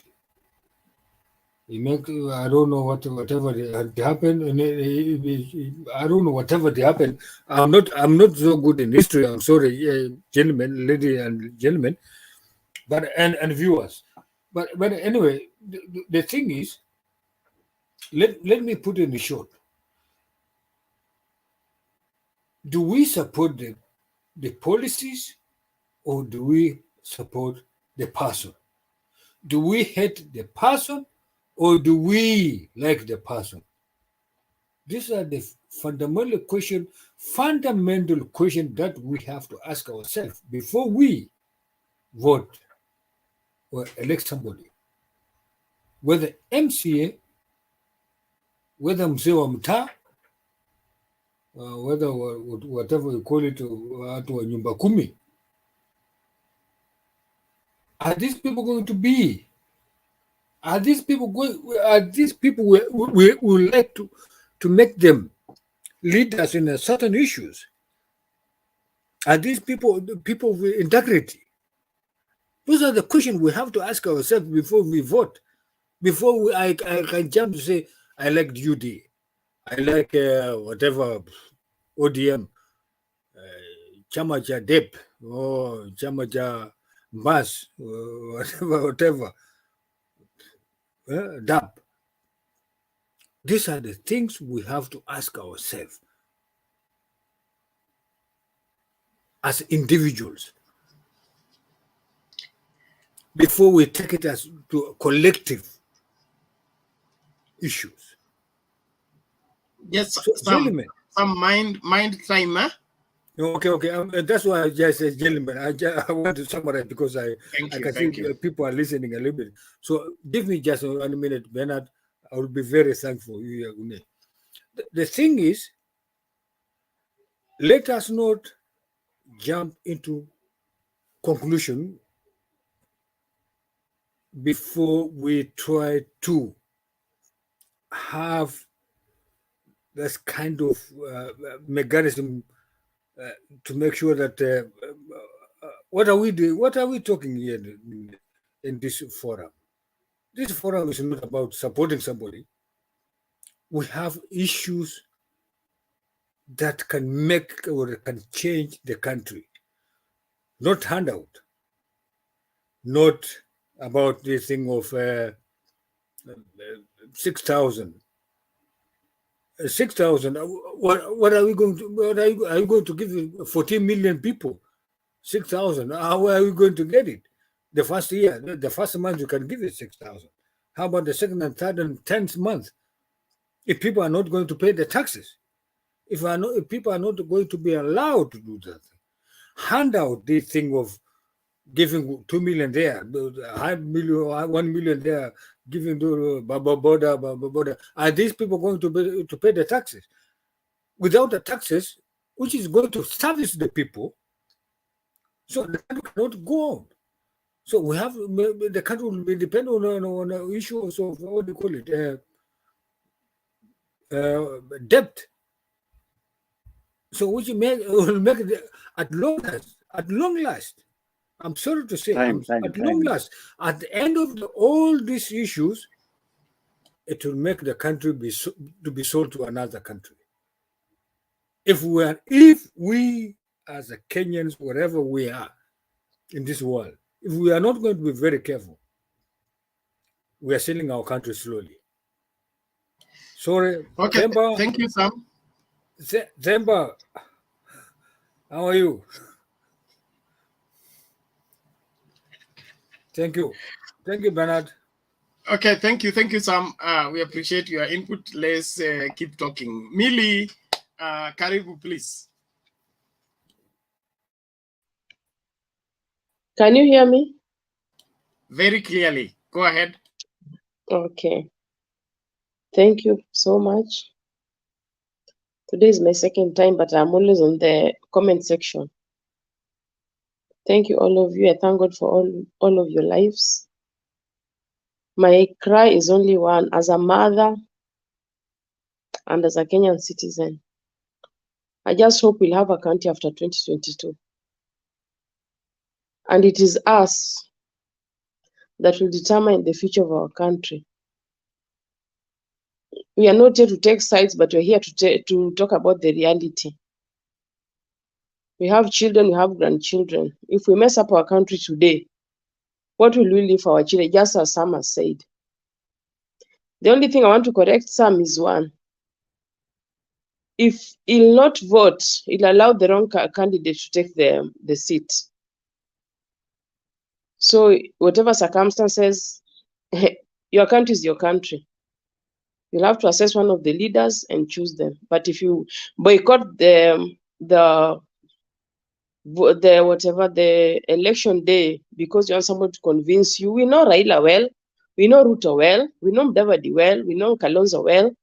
So as Kenyans, if push come to shove, we know where we are supposed to go, just for the sake of our families. And for the topic today is about UDA governance, gaining, losses, fears, the true state of the nation of Kenya. I'm sorry to say, but I know I'll step on so many sensitive toes. But for the sake of our country, I think we are safe with Baba. not because it comes from my tribe. Me, I'm very far from home with my family here, but I cannot carry everybody to where I am. And as I've said before, I need a country tomorrow. When I come, I have somewhere to enter. But if my children now, my son did his pharmacy, he finished his degree in MKU, then somebody will carry a wheelbarrow and give my son surely. They have been working so hard for him to go to find his life. To me, it's an insult. It's an insult to me. So as a mother, I can't allow somebody who is giving wheelbarrow to our children and will give billion to our grandchildren, yet his children are somewhere doing diplomatic work. I don't think we are doing the right thing. As citizens, somebody will point a finger at us. We'll take responsibility in future. Our children will ask us, Mommy and Daddy and uncles, why did you do this to us? So please, let's be sober. Let's choose sober leaders. We have all their scorecards. Ruto is very nice. Our DP is very nice. But if he's been in government since the last, let's say, 9 years, as we can talk today. But if you are talking the truth, he was in government since YK 92. He has never been outside government in his life. So if he had something to do for Kenyan citizens, for example, he had 9 years to do something for us. The mama bogas were there, the border people were there. I'm just wondering, when did he wake up and realize there's some families they are poor people and they are rich people and the hustlers and the non-hustlers. That is just bringing some friction between people who have middle class and people who don't have anything. And we need one another as a nation. Because our Kiswahili says, kidole moja kiui chawa. We need all of us on board. So let us be sober, please. I love you, all my sons and my daughters and my brothers. Me, I'm coming from Siaya, but my children come from Kakamega, somewhere called Makunga. So I'm in the middle. I even have my plots in Kakamega and Makunga and Nairobi. So when I'm talking, I know the value of home. I stay in Rome, but every year I have to come home. Even I'll say I'll come and vote for Baba with one heart. Not because it's my tribe, as I've said, but because I need my grandchildren to have a safe place and a safe future.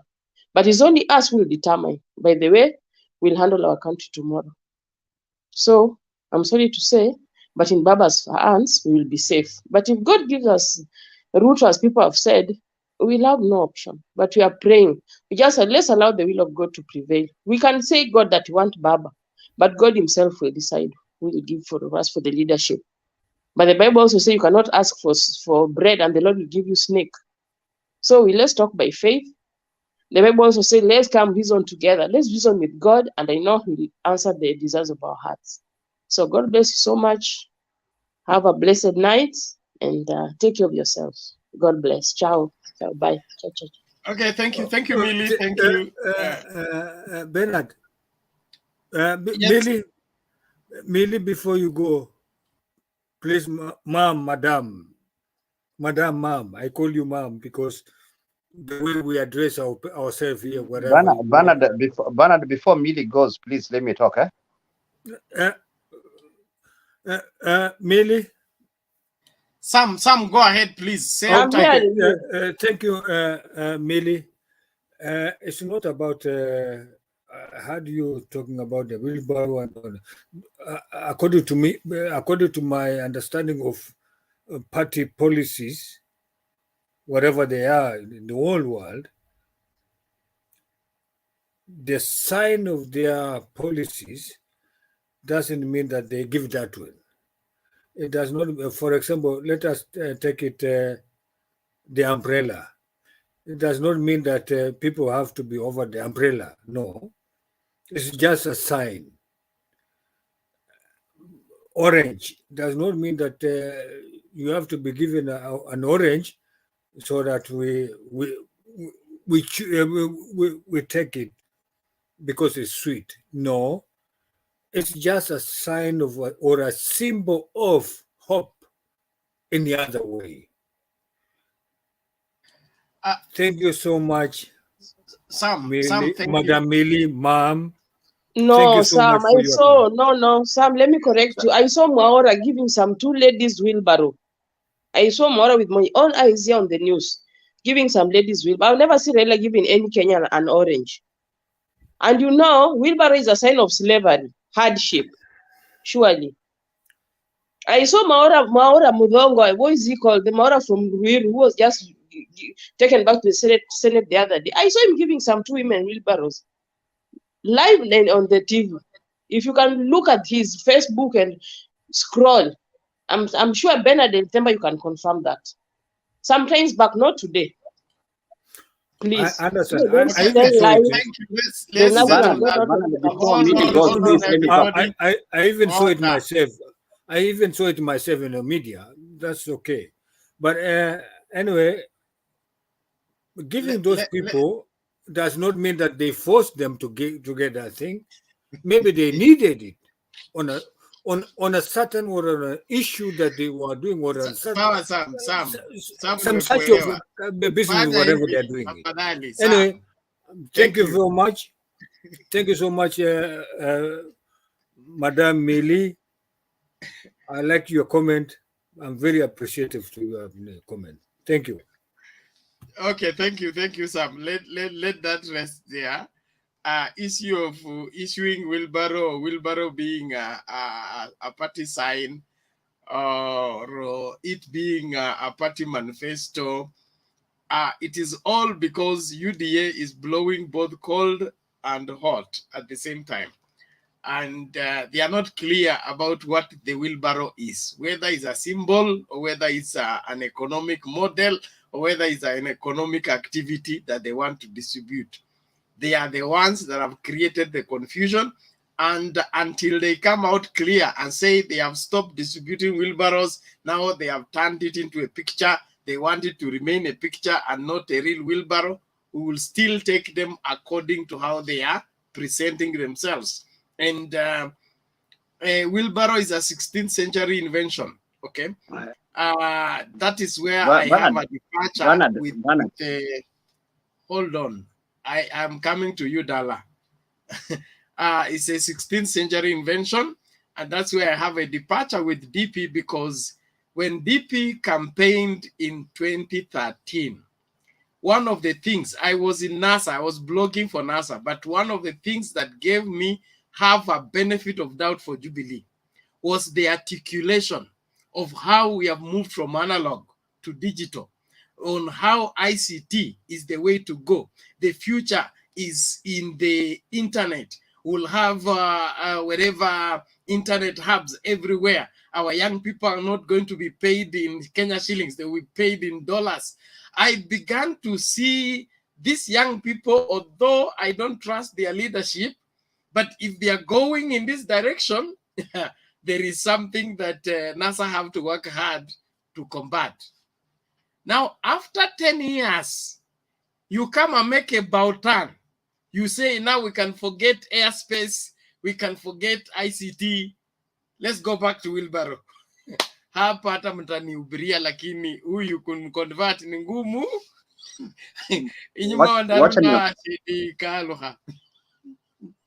Wacha niongee Bernard kidogo. Nimeshukuru sana vile mnaendelea na nashukuru sana vile mnaendelea na show, na ninaona today watu wamekubali ya kwamba UDA itachukua serikali, because you are talking about UDA governance, the gains that we are going to get, the losses maybe ama fears ile mko nayo, na the state of the nation ya UDA, which is very good. And the mwenye aliweka hiyo topic alifanya vizuri, lakini kabla Mili hajaondoka, Mili ameondoka, kabla Mili hajaondoka, nilikuwa nataka nikwambie hiyo issue ya wheelbarrow. Wheelbarrow inamaanisha kazi ni kazi. Kazi yoyote, si ati kazi watu wote watafanya kazi ya wheelbarrow. Inamaanisha kama huyu mama Mili kijana yake amemaliza pharmacy, atatafutiwa kazi, yani kazi ambayo inalingana na hiyo pharmacy yake. Na mwenye anajenga nyumba atapewa kazi ambaye atatafutiwa kazi ambaye inalingana na yeye, lakini wheelbarrow ni alama ya kazi ni kazi. Sasa nyinyi watu wa ODM msije mkajaribu kuchange hii maneno. Hii maneno imeingia na Wakenya wameelewa, kazi ni kazi. Mama analia anasema ati Kenya iko safe na Raila. Kenya has never been safe with Raila. By the way, they said there's no peace if there's no Raila. And we know that those who caused all the problems in Kenya ni wale watu wa Raila. Otherwise Kenya hakuna mtu mwingine akona shida. Saidi Raila anashindwa election, Kenya anachomeka. Anakuja nakaa kwa table, Kenya inakuwa poa. Kama yeye haja kuja kwa table, Kenya haiwezi kuwa sawa. So tunaongoja next year akuje. Sisi tushatengeza hiyo handshake yake. 2023 tutakuwa na handshake ingine. Ile vitu ndogo tutamalizana na yeye. Mzee atakaa tu sawa, anaendelea kuretire polepole na tutampeleka tu polepole. Sisi tunajua hiyo maneno. Lakini mili usikuwa na ati unastuka ati because Ruto anaingia pale. Unasema ati Ruto has been in the government from YK 92 mpaka leo ama 9 years. My friend, hii nchi iko na president. Huyo president ndio anaweza kusema ile kitu itafanyika. Ruto akisema tutengeza stadium na president hataki stadium, utafanya nini? Anaweza kusema lazima itengezwe na president hataki. So tunataka kumpatia yeye ndio afanye hiyo kazi alikuwa anasema anataka kufanya. Otherwise alikuwa na moyo. Ukisikia mtu amesema kitu kwa moyo yake na ameileta nje, inamaanisha huyo mtu alikuwa anataka kufanya hiyo kitu. Lakini kuna power, kuna mdosi hapo. Sasa atabypass mdosi ndio atengeze stadium. Wewe utatengezewa stadium, kijana wako atapelekwa vizuri, mambo itaenda mzuri. Wewe wacha tu, hii serikali tunajenga polepole na mahustlers na alikuwa anajua kuna hustlers. In fact Ruto hajaanza kuongea from 2021 mambo ya hustler. Enda election ya 2013 aliongea mambo ya hustlers from 2013. Si ati leo kuna maclips zinaonesha hivyo. Sasa wewe usiseme ati Ruto ataleta shida ama nini. Ruto has never been in a problem, wala hajawahi kuleta shida. Lakini vile Bernard anasema ati tumerudi tena again kwa analog. Hakuna kitu tumerudi kwa analog, by the way. Sisi tunaendelea mbele. Raila anaongea mambo ya history 1963. Sisi hatujui mambo ya 1963. Ruto anaongea mambo ya 2022 na kwenda mbele. So kuna mtu anaongea juu ya history, kuna mwingine anaongea juu ya future. Tafadhali msitupeleke nyuma. Ile mahali tumeendelea tunasukuma pale mbele. Najua kuna wengine hapa hivi labda wako na tuna shida na UDA ama wako na shida na mambo ya Ruto ama nini kitu kama hiyo. Poeni, kaeni polepole, mkunywe chai, muendelee vizuri. Mimi nawaambia tu, yani mtaona yani serikali imebadilika vingine kabisa. Kuna mtu kama Kibaki, tunasema tunachukua hiyo issue ya William Ruto na Kibaki. Kibaki was a vice president of Moi. Moi alikuwa anasemekana iko mbaya. Lakini sasa ile Kibaki alipewa, Kibaki akakuja kwa mzuri. So kama mnasema ati Ruto labda ako underground na mnafikiria kama ni mbaya, anaweza kuingia afanye mambo mengine mzuri kabisa. Sasa wewe ungojea tu, lakini usikuwa na unaogopa na unatoroka unaenda Rome ama unarudi mara unaenda kuja madam, kuja Kakamega, endelea na kazi. William Ruto atakuja pale, kazi itafanywa vizuri na tutaendelea mzuri Bernard. Sasa wewe Dalahu. Wewe unasema kwamba hatuwezi kujua uzuri wa mtu mpaka akuwe rais. Yes, because the guy wanted to make those stadiums. He cannot make the stadiums because budget inapitia through a process, na rais mwenyewe ako pale anaweza kusema hiyo mimi sitaki, utafanya nini? So wakati amekuwa kwa serikali, mlisema 2017 ndio hakuwa kwa serikali. 2013 2017 alifanyia nini mahasla? Bado kulikuwa na president hapo ambaye alikuwa anataka ile kitu anataka kufanya lazima ipitie president. President amesema yeye ndo mdosi. Unasema kwamba president alizuia deputy president kujali mahasla. Kuna vitu president alikuwa anataka afanye kivyake kwa ajili yeye ndo mdosi hapo. Na hasla kuna vitu alikuwa anataka afanye kama vitu kama leo. In fact, Bernard, you need to tell these people ya kwamba ile project ilifanywa na rais leo. As a shipping consultant mimi, hiyo project itakuja kusaidia Kenya after another 25 years. Haitasaidia wa Kenya right now. Ile kitu itasaidia ni KDF na Kenya Navy na Kenya Ferry. Hizo meli zao kidogo zinaanza katengezewa pale, lakini kuonekana hiyo impact ni after another 25 years. So why should we put a lot of billions there instead of reviving Kenya Airways, instead of reviving so many other things? Okay, naona wewe ni mtu wa UDA kamili na kuombea fanaka kwa mrengo wenu. Hey. Kasuti iko nini tafadhali? Nataka kwenda kwa Themba. School of thought. Yes. School of thought. Kwa Dalahu. Nyinyi ndio mna your pastor, your senior priest anasema ya kwamba Biblia inasema hivi, nyenyekea chini ya mkono wa neema wa Bwana na atakukweza wakati ufaao. Mwambieni angelinyenyekea chini ya mkono wa uhuru, and when the time will come angeliinuliwa na awekwe mahali panastahili. Na kwa sababu he decided to go to despise the hand of God. My friend, alinyenyekea, Kibaki alienda wapi? my friend, I'm telling you truth. He preached the Bible. He always read the Bible, and you cannot contradict what is written. It is written. Okay. But kuna watu wananyenyekea na wanatupwa. You out of order. So, can you allow me to finish my point? Aria, please, we are time bad. My brother, hakuna mtu alizuia mwingine kufanya kila alikuwa anafaa kufanya. Ile mimi nasikia sasa hivi mnasema at ground, tunasikiza ground. Who is a leader? A leader supposed to lead the ground, or the ground supposed to lead the leader? If you are listening to the ground and you want the ground to lead you, you are not supposed to be anywhere in leadership. Because a leader should lead the ground. You cannot wait the ground to lead you. Okay? Question, what is your question? What is your question, my friend? My question is this, my brother. Wewe unaposema ya kwamba mumetengeneza handshake nyingi ziko. Wewe nani amekupea audacity ya kuzungumza kuhusu baba? On behalf of baba, wewe unaonekana mzee wa wheelbarrow. Safi, tumekubaliana hiyo. Lakini sasa when you talk about baba, unatuach debt for nothing. Hey, we wheelbarrow.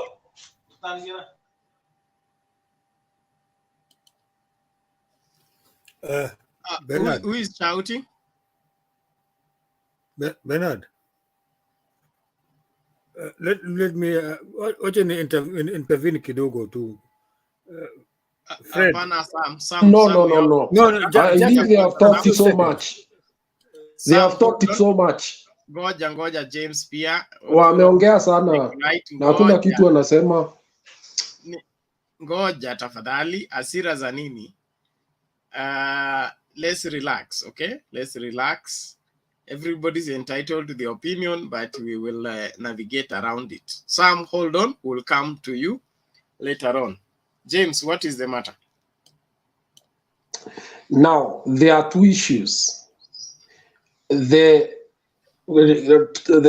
people who are speaking here, some of them have digressed from what we are discussing. And I expected them to tell us how this man is going to promote foreign direct investment so that we can get economy expanding. I wanted them to tell us how they are going to stop frightening away the local investors, people who have capital and want to exploit our sector so that they can expand and offer our youth jobs. I was expecting them to tell us what they will do, because the president has had to use even the KDF to ring-fence some of the sectors where even some of those I've seen speak, they had been completely cut off from supplying meat, supplying cows, so that somebody can make profits. I would have also expected them to tell us how they will manage National Cereals and Produce Board, where farmers in parts of the country are crying that they have grains that they can't find market for, yet the government has set aside money. What kind of economy are we talking about? What kind of bottom up are we talking about? If we are not talking about this, what kind of bottom up or what kind of government are they talking about? Those are the things I expect them to tell us. so that they can convince us that we are headed to the right direction. But what I hear here is just sloganeering. People just brambling about Baba, how they will give him CG, they will give him what, they will give him what. That is not important. We have children. Baba is a rich man, by the way. He has no problem. But the moment this economy starts sinking because of poor management, when you have the likes of Legathe, Ishagua, Sijui Dindi Nyoro, Waiguru, Waititu forming the cluster of the government, and then you come and tell us how the country will move to the right direction. I will need more convincing, because a Reopan does not change its spots. What we have here are people positioning themselves profiteer from government systems. And if they have any other way of convincing that is not the system, then let them convince, because even this bottom up is a way of siphoning money from the treasury without accountability, because the youths are many. They'll just push money down there and say they have been facilitating and empowering youth. We have had a history of youth funds, youth enterprise funds. We have a history of women enterprise funds, and we know what has happened in the past. So don't come here and tell us stories of abracadabra, which make no sense. Thank you. Okay. Themba, tafadhali naomba chukua.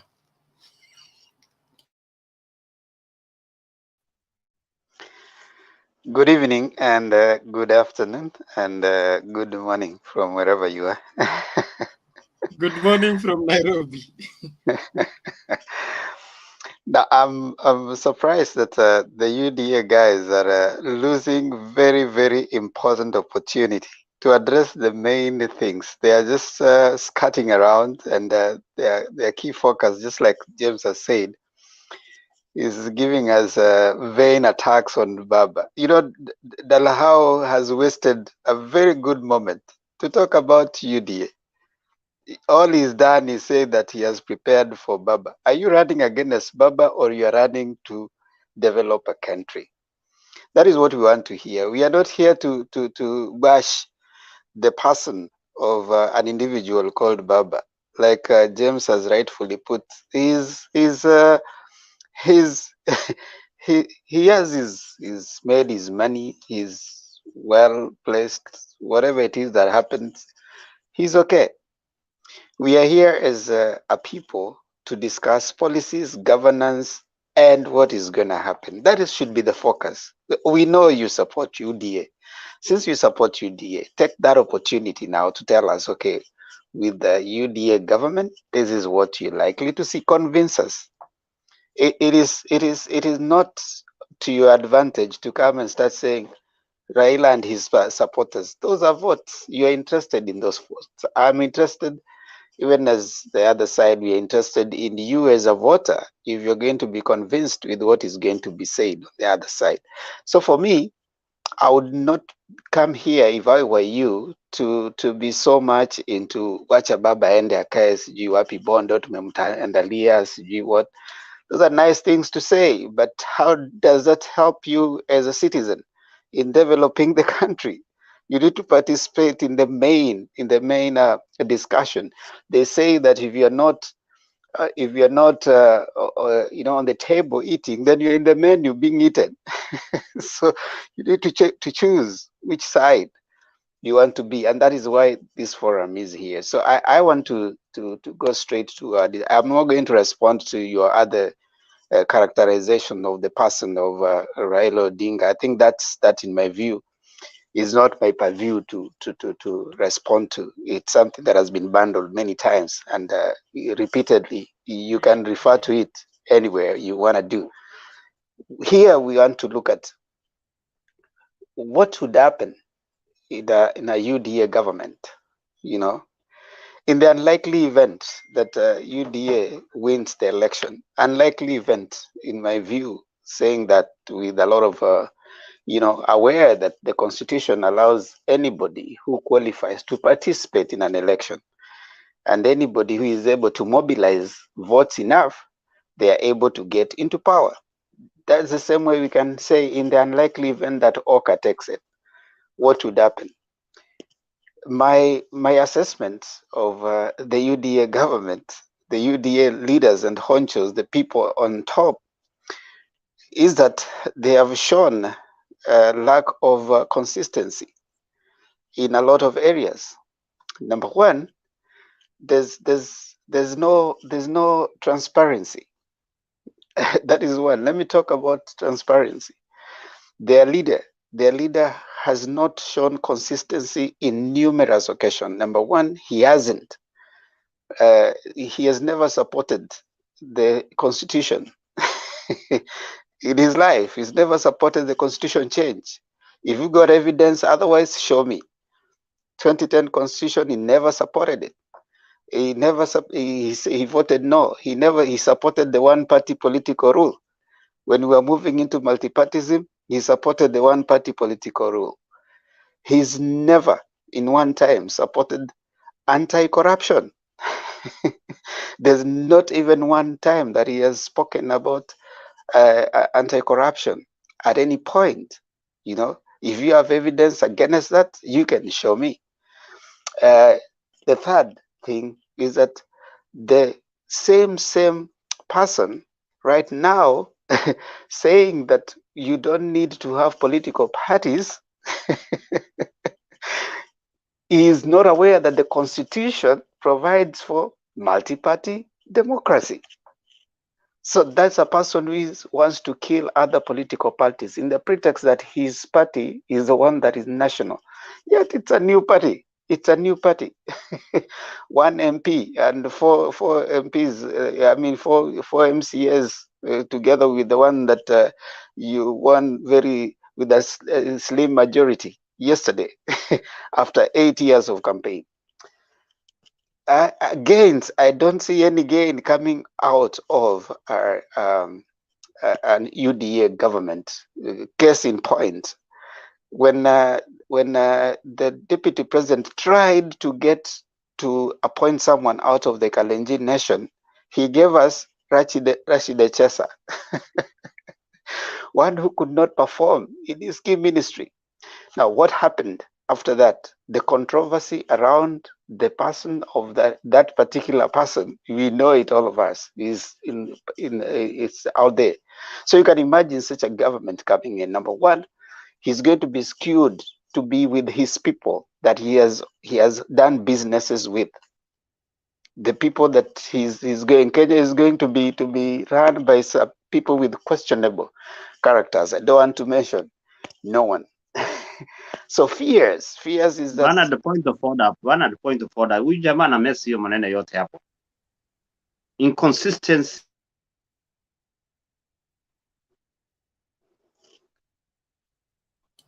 Temper, carry on. Dalahu, if you want to intercept, you lift your hand. You don't unmute and begin to talk. Thank you. Do you have a problem with the word or the explanation?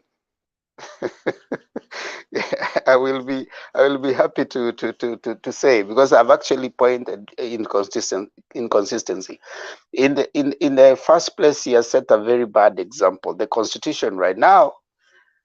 Now, let me just point you out if you're saying inconsistency. The deputy president has said he's not in government, but he has consistently gone everywhere claiming gains. The Ruto supports the constitution that is correct, not the constitution which is favoring somebody.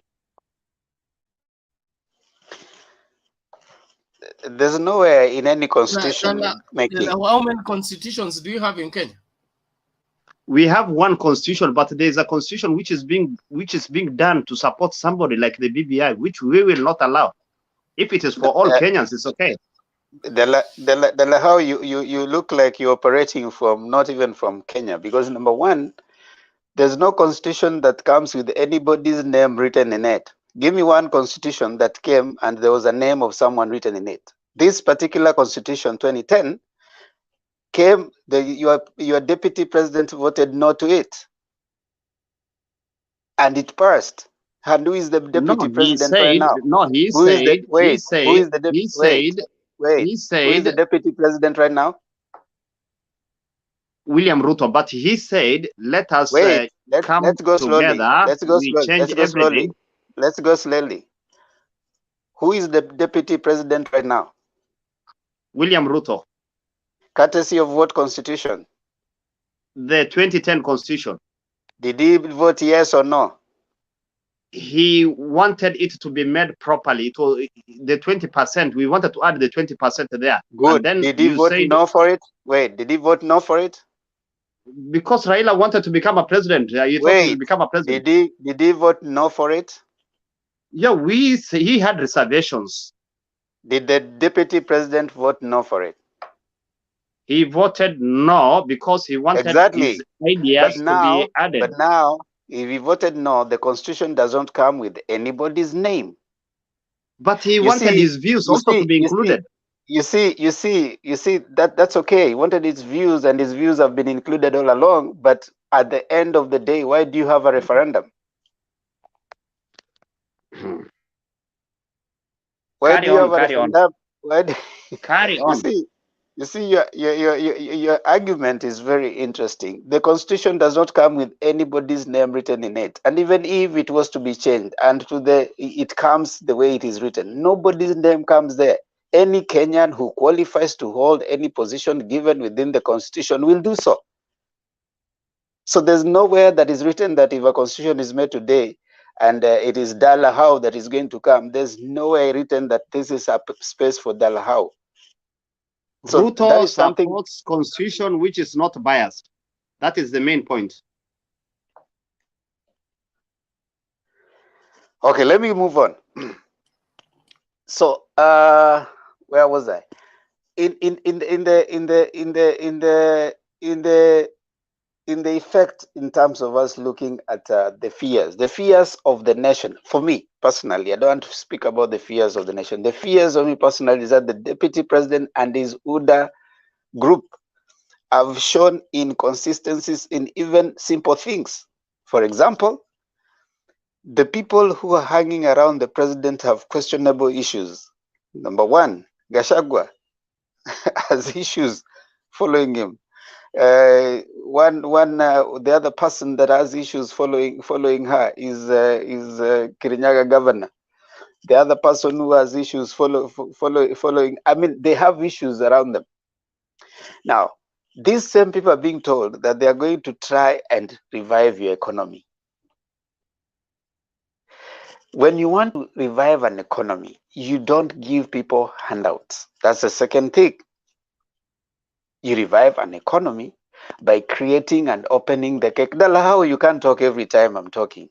Okay. No, point of order. Don't confuse people here. Talk something which is you are saying that Ruto is you know, the way you are mixing whatever the information is, you are trying to put Ruto in a bad light. Talk something which all of us are going to agree with, but don't just push Ruto, you know.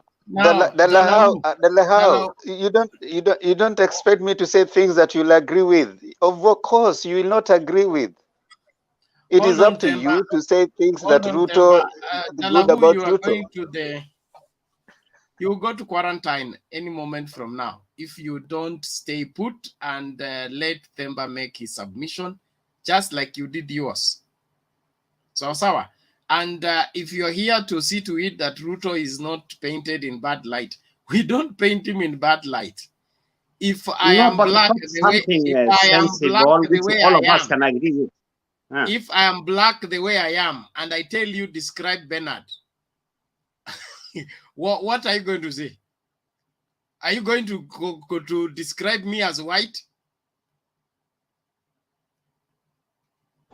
Let us answer the questions first asked by James instead of Themba, please make your submission to Nafungasha. You see, I don't know what's up with Delahau, because the first he said here that they are preparing to take Baba to retirement. They have prepared documents for him for giving him whatever handshake. I didn't agree with that. Did we stop him? No, you did not everyone. stop, but you knew Yeah, that because that is the correct thing to do. that's the correct according to you. I didn't agree with it. I allowed you to finish. You see, I may not agree with you, but I need to allow you to finish your thoughts. Okay, continue and finish. That's what is called democracy. I don't have to agree with what you're saying, but I need to allow you to say what you have to say. What's happening with you people from UDA? I mean, you just irritable for nothing. I mean, allow. So the deputy president has shown a lot of inconsistencies. The first time is trying to say that the other side are the billionaires are supporting the other candidates, yet the the billionaire in the name of one Senator Modama, that's a billionaire. That's the chairman of UDA. The other billionaire that is there is one Gashagwa. That's a billionaire. The deputy president himself is a billionaire. So they are the billionaires that are controlling UDA. They are the people. There's nowhere that UDA has had any election. There's no Mama Mboga as a chairman of UDA. There's no Mama Mboga as a candidate in any election. But here they're busy saying the other side, they're being pushed by billionaires. This is a race between billionaires and other billionaires. So this issue of coming to tell us that there are some billionaires that are pushing one candidate and others another, that is hogwash. There's nowhere that there's something like that. Inconsistency. Number two, they're busy here telling us that they're going to toa chini wapeleke juu, yet they're telling us that they're going to use the structures that are existent right now. Which structures are these that are existent? Already we have devolution. They're telling us Ruto is going to give you. There's nowhere. Right now, there's a question that was asked, I think, to Delahau, that what is it? Why did he do his work? There was a president. Now, the same thing is because there's a constitution that is existing right now. You cannot spend money without, first of all, passing through parliament. And there's county and national government. There are things you cannot just dish out. So those are lies that are being told to us. We have a constitution called Kenya. I mean, there's a constitutional democracy called Kenya and constitution rules. Now, finally, the final part, I want to say this. Come next year, for me, I don't fear Ruto's presidency in the unlikely incidents that he becomes a president. Kenya is a constitutional democracy. We will hold him accountable because we have a constitution. He's not going to dish out money the way he wants. These Huda guys are thinking that he's going to come with money giving anyhow. No, there's a constitution that has to be followed. Baba has promised to follow that constitution to create structures. This is going to be different. And it is not about Baba. For those people who are thinking it's about Baba, it's not about Baba. It's about what you're going to do for Kenya. I want to stop there for now and maybe participate as we move on. Okay, thank you, Themba. Let us get that done there. Inawezekana iko nini? Nataka tuende kwa Joe. Yes, thank you, Bernard, for giving me this short opportunity. I would like to maybe add something on what Mr. Themba said, or just remind Themba to ask Dalahou. Does Dalahou know the work of a deputy president? Or in other way, I would like to ask Dalahou, does he know IBEC? What is IBEC? That is the one thing that the deputy president is supposed to do. Dalahou, do you understand what IBEC is?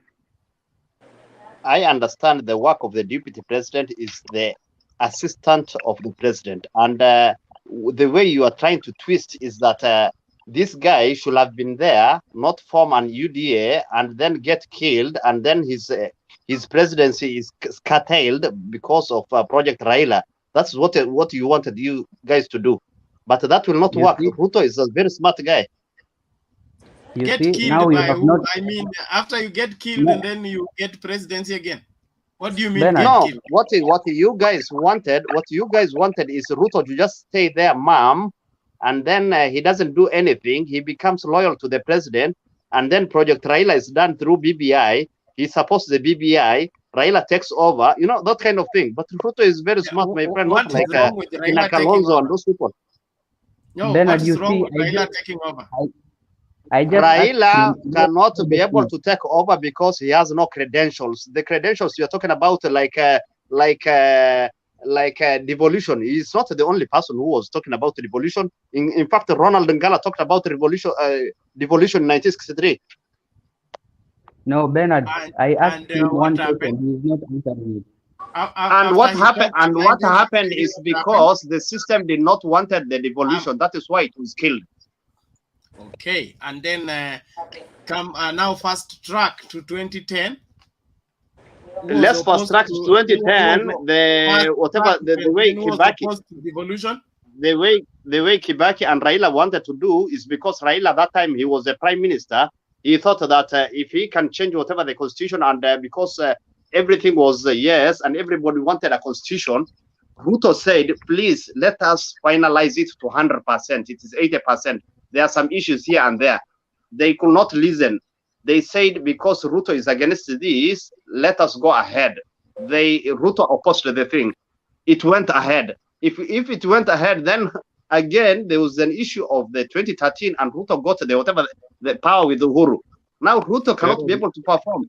They bring the BBI again. No, Dalaho, listen. You cannot.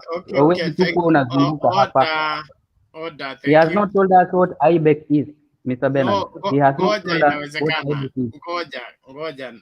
You people are driving me too fast now, and my day is far gone. Let's do this. Delahu knows what he's saying in terms of what he's pushing as a narrative. But as far as facts are concerned, he's running away from the same facts he's trying to defend. The person who was opposed to devolution in 2010 is known. And why he's opposed to devolution is because he wants everything to be on his desk so that he distributes to whoever he likes. That is his style of leadership. And that is why even the UDA presidential ticket is reserved. It's not subject to nomination. Women rep watakuwa kwa nomination, MCS watakuwa kwa nomination, ukitaka UDA ya senator utakuwa kwa nomination, ukitaka UDA ya governor utakuwa kwa nomination, lakini ya president hiyo ishachukuliwa. Kule ilipigiwa kura, kule kulikuwa na azimio la Wakenya wakamwambia enda uchukue, haijulikani. Kwa nini? Chama ni changu na kila mtu anafuata vile nimesema. Kama unapinga hiyo, toa stakabadhi zinazothibitisha kwamba ni tofauti na kile nimesema. Bernard, Ruto is not against multi-party. Watu wengine anasema ati Ruto is against multi-party. Ruto wants things iende straight. Anasema ODM hiko, UDA hiko, na kuna chama labda moja ama mbili ingine. Hajasema ati hataki multi-party. What he said is, let's put these two whatever parties and then we go ahead. Na najua credentials zake na akienda Kakamega. The other day he went to Kakamega. He told the Kakamega people what the Jubilee government, what they have done here in Vihiga, it is known. What these other people in Grand Coalition, what have they done in Vihiga? That's what he asked people. Jubilee government. Jubilee government. Yes, Jubilee government of which he has. And who is he? Is he Jubilee or UDA? Now that is the inconsistency we talk about. That is already inconsistency. No. Ametengeza Jubilee government from 2013. Order, all of you. Thank you very much. Just like I said, DP he has the right to contest for the presidency, just like every other person is going to contest for it. But him portraying himself as a presidential material, he's yet to convince me and many other Kenyans who have their reservation. He conducts himself as not even a high school head boy. Let him tell us first of all whether he's in Jubilee or UDA. Huyu Dalawa anakuja hapa, oh Jubilee, achievement. Temba tusiende hapo haitaenda. Dalawa anatuchanganya hapa. No, ndio nataka tuachane na maneno ya Deleho kwa sasa hivi. Asha defend mtu wake na tumempatia chance ya kutuambia serikali itakuwaje. Amekataa kutueleza, anatuambia tu vile kelele tu amekuja hapa kupiga. Dalaho, acha kelele mingi. No, ni ngamia ziko Somalia, anapaswa kusifuata mara moja. No, Bernard, I will not accept that. Bernard, I will not accept that, please. I am a Kenyan like any person here in this forum. Somaliland. Me, I'm in Dubai right now. I'm a Kenyan like any other person here in this forum. Kuna mtu ako Rome hapo, kuna mwingine ako Switzerland, kuna mwingine ako Germany. The same. I'm also from Garissa, and I'm a Kenyan like any person. Wacha nitafuta Abdullahi atuambie uko wapi kwa sababu no. Bernard, to be very honest with mtu kama Kasuti, is it Kasuti ama nini? Raila hatakuwa rais, whether ukikasirika ama usipokasirika. Hakuna shida. Raila amekosa kuwa rais miaka ngapi? Kuna mtu ambaye amenini kwa sababu ya hiyo. Stopping Raila from being president is not making Kenya better. Can we have some? If it becomes your duty, then you are investing your energy into the wrong venture. Huyu mtu mmepeleka Bondo. And Themba was saying our people are corrupt. Our people are not corrupt. Where is the anti-corruption? Where is the anti-corruption people to lock those people inside? Where are they? Bernard, can we have some sort of control, please? It's getting noisy. Okay, thank you. Let's Joe take it, and then we go to Jacob na tufunge station. No interruptions. Okay, everybody stay cool. Yeah. Thank you for giving me this opportunity. I've had the speakers shortly. I've just come into the show, although I was at the background for a moment. I think we should usually go. I've always insisted we go with the topic before we come to other things. Let's talk of the topic first, because that's what we want to hear. Even the listeners, Chinya Maji Uko, that's what they want to hear. So my true assessment of Kenya under UDA government is very pathetic. Very pathetic, because most of the things Themba have said, the country is ruled by one person, and then he has a team, and that team should play should dance his music to his music. So when a leader leads, he's judged. That's why they say a legacy goes to the president. But under him, there are people who works under him. We can also judge those people the way they are working. Like you see, we have the ministers, we have the cabinet secretaries. We can judge how they work and how. I mean, we can actually give them a scorecard on this. Now, if Ruto wants to be the head of this state, he should show us his CV first, because that is going to be the CEO of the country, and you cannot be given a job as CEO without a CV. And in this case, it's the wananchi ndio watampatia hii job, sio Uhuru wala nani. It is the wananchi through votes. So the CEO ya Ruto is very pathetic, like as Themba have elaborated. Most of us know Ruto from 1992, and we know what he did. It's in the public domain. Fast forward, we know when multi-party came in, he was against it. He even thrashed Kibaki in Eldoret when multi-party came into the country. Come the new constitution, he was against it. And then, luckily, he's a beneficiary of this constitution, and he became the deputy president. And he demanded Uhuru to give him half the cabinet. The Ruto saying that we want a working Kenya, all of us on board. We saw how he appointed his cabinet. It was one-sided. Nandi wote. Regardless that we have Pokots in Rift Valley, we have Turkana in Rift Valley, we have Samburu in Rift Valley, we have Masai in Rift Valley. He disregarded all those and isolated them.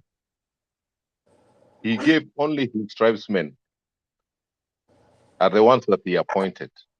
We have Kikuyus in Rift Valley, and we have a majority Luyas in Rift Valley. We have Kisis. He did not appoint any one of them. So that's the kind of government, that's the kind of CV. If you look at his CV, that's what we will see. Secondly, this country is very much down economically. Kibaki left us at some stage, but it's gone down. We need the help of everybody, our neighbors and international countries, international support.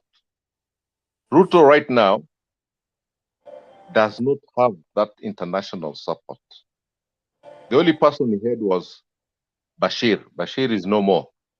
And we know the way Bashir ruled Sudan. His other friend is alive, our neighbor Museveni. We know what he's doing in that country. Yeah. So all our neighbors, even international, right now he cannot even fly out of the country. So I don't know how we'll get investment from other countries, because we need a bilateral with other countries. Without that, we can't make it alone. The world is becoming global. We have to share.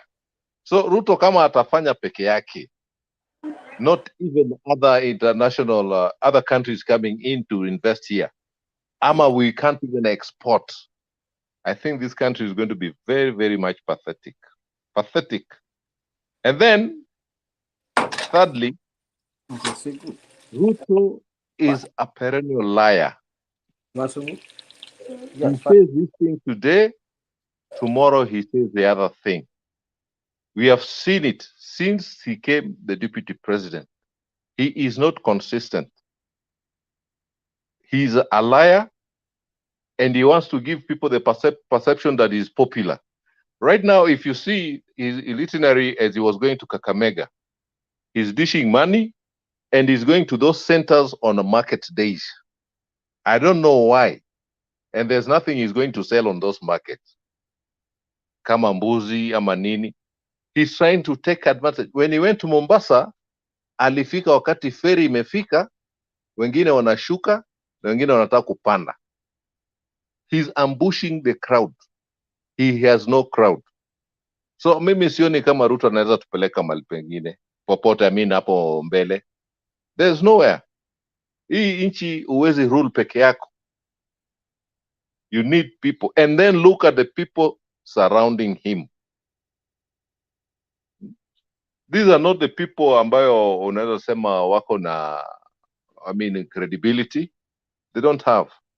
So my friend De La How, let's talk facts here. Don't come with assumptions. Sababu kila kitu imeandikwa. Usiseme Raila hakukuwa amepigania hii nini. Mbona anaitwa Baba Constitution? Mbona anaitwa Baba Devolution? Mbona anaitwa Baba Democracy? It's not for nothing. This thing si ati serikali ilikuwa nataka. Unasema mambo ya constitution that we have, this is not the original one. There's the Kilifi draft. Na iko ya Bomas, ujue hivyo. Raila just accepted this so that we can move on an inch. But kuna watu walikataa kabisa, and we know them. So let's go with facts, our friends. Tusi mislead watu. Naona Bwana Ndeto amekuja. Karibu Bwana Ndeto. Thank you, Bernard. Thank you, Joe. We appreciate your contribution. Let us keep in the center of this conversation and ensure that we are building. Bernard, sinisalimia Ndeto. Ndeto amechelewa kuja kutetea serikali yake. Sasa anafika wakati Swali kwa Joe. Nilikuwa kujenga nchi tumekuwa hapa Bernard. tangu saa 3. Sasa inaonekana huyu atakuwa anachelewa kwa cabinet meeting, atakuwa anachelewa Swali kwa parliament. Joe. The bottom-up strategies are quite comprehensive, and you know, we are trying to wide up so that we may have also a press conference. Oh, a press conference on the bottom up. Neto, why are you yes, launching on how bottom we are up? going to change Neto, this Kenya. Neto, why are you Yes. sending Owalo to launch UDA in South Africa, and it has not been launched in Kenya? That's a food for thought. It's an international UDA is an international party, not that is not just bottom a up. national. That is not bottom up. That is up bottom. We borrow ideas, Themba, from even the learned, so that we ensure that what we are going to apply to Kenyans, it will have the maximum achievement, you know. And then Daraho for assisting for being there for UDA. I've seen the way you are He's done a poor job. He's done a poor job. Thank you, Ndeto. I came to the room when Themba and Bernard I've never found a very fake campaigner for UDA like Dalao. He's so good in rumors everywhere. Okay. Thank you. Inawezekana. Naomba tuende kwa Jacob Lenguro, sorry. Unmute and speak, please. Habari zenu wazee. Poa, vipi? Karibu kwa show. Salama. Okay, naona mko vizuri sana. Naona kana kwamba hii serikali ya UDA alitake offer kama shauku fulani. Kulingana na mimi, ukweli ni kwamba serikali ya UDA akichukua ushukani itakuwa na shauku kabisa, sio kidogo. Tuko na shaka kwa sababu Waswahili husema dalili ya mvua ni mawingu, na wakati wowote ukitaka kujua mambo iko sawa mbaya, utajua dalili yake hata kabla hajakuwa. Mtoto akisaliwa tu hivi ndio utajua afya yake iko sawa ama haiko sawa, na hapo ndivyo ndio utatembea na mtoto ukijua ako sawa na kwa kiafya ama haiko sawa kiafya. Kitu ya kwanza mimi nimeona katika hiyo UDA Nation, kiongozi wa UDA na watu karibu naye na wafuasi wote ni kana kwamba siwezi elewa kidogo. Nashangaa akona hasira ambayo asistahili viongozi, kwa sababu wakati utakapo take over wewe ndio serikali, na wewe na mabunge wako wote na ile serikali uko nayo, nyinyi wote ni watu wakiongea tu, ni kama ile mtu amepigana kwa nyumba katoka nje. Ni ile mtu amepigana naye kwa bibi, amepigana na bibi kwa nyumba boss, akatoka pande akaenda kupata kufanya kazi, akafagia kwa sababu kuna ile hasira ya bibi amepigana na bibi kwa nyumba. Kitu ya pili, sasa singine na mimi nashangazwa na William Ruto akiongea akisema kazi na watu wa bodaboda, mamboga, watu maskini, watu wa woi. 2016 ambayo Kenya walikuwa na kiangazi, watu wengi walikufa Turkana, wengi sana. William Ruto akatoka akasema, aka-address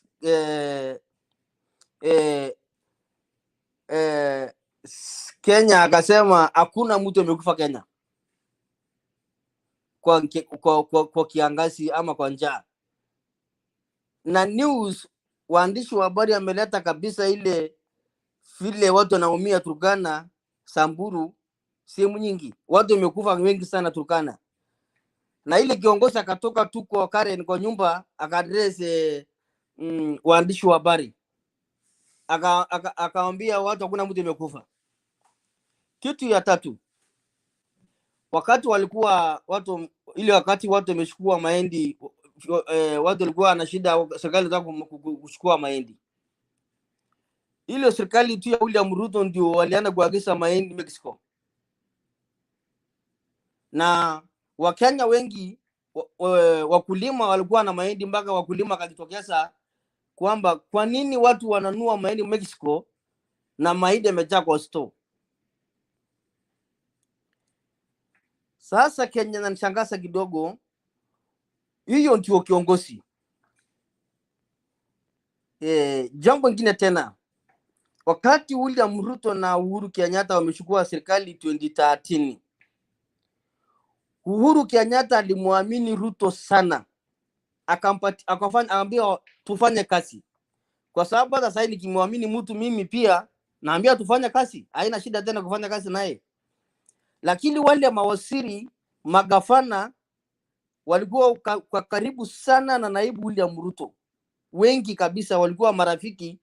Jubilee ni kama wakati ile ilikuwa ni nyumba ya baba na mama na watoto, watu wamekaribiana kabisa, kila mtu amekaribia mwingine kwa kufanya kazi. Lakini ufunjaji ya mali za umma alifanyika hiyo serikali wa hiyo miaka 5. Ndio sasa naona magavana wengi wamekuwa na kashfa. Hata unaona gavana yetu wa Samburu wamefunja record katika watu wote kwa kufunja ile pesa ya umma. Yeye ndio mtu wa kwanza alifunja record, wengine wakafuata nyuma. Sasa hiyo ndio serikali saa hizi, wale watu ndio walihusika wote wameenda sasa kuunga mkono William Ruto, na hiyo ndio serikali ya Huda Nation. Kiongozi mwenyewe wa Huda, kulikuwa na fununu wakati akuwa waziri aliwahi patikana na kashfa mambo ABCD, hata wakati kwa rais aliwahi patikana na fununu. Lakini sasa ndugu zangu, wale watu ndio wanasema kazi ni kazi. Hatukatai kazi ni kazi, lakini Kenya mimi naona unaanza kutumia ngazi ufikie mahali wewe unataka kwa makusudi yako. So kazi si faida yake, kazi yake ni kukufikisha wewe malengo yako mahali unataka kufika. Ndio maana nimeona William Ruto na Huda ni kana kwamba wanatumia wao watu maskini wa mama mboga, mtu wa bodaboda, wale watu wako na njaa. Hata nimesikia mtu leo akisema William Ruto anasaidia watu anapeana pesa. Najua kutaka kuinda ama kushika ndege unarushia, ama kuku urushia mahindi ndio upate kukamata. Sasa ni kana kwamba ana ile wale watu ni nkasi tu. Ndugu zangu, na bado tutakuwa, Mungu anatupatia muda tu tuone hata kama Huda atachukua serikali. Kwa sababu mimi niliambia watu 2013 sioni William Ruto mambo yake itakuwa sawa ya kulingana na safari naona. 2016 nilimwambia watu serikali ya Jubilee yakiwa na William Ruto mimi sijaipenda. Ndugu zangu, hata huyu Huda akichukua serikali hatochukua miaka 2 bila kusikia wale watu wakianza kulalamika mama mboga na mtu wa pikipiki ile bodaboda. Kwa sababu shida moja nimejua, watu wengi hataki ukweli. Watu wengi wanaona maoni tofauti. Kuna watu wanataka ama wameona kana kwa sababu naona watu wakisema Raila hajawahi kuwa president. Mimi nataka kuambia ukweli. Hakuna mtu anajua kesho yake na kesho ya mwingine. Na kufanikiwa kwa maisha ama kutoboa kwa maisha hakuji kwa siku. Kunachukua muda, kuna vita. Hata unasikia watu wengi nasema baba alipigana mambo ya fujo. Inchi inatengenezwa na hiyo formula.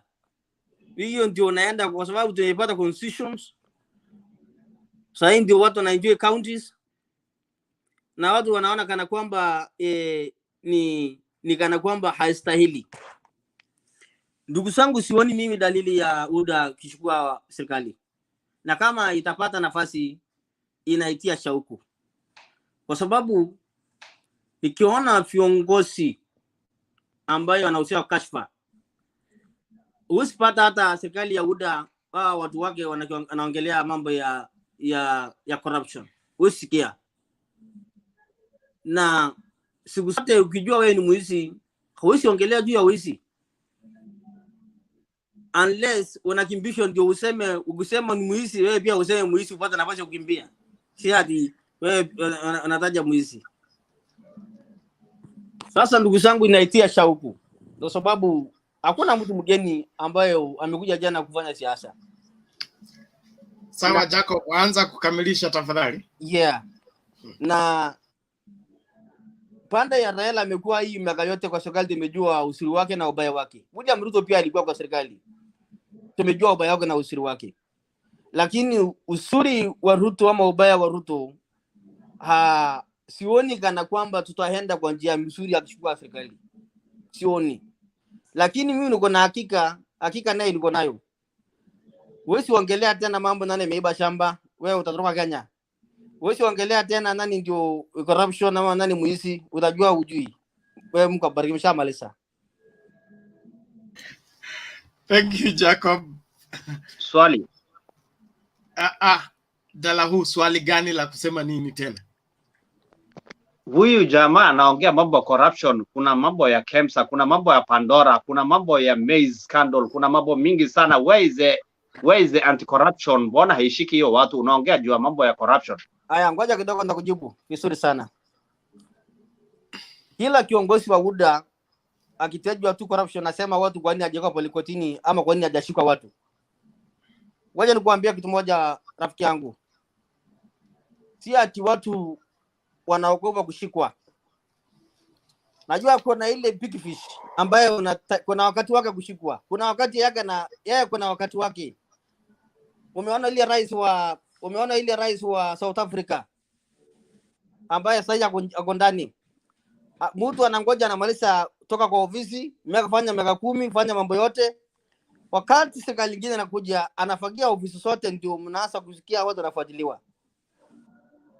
So kama watu wanashikwa WhatsApp bado iko muda. Hajaisha muda. Itafika hao mabilionaires wanachukua pesa yao. Now, Dalahu, sikiliza.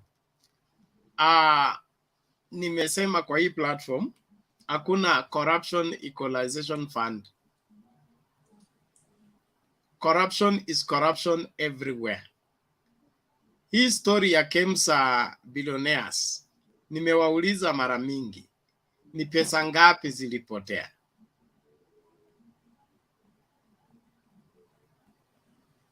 Watu wa UDA nimewaomba tupatie figure ya pesa zilipotea, zilienda na nani. Okay? Can I intervene? You are intervening by giving me the figure. Yes, it is 6.3 billion. Yeah? It is 6.3 billion. 6.3 billion. Based on which yes, let me explain. No, can I explain? Not explain. You give us a credible source. Usiongeze Pandora. Usiongeze Pandora. Either I will by give you DCI or by court of law. Yeah, the investigative agents. I will give you an authenticated kind of a source. And even if you want a link, I can even put it here. You know what happened is the Auditor General raised some questions.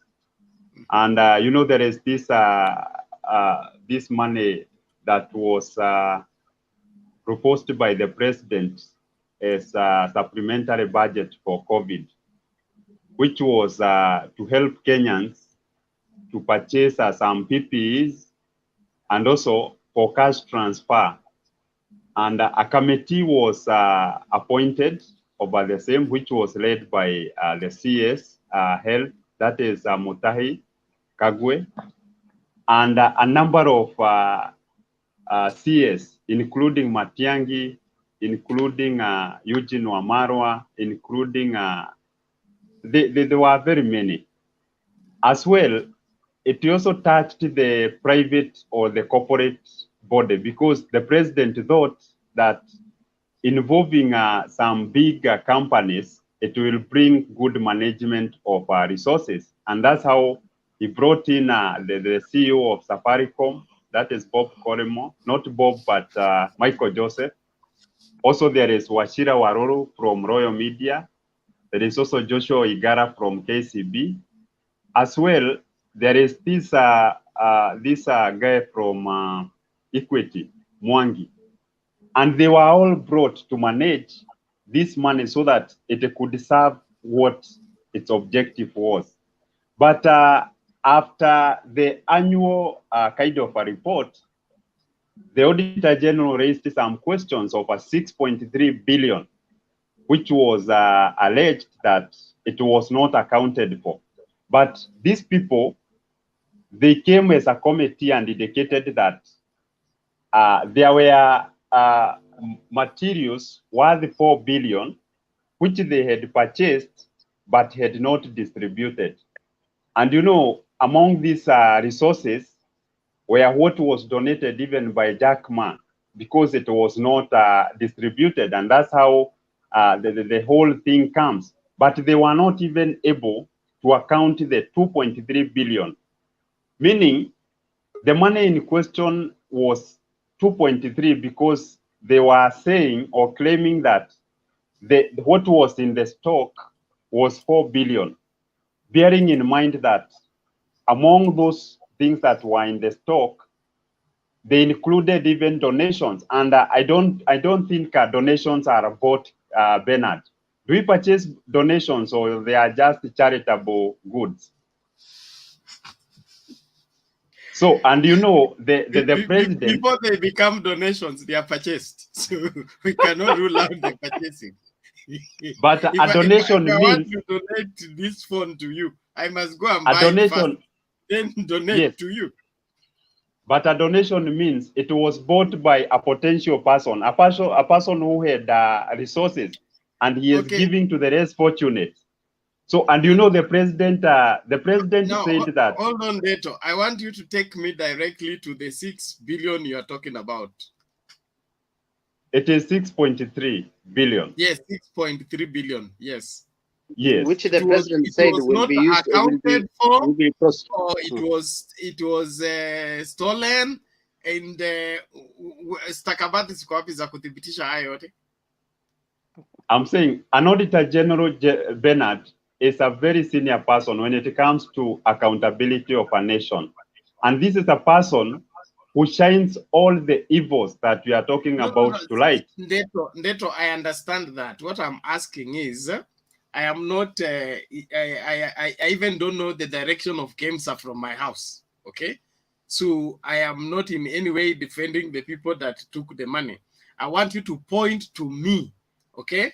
The 6 million was discovered by the Auditor General that it was missing. It is not accounted for, okay? Now, is there any proof that there are specific people who you are calling COVID billionaires, okay, that took the money? Has it been certified by either the DCI or by the prosecutor of public prosecutor direct? Yes, the investigation because, is not finished. My question is, wait, Daraho, the issue that raised even the suspicion was this, Bernard. The president had indicated that a report will be released in 21 days, and those who will be found culpable will be taken to the right agencies or institutions to be interrogated. But since 2020, up to now, 20 days are not over. No, transparency? You are taking me around. I want you to specifically lead me, okay? That 6.3 billion was missing from the KEMSA matter, okay? And it was discovered that the Minister for Health is the one that took the 4 billion. Then the other person has also been arrested for taking this other remaining.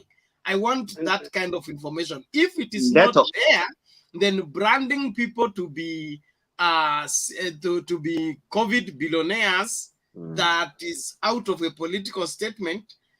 We are not doing service to this country if we are following that kind of line of thought. So if the DCI has not pointed out, or the court of law has not ruled out, or nobody has been arrested to that effect of a specific amount that is lost, then let the investigation be concluded. Let us not use that as a weapon of defending corruption, because what we are doing here is that when we talk about corruption, there is how we always throw up that the KEMSA billionaires balance the corruption of the people in UDA that have questionable character. And that's not the kind of country we want. We want, if somebody's corrupt, he be treated as a corrupt person, and then he should be kept from public office, because public office should take care of the resources that belong to the public. If you have a hand of sticking with the money that belongs to the public, we can't give you the authority to preside over that money. Bernard, let me just add something. Let me add something small. There was a parliamentary accounts committee which interviewed some people like Murade, who were taken to the anti-corruption authority. They have been interviewed. The report that was supposed to come out from several companies which have stolen this money, we were told 21 days. It will take 21 days. Now it is 2 years now. Okay, to back up what you want the balancing of corruption. Bernard, you know, you are arguing. You guys, you have diverted the topic. Where are you now? You have divided the topic. Mulumbu. It was a question that was directed to Deto. And I'm answering this way. Bernard, you know, you are arguing like a historian. And there we are dealing with like accounts. Let's come to the topic. A historian, a line historian, history. You know, here we are dealing with accounts. And when you hear Auditor General pointing out some things that it is not accounted for, it means these people did not satisfy through submission of various account documents, maybe like receipts, quotations, a lot of things that goes around accountability. And whoever you are talking about, it is the members of this committee, including even the director by then of KEMSA, whom we know was suspended even to date, and even a number of officials, they are still not yet returned to work. And you know what happened?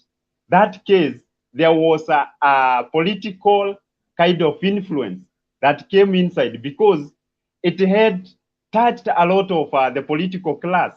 And we know these are the people who are close allies of the incumbent government, leave alone what you are talking about UDA. So when you tell us that there is no one who has been convicted, then we are losing direction, because the same government cannot capture its own. You are still giving me the same story. All the same, I want that matter to rest. Because you cannot accept. I can't accept. Leave that matter to the investigating agency. For your information, I'm a trained banker, okay? And reconciling books, okay, of accounts is my practice, okay? You told us you are a history teacher. When we are reconciling books and they are missing receipts, we either find the receipts or find an explanation why this money is not reflected. So did you find the ones for Aurora and that does not necessarily translate money disappearing. The receipt can disappear, or the person involved, okay, did not make submission of required documents. And when the documents are reconciled, the accounts agree. So you can't. No, did you find the one for Sinwarera and Aurora? You can't jump around and say, because I didn't get the receipt, then specific people have gone out with the money. All the same, you go and investigate KEMSA, give us valid information. Bernard, Let's go back let to me UDA let me ask you this final question, Bernard. What is Is it? there a way you can do away with the bank statement? Because you know all these transactions were made through the bank, and what was in question, according to the Auditor General, it is the bank statement where she was retrieving this information from. So, are you saying there is a way you can miss a receipt and also miss a bank statement, or what do you want to tell us as an accountant?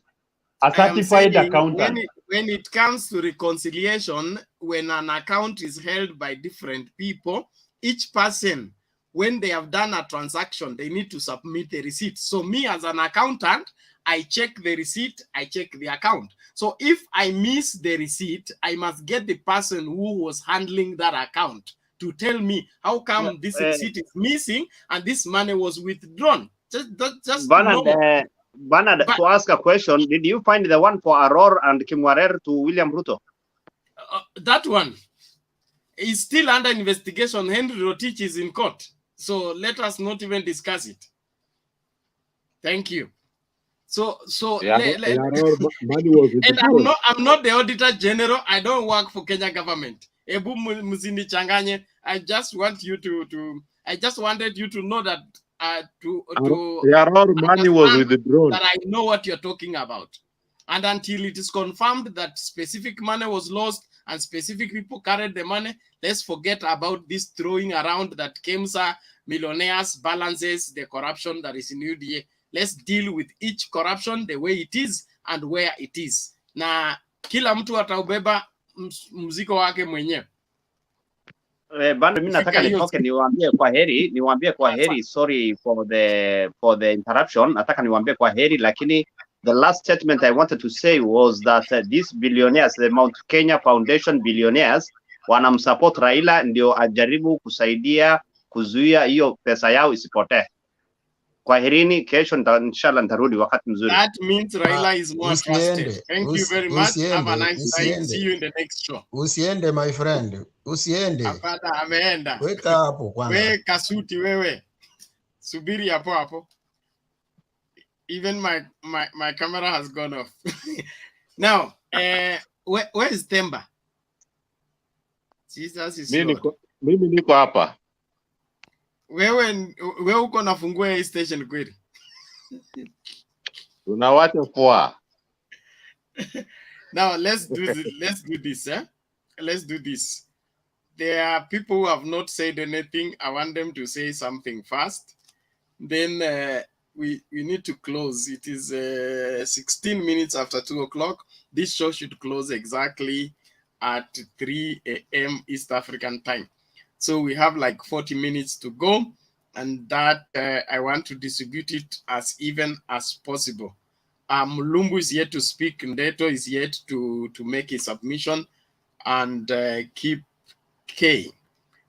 Twende kwa Keep K kwanza.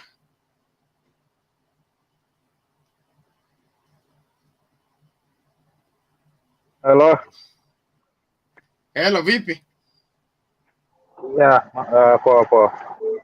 It's my first time kuingia kwa hii studio leo, but I always listen to you guys. Good conversations. Once in a while, one-sided, but it's informative. And mzuri because most of the guys hapa ni young guys, which is a good thing because we are participating in political affairs na stuff like hizo. So, najua kuna, political leanings to different people. Na,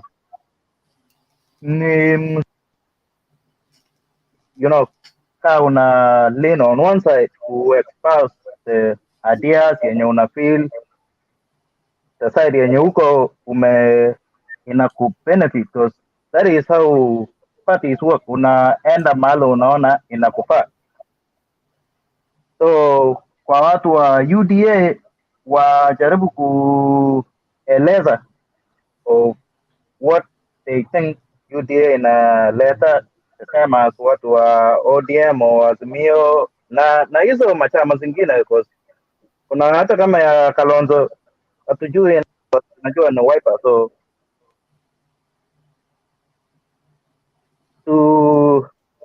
tukuange tu kwa sometime back, kuna jamaa nafikiria alikuwa anatoka Kapseret, alikuwa anaongelea kuhusu mbunge wake, na kuna jamaa alikuwa amesema he can imagine mtu kama huyo, mbona mtu kama huyo ako kwa bunge si articulate ideas kwa bunge na stuff hizo, but sometimes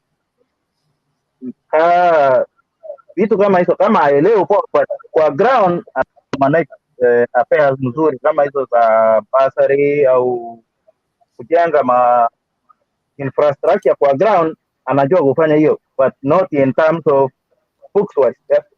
So sometimes different kind of leadership yenye ni si more book oriented, ukisoma vitu unapata kama kuna watu kama Otiendo Amolo, James Orengo, thinking capacity yao ni more of theory, ni kama tu professor anafunza mwanafunzi, but ukienda sasa mwanafunzi akishatoka kufanya vitu kwa ground ni different na vile alifunzwa na mwalimu wake. So tusiona hao wabunge wenye wamechaguliwa sometimes ni kama hawakuenda shule sana, but ni asifa wajui vitu ya kufanya. Tasema hata wameenda shule wenye wako na ma PhD vitu mingi kama hizo, sometimes ukienda mahali wanatoka hakuna kitu, watu wanasafa just because wao wanakaa huko kwa city, wako kwa bunge wanachangia all the arguments na wanafanya vitu vile inafaa. So tujaribu kubalance na Bernard najua Bernard ni modern sometimes anapenya wase wa UDA kama ndeto sana kujaribu kuexplain vitu, toa hii evidence, toa hii evidence, but sometimes hata ukienda kwa ile PTA ama ile attempts because all this ni sisi hatuwezi kutoa hiyo proof directly, but tunasikia kwa news kuna hii corruption, but so it is up yenyewe na wenye wako in charge to make sure hizo, kama mtu amekuwa corrupt, hakuna kusema huyu ni rafiki yangu aende ndani kusingiziwa au fununu. Hiyo sidhani kama itasaidia anywhere kwa hii Kenya. So hii ni mara yangu ya kwanza kuingia, nilikuwa nataka kuwasalimia, tutaonana most of that. Thank you, Kipkei. Appreciate your contribution, and sio kazi yangu kufinyilia mtu yeyote kwa hii platform, hapo umekosea. But ni vizuri kama una accuse mtu, unatoa mfano ama unadhibitisha. Kudhibitisha sio uende kufanya investigation. Even the reported information, when you hear on radio that so and so has taken this, that information on radio has a source. When with the current technology, you can either Google the information and say this is the link where I got the information from, or the government reported this way. That is the kind of evidence you're talking about. But if you are only saying because you had it on a political platform, that way we are not doing a service to the nation by giving them half-baked information. Yeah. I hear you, but lakini kuna sometimes kuna watu au mabloggers wengi sometimes, sitaki niseme ni uongo, but kuna mtu kama huyu jamaa anatonga huyu blogger nimesahau jina, but sometimes akitoa vitu uweze kuchukua tu as the face value of it na kusema it might be just a speculation. Ni jamu mtu ameweka some online, uweze sema it is true. So it is unless it is prosecuted na ijulikane ni kweli huyu mtu amechukua kitu fulani. Okay, that is right. Sorry, maybe the internet is failed you, but that is why every information you share must be verified. Nakumbuka kulikuwa na show tulikuwa tunafanya hapa, and then there was a rumor that is it called Tarus? There is a former member of parliament in Wasingishu or something who had a confrontation with Sudi after the Azimio la Umoja meeting in Eldoret. And it was claimed that his house is on fire. And people sent us even pictures. But I could not share that information until I had to verify. And when I went to ask for verification, I was told it's just fake news. So you don't share information that is not verified. And for you to verify, at least ask from 2 different sources. If the Bible says where 2 or 3 witnesses are, a matter is settled. So let us share information that can be verified, or we say it is alleged. When you say it's alleged, then you are free from proving because it's an allegation that you are given. I want to give to Kasuti. Naomba nikuachilie. Asante.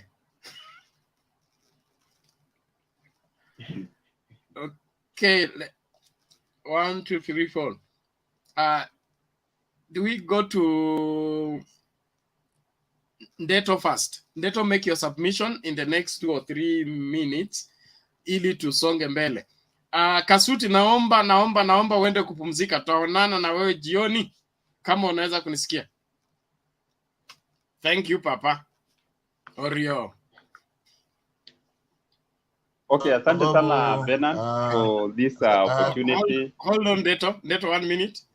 Yes, Kasuti. Yeah, let me go and rest. Na ninakaribisha Ndeto sana. Namwambia ya kwamba when the wicked man rules the nation, he rules by sword. And when the righteous man rules the nation, the people of the land enjoy the fruits of the land. Imeenda na hiyo.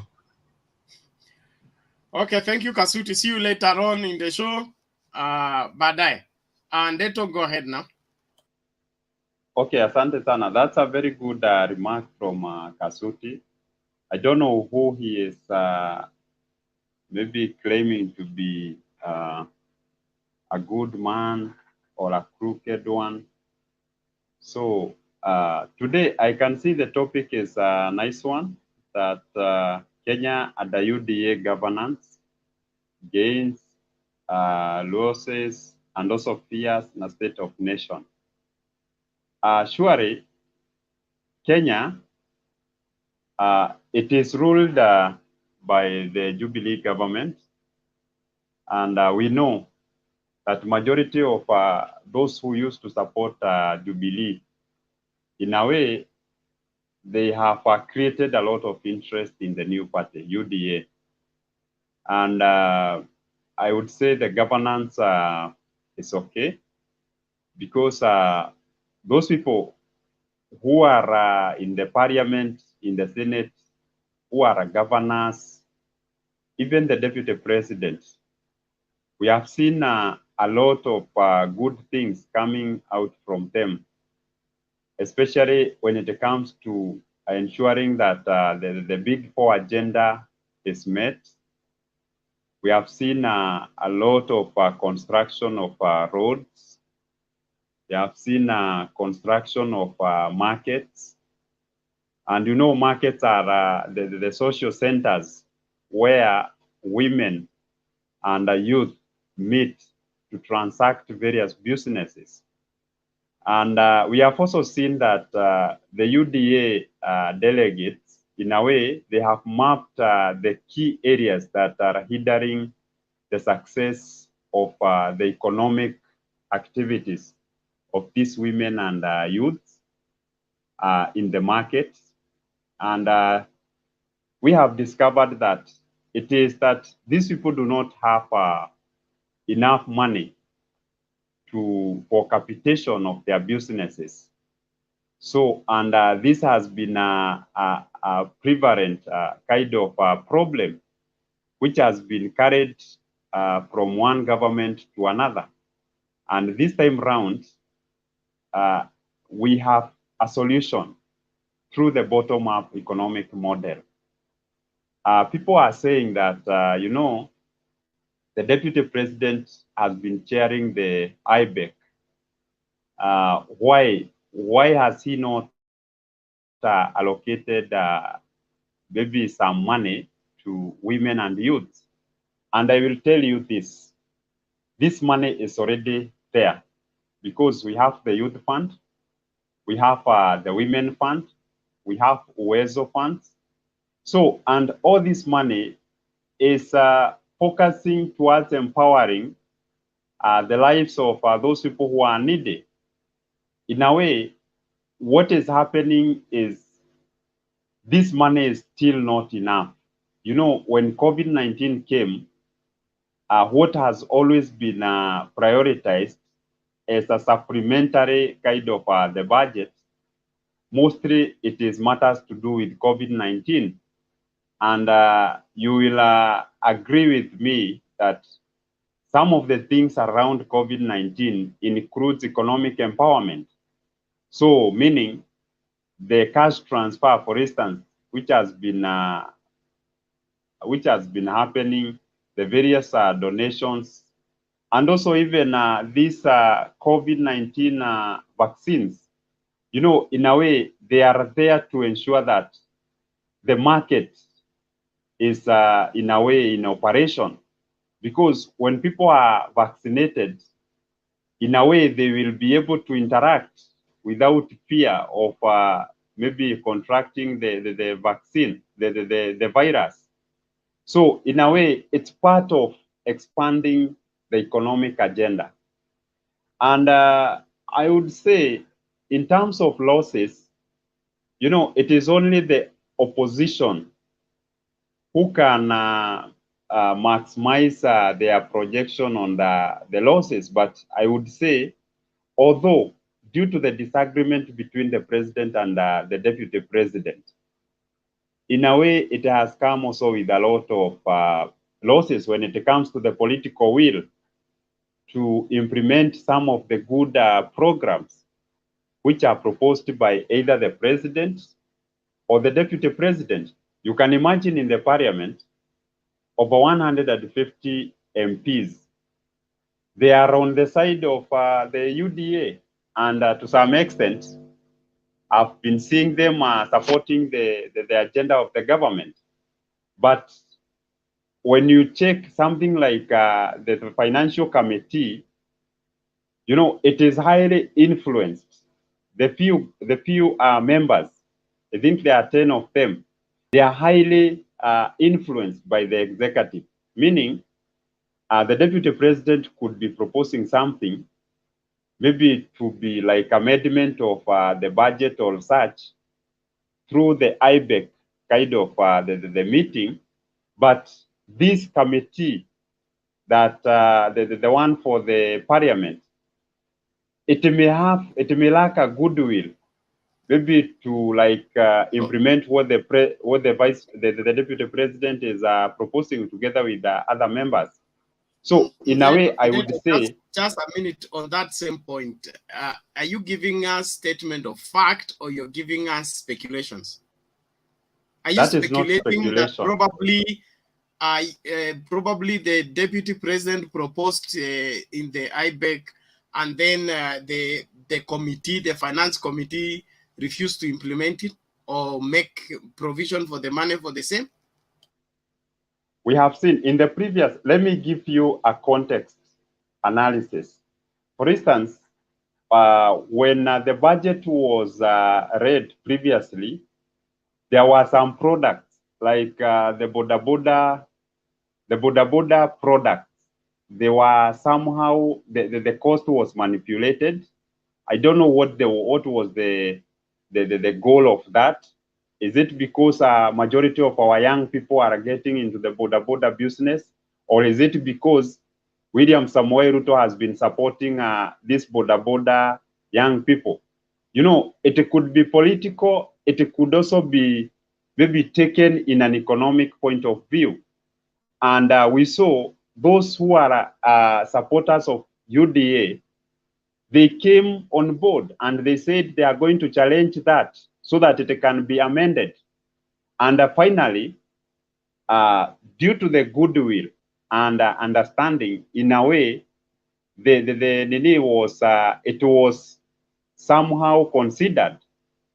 So those are some of the areas I'm saying that if you objectively like criticize the budget well, you will realize that some of the things are proposed in the budget, they are politically influenced. And bearing in mind that the deputy president chairs that very important committee, in a way, it can be designed so that it may oppose what he has been propelling about the supporting women and youth. And we know through IBEC, in a way, there could be provision of resources to these programs. So that's why I've animated that it could have been choreographed by the incumbent executive. That's how I did my analysis, Bernard. So the other point is on fears. I think the only fear that the people have is on the masses that William Samoei Ruto is pulling every day. And you know, it's so exciting that every region is accepting William Samoei Ruto. For example, previously in Kisii, I saw someone like Wetangula. He said, I better support this man, William Samoei Ruto, but I will not go back to Baba because he has some dull history with Baba. For he has been promising them a lot, but there is nothing that has ever been achieved. In that, they are even intruding his party for the Kenya to come up with the DAC, the DAPK something, led by an incumbent cabinet secretary. Where on earth, if not only in Kenya, a cabinet secretary like Eugene Wamalwa, a cabinet secretary like Fred Matiang'i, they are politicizing. Well, we know they are public servants who should be away from politics. Actually, their dockets are so sensitive. And if they take sides, it may bring a very pale kind of atmosphere in our country, because it's like we are preparing that the process of the election and such, it will be militarized, you know, because when you see Matiang'i supporting, and we know he holds the interior cabinet, he is the interior security cabinet secretary, you know, the power that he has. Also the minister of defense, this is Eugene. You know, it's like if not Raila, then we will get to military. We have seen even the president giving a lot of powers They to the don't mind your military. language. They don't mind your language. You are free to speculate, but not to give those kind of sweeping statements.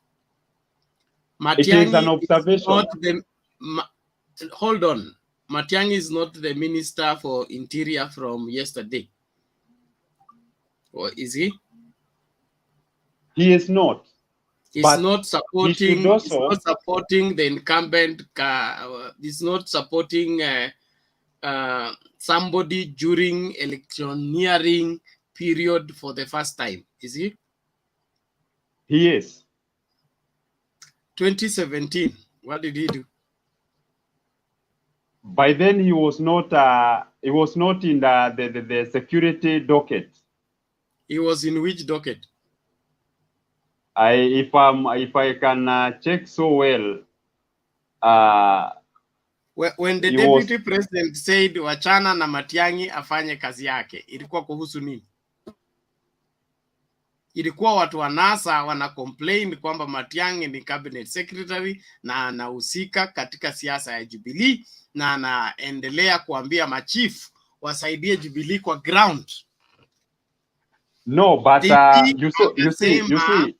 Wachana na Matiang'i afanye kazi yake, na hapo ndio msimamo tuko mpaka saa hii.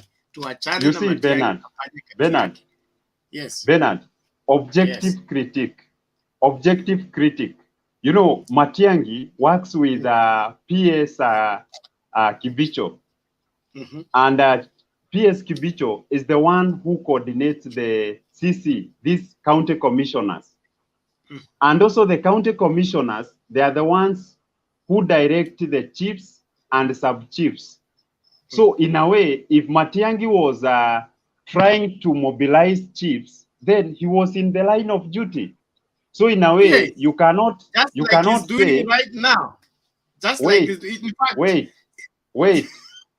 wait, Bernard.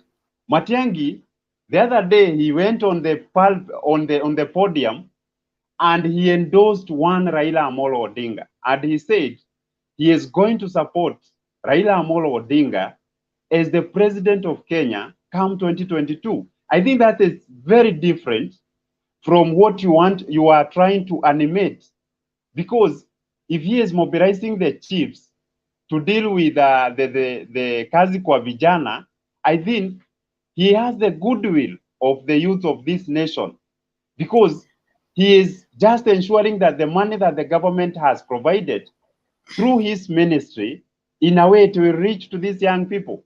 But you cannot tell me the way they were dishing money in Kisii and the way he was even endorsing Raila. Beside him, Raila was next to him, and he was saying, I'm following what our boss is doing. So, and we saw even Uhuru endorsing Raila the other day on Sunday by calling him after his speech. What makes Raila's endorsement bad?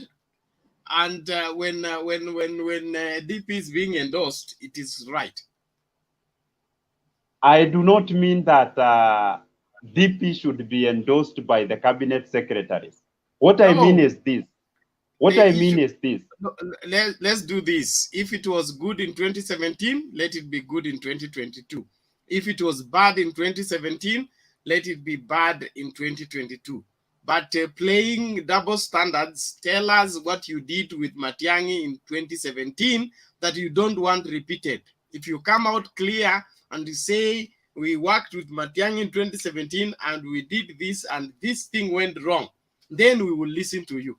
But if you're complaining that Matiang'i anafanya kazi yake, sisi tumeachana na Matiang'i afanye kazi yake. Na Matiang'i kukuwa cabinet secretary imaanishi wewe sio Mkenya. The same thing you pressurize me here that because I'm moderating, I should not have political persuasion. It does not take away my democratic right. And I'm a church person. Even in the church, they tell me I should not support a political line because I'm a priest. I should be in the middle. And I say I will be pretending to do that. Yeah, you are free as a member to vote anywhere you want. But as for me, as your pastor, I am voting this way because I'm convinced this way. I do that not as a pastor. I do that as a Kenyan citizen, which is a democratic right. It's not a heavenly calling to vote. It is a Kenyan arrangement here, which we exercise differently for different reasons. So I would want us to be factual on these matters. But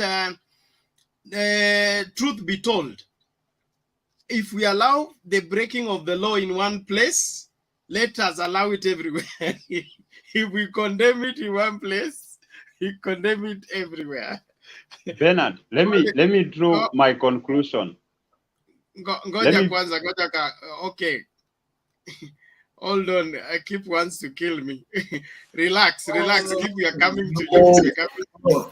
No, Bernard, you've disappointed me today. I'm actually very, very disappointed in you very much. You're supposed to be somebody that actually works with facts and the law. I do not disagree with you. I do not disagree with you being a media conglomerate that has a political view. That is all right. That's what Citizen is doing. They are with Uhuru and Raila. That is fine. Again, remember when Azimio Umoja was happening, the head of Citizen read the law in front of the whole nation before saying he's with Raila. That is fine. He's got his right for his own political view, but he did something against within the law that states that he has I don't know what the word is. He has pushed himself away from making certain decisions, pushing his agenda towards a particular political view. Where I have problems with is the first and foremost political issue is the role of the chiefs. The role of the chiefs is not within the constitution right now. That is illegal. We don't have that. Anyway, Parliament came in and brought in the chiefs. That's not within the Wanjiko constitutions. There was never any role for commissioners, county commissioners, which is the district commissioners back in the day. These guys are not supposed to be there. That was added in. So wait. I'm about to add more things into this. So if they're within the constitutional laws, these people are part of the executive government, right? So they're supposed to do things that are within the executive realm, right? So they're supposed to do things according towards the executive realm. So what a chief does is to deal with laws, right? So what the law, there's supposed to be some kind of substitute police administration within any county or district, which is fine, yeah. Mtoto wenyewe amefanya makosa, tutakumchukua kwa chief. That is fine. Now, what has been happening for the last 10 years is this position has been a political loophole for people to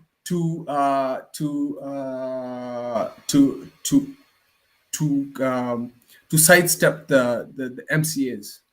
Because if you think about chiefs and MCAs, right, they're actually on the same levels, right? They're on the same levels. So why are they doing the same roles? One is being employed by the executive. The other one is being actually an electoral member of the current constitution.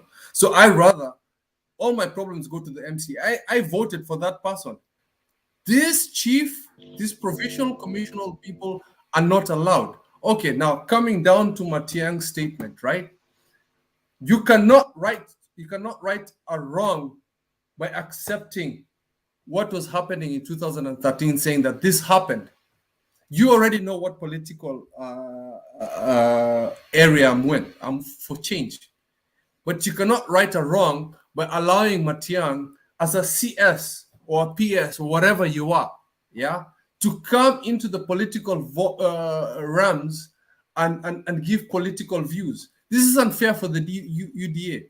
I might not agree with their political views, but that's unfair for them because they're using the political, the executive machinery to better themselves. That is not fair. And I'm passionate about that because if we want these elections to be fair and free, we have to allow the laws to be followed. And this goes down to the argument we had the previous days. Yes, the ICC, yeah, the ICC can give evidence about the bribery, allegedly, that Ruto would be giving to the common mwananchi. But giving evidence is different from prosecution. You see the difference? I can give as many evidence I can to the judiciary. But if the judiciary does not have the power to prosecute these powerful people. So Matiang, the CS from Meru, all these people, they are not allowed to make political speeches. They can vote for whoever they want, but they're not allowed under law to make political speeches. So two wrongs cannot make a right. So Bernard, today I'm very disappointed with you. I get your point of departure, and I want you to understand what I meant. What I mean is DP was comfortable when Matiangi was doing politics in 2017.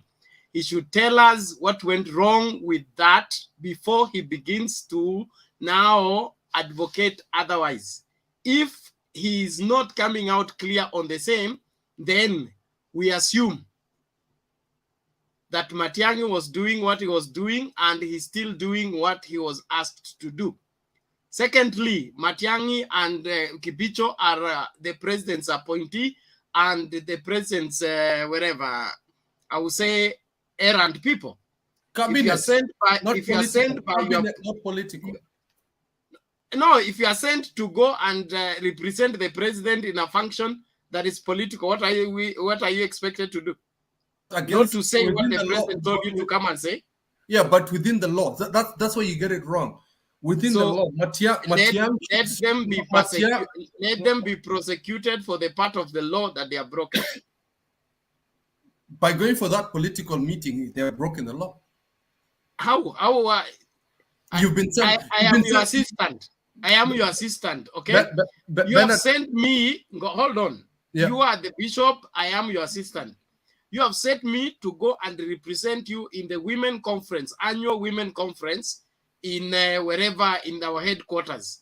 Then I get there. Then I find the women caucus there is talking about the politics of the place. You have given me a speech to read, which supports or denies whatever political persuasion that the women are pushing. Am I supposed to refuse to read your speech, change your speech, or come back and say I found women doing politics? Can I get into this debate? Hi, Bernard, but I also want to talk. I also want to talk, please. Wait. Can I get into this debate? David, wait. Before you continue. Yes. What Kip is saying is very useless. He knows the rules of the game, but he's assuming that he doesn't know. I am allowed to go. I am allowed to send by the executives to go and do something that is executive to a particular point. You've given me the position of the bishop sending a priest or a pastor to go and do something. But then if the bishop tells me to jump over a cliff, will I jump over a cliff? No. I have a right as a person to say I'm not going to jump over the cliff because it's against my moral things. By the way, David Olo, I'm with Baba. I'm just being objective here. So please be very careful. I don't think if your attitude is going to help us. The two of you, please stay in order. Okay. What I'm saying is nobody's going to jump on any cliff. It is just going to read a speech of which represents my boss' view over what is happening in the meeting. I don't even have a choice on what speech to read. I read the speech I'm given to read.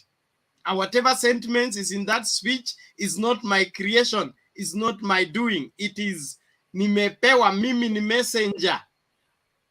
Messenger. So if you prosecute me for that, then it will be still wrong. Still wrong. Bernard, okay, let's see a joke. Let me just tell you one thing.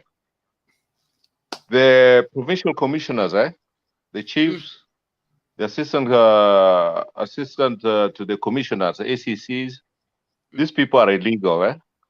They're not supposed to be there. And to make it worse, at the county level, they are the chairman of the security committee, which is also another wrong. So, actually, on the Matiang'i thing, the president have got so many people in his offices. He's got even politicians. And if there's a meeting of politicians, he should choose the right person to go and represent him at that political forum. If it's about maybe, let's say, a conference, a women caucus, in his office, he'll get the right person to go and do that job for him. That's my take.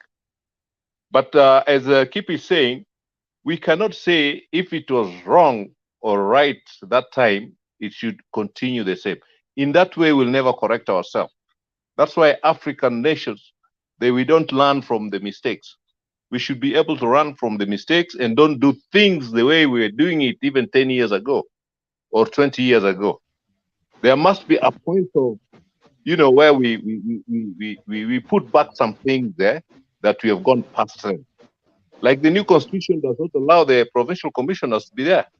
So they should not be there. But so long as we keep them, then we are mixing, we are muddying the water. The water is getting muddy.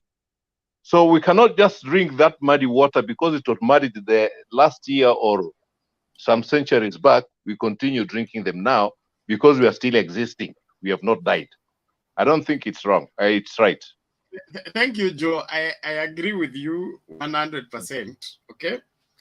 And my point of departure is one. Let there be somebody owning up.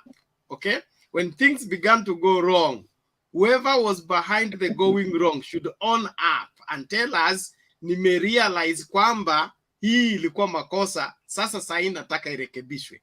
Lakini coming to attack the person you created and put in place without telling us the wrong, that in itself is another form of hypocrisy. On the other hand, the chiefs and the provincial or all those provincial structure, it was to be restructured. The constitution says it was to be restructured.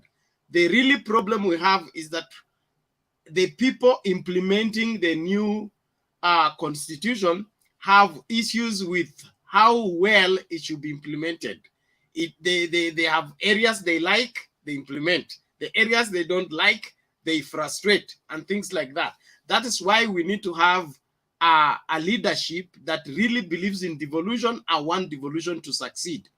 The aspect of running parallel government, because that's what we are doing. We have a county government, then we have another parallel structure of administration, which is multiplying our wage bill and making the country to, bite more than it can chew. So all those things need to be structured. And our parliamentarians that we send in parliament to help facilitate this, they have done nothing. So at the end of the day, we are complaining about what we have created, and probably it will live with us for a while. But all the same, every change is put in a process. We will not just move from a provincial administration to county administration. There has to be that midwifing and that aspect of being weaned off. Because when Kibaki came in and he was determined to do away with the provincial administration, his administration was very shaky at the beginning. He had to go and consult with Moi on what to do because things were not working.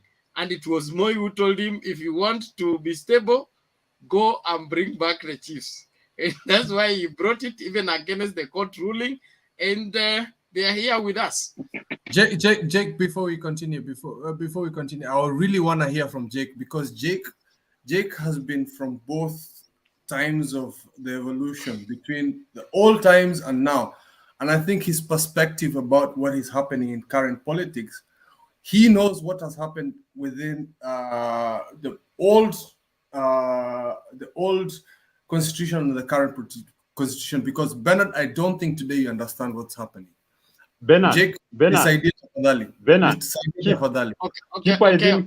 think this was borrowed from what I was presenting, and in a way, it's like diverting.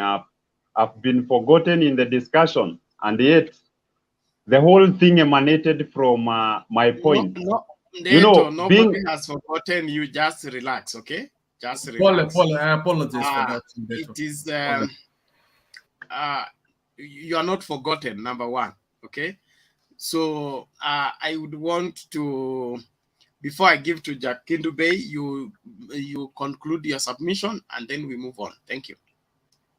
Okay, asante sana, Bernard. I'm happy to see what Kip and Joy, they are racing towards what I was trying to contextually analyze. And for sure, it is good that I've seen Joy trying to fight for the ODM party, but today, when it is right, I can see he is neutral, and he can tell that here we are not going right, because that's what has been even making us as Kenyans to lag behind, because we are here to defend individuals, not policies. I wish we are fighting for the right policies so that tomorrow, even if whoever will get into the office with good policies, we don't need even the party issue. So this was my point, that you cannot compare the old constitution and the new constitution. When you check in the old constitution, the CAs or the cabinet secretaries, they were appointed from the elected members of the parliament. And that's how the executive used to manipulate the legislature, And right now, the constitution is very clear that whoever who will be appointed to be a cabinet secretary should be a very neutral person, not even elected person, but a professional, a person who have the key qualities, key requirements, key qualifications to hold a public office. You see, so when we keep like exchanging, is Matiang'i right, is Matiang'i wrong, then we keep comparing and contrasting his past and current, then I think that's where we are going wrong. In the past, he was wrong if he campaigned for any party, and currently he is still wrong if he is campaigning for any party. That's a fact. And what we are saying is this, that whatever he is doing, by then he had 2 offices. He was a minister of education, partly, and also a minister of the interior. But currently we know his office is very sensitive. And if anything to do with the security of this nation, we know there are hot spots when it comes to the time of elections. How is he planning to deal with that? Are they going to block people from voting? Because if he starts coming out such strong politically, it could be a strategy by the government to bring a barrier to some UDA strongholds and ensure that there were various commotions, there were riots, and people were forced even to remain in the houses. Meaning the turnout when it comes to election. Listen, you will ask you a question. What is your worry? What is your worry? Ruto has said that his votes will not be rigged. I wish you pass through Bernard. I wish you pass through our chair, Bernard. Pass through Bernard before you ask me a question. Let's do this. Ndeto, just you are wasting our time, please. We can't discuss one issue for 20 minutes. Now, please, we have concluding this. In fact, it's already 3. I said we will end this show by 3. Ndeto, finish your submission. We hear from Jakindube to Fungashe tafadhali.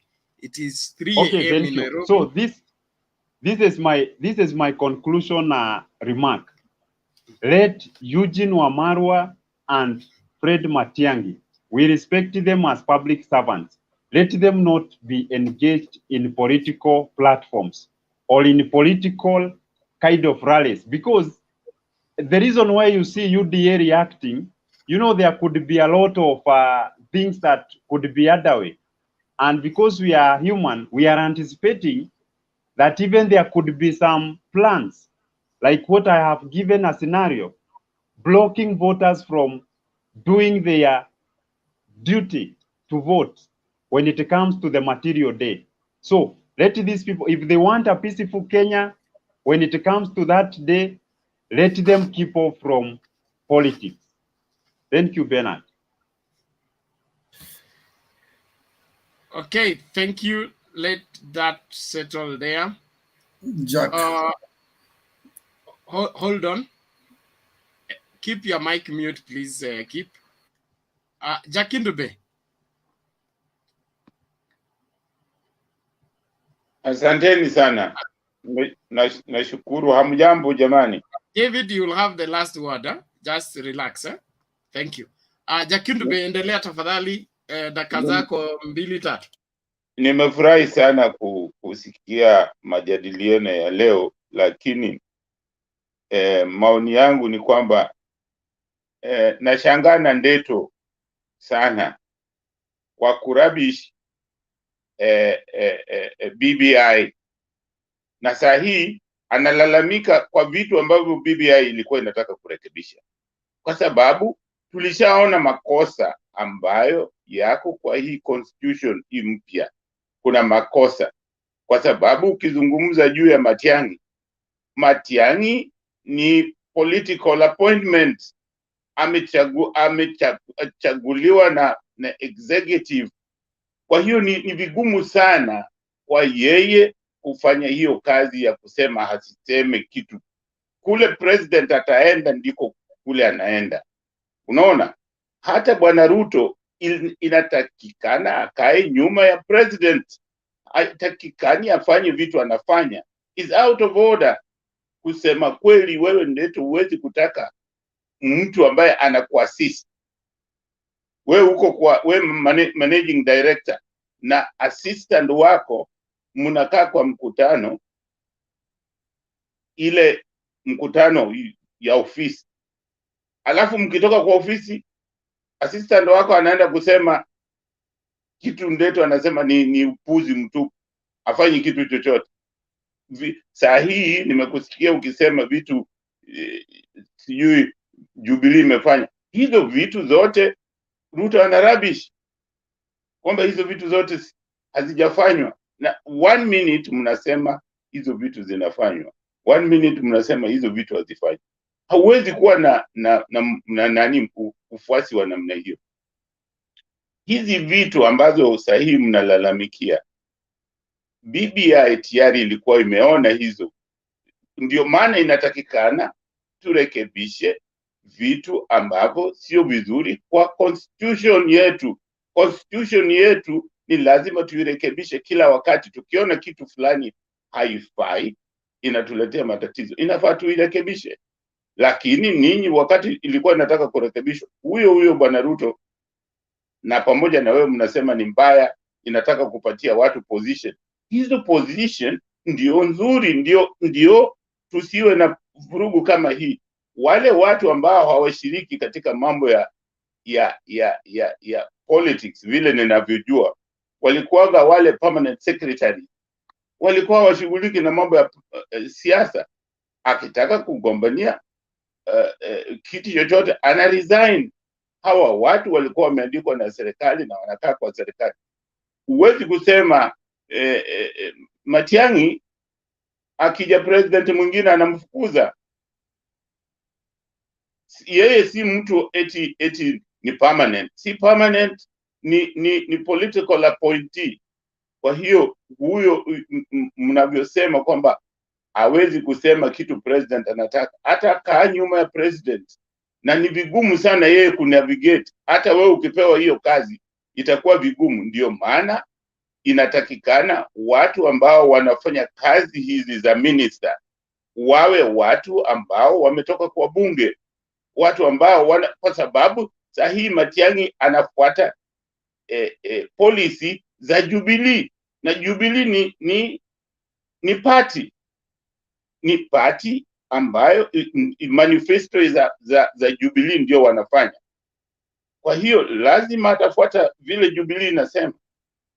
Kwa hiyo kuna wakati mwingine una blame, lakini hata wewe ukipewa hiyo position itakuwa ni vigumu sana kunavigate hiyo sehemu.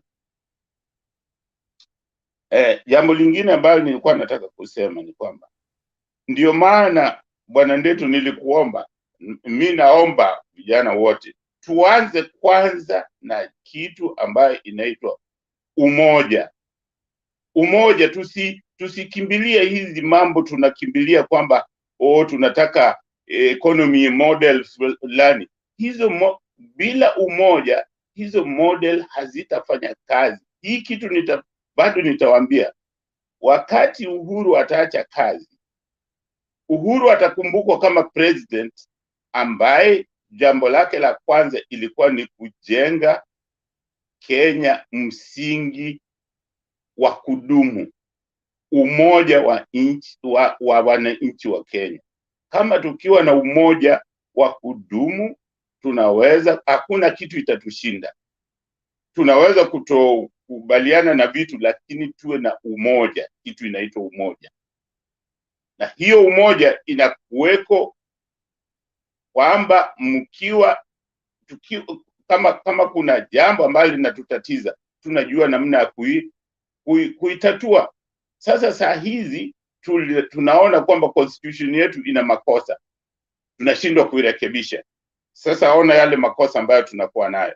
Unalalamika Bwana Matiang'i, hata tukileta nani, hata president gani akija, hata wewe ukiwa president, bado huyo Matiang'i kama ukichagua mtu atafanya the same mistake. Kwa hiyo ni lazima turekebishe hiyo kitu. Hata hizi machifu, kama tungekuwa na nafasi ya kurekebisha haya mambo ambayo sasa yapo, hata hao machifu tungeweza kuwatoa.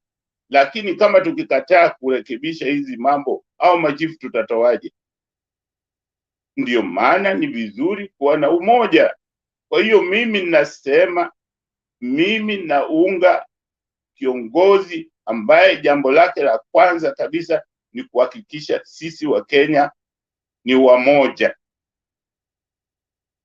Hiyo itatusaidia na itafanya mambo turekebishe mambo mengi kwa nchi yetu. Lakini tukienda tu na mambo ya kusema huyu amefanya hivi sijui nini, hizo hazitusaidii hata kidogo. Vile mambo ambazo nimesikia mkisema kwamba kuna watu waliiba, inatakiwa uwe na evidence. Ndio maana mimi siiti mtu mwizi kama sina evidence, unaona. Lakini mimi kwa maoni yangu sifichi, Bwana Ruto kwa wakati huu sioni kama hiyo administration yake inaweza kusaidia Kenya. Hana ile msingi, haiwezi kuweka msingi. Tunataka mtu kwa hii karne, sehemu ambayo tuko, tunataka mtu ambaye ataweka msingi, airudishe Kenya mahali ilikosea. Mahali tulikosa barabara, tuirudishe Kenya kwa barabara nzuri. Alafu mambo mengine yatarekebisha, tutarekebisha mambo mengine. Lakini tukisema tunataka Ethiopia tulikuwa tunasema Ethiopia ina economy vizuri, inafanya kila kitu vizuri. Saa hizi wamesambaratika. Afghanistan, mimi nawakumbusha, Afghanistan mnaona Waingereza, Wajerumani, nani wa Amerika walienda huko na bunduki kutaka kuweka economy nzuri, kuweka demokrasia nzuri bila kutumia political. Wameweza miaka 20 wamepigana, wameweza. Haiwezekani jamani, muone hizi vitu. Hizi vitu ni vitu tunaona. Kitu cha kwanza ni kujenga political stability. Kwa hiyo msidharau hii kitu. BBI ni jambo la muhimu kwa sisi wana Kenya, msisahau hiyo kitu. Asanteni. Niko na swali. Bernard, niruhusu niseme good night Kindube. Bernard, niko na swali. Hold on everyone please. We are trying, we are Joe. Niko na swali kwa Jakindube. Mimi niruhusu ni wawish good night Bernard, kwa sababu naona ninaanza kulala. Mimi niko na swali tu kwa Kindube. Please stay. Joe, usubiri kidogo tafadhali. Maze, mimi pia nachoka bana. Why am I being good and I'm not being considered, eh? When I'm calm, no one does. I'll start interrupting the show. Order, everybody, please. Thank you. Thank you very much. Now, I want us to be fair. Okay, I want us to be fair. We are past time. We need to conclude the show. We don't want people to open other chapters.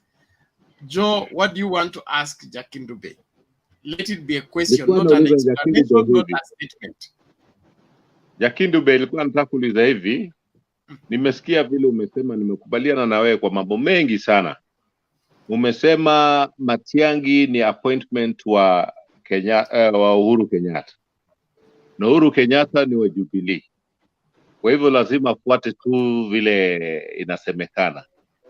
Hiyo ni sawa, lakini nasema huyo Matiang'i, he should be a professional.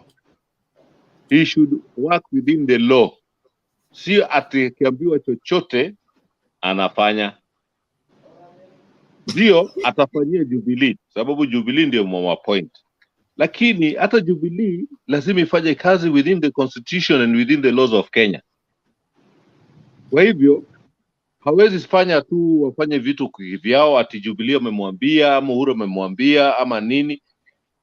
Hivyo watakuwa wote wako na makosa, sababu hata chama yoyote, hata leo Oka ikichukua uongozi wa hii nchi, watapoint watu wao, lakini they must work within the laws and the constitution of Kenya so that they serve all the republic equally.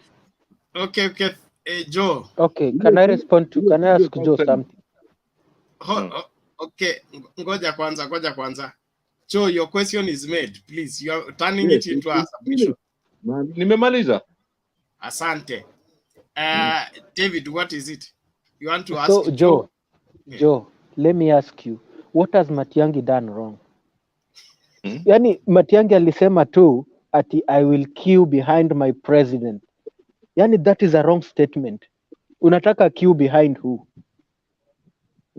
But then for real, you want Matiang'i to go against the person who appointed him. But then is it even logical or possible? Bwana Lord.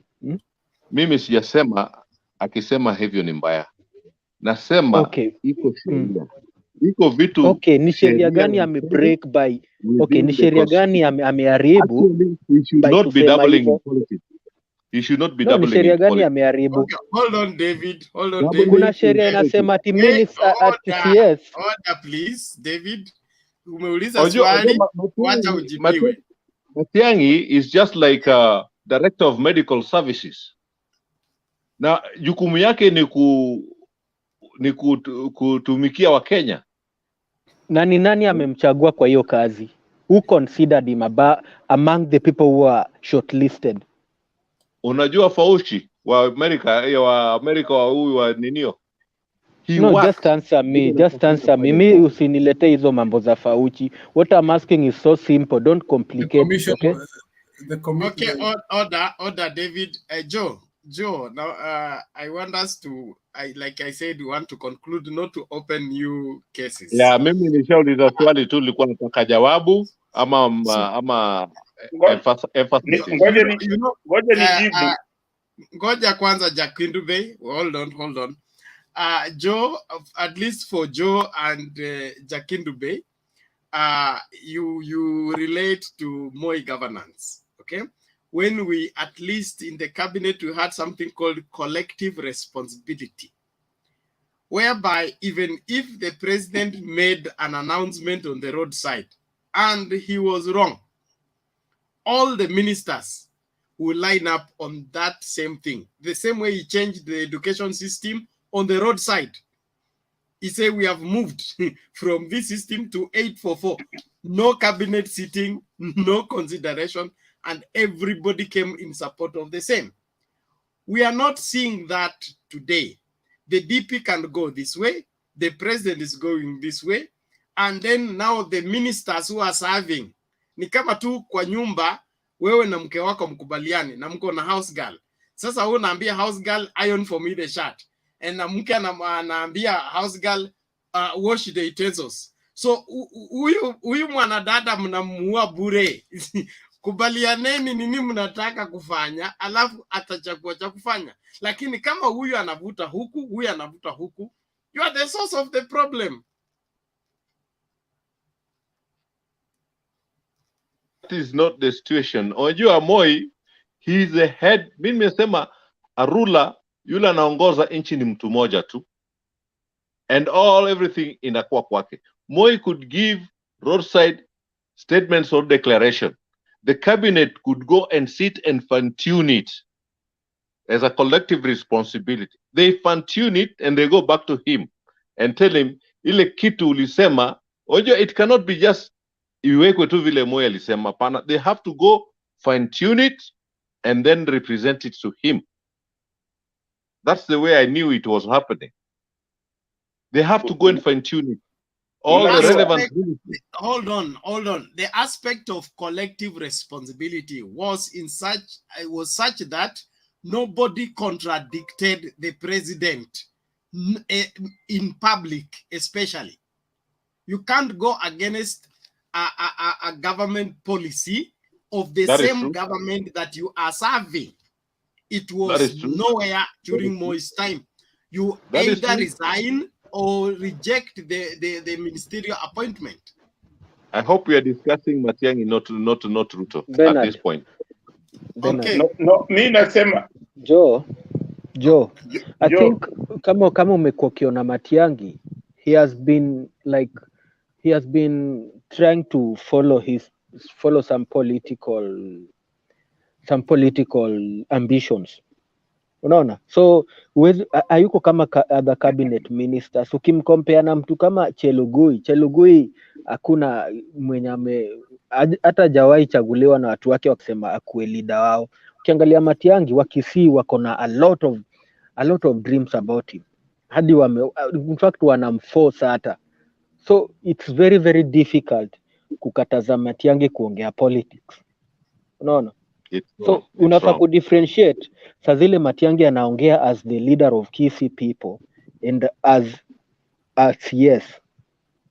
It is wrong. Because I believe akifanya kazi yake kama CS aongeangi vibaya. In fact, kama wale watu wali No. You cannot be both.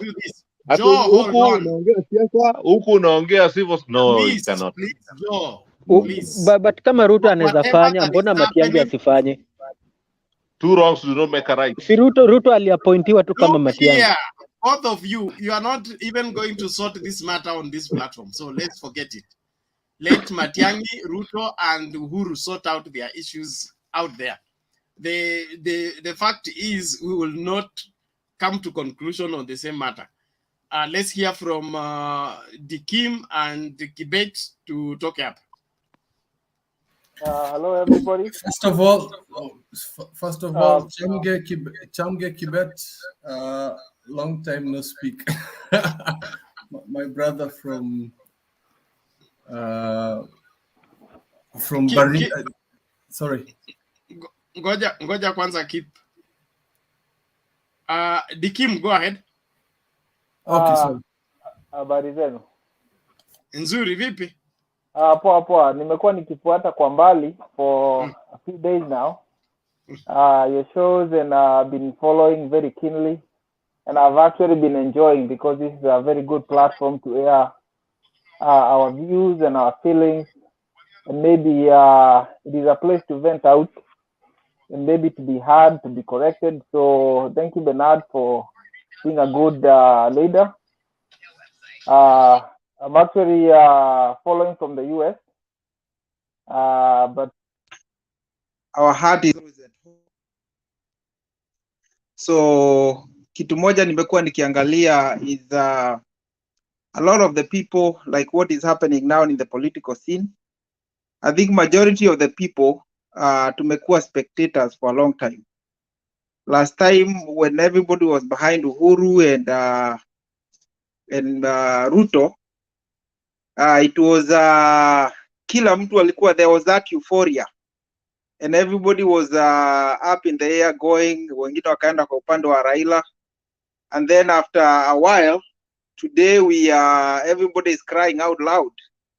Sasa shida ni I'm afraid if we are not very careful we might go through the same cycle of 5 years. Tuingia kwa Azimio, we celebrate, tushangilie, Laila ameshinda, then what? Then what do we do? For those on the UDA side, they are going to do the same thing. And personally, I've been following a lot of people, and I know there is a lot of feelings with those who follow Raila and those who follow Ruto. But I think we need to be like the Mount Kenya guys, the Mount Kenya business guys. These guys are following interest. So when I come here, wanauliza what would be my interest when I'm getting into the political scene? What am I going to get? Nikifuata watu wa Azimio, what would be my benefit? Because me, I'm from Nakuru. If you wale watu, most of the people I don't know, we have gone through a very rough patch. The people from the central, they've been rising against Raila, you know, hating him and all that stuff.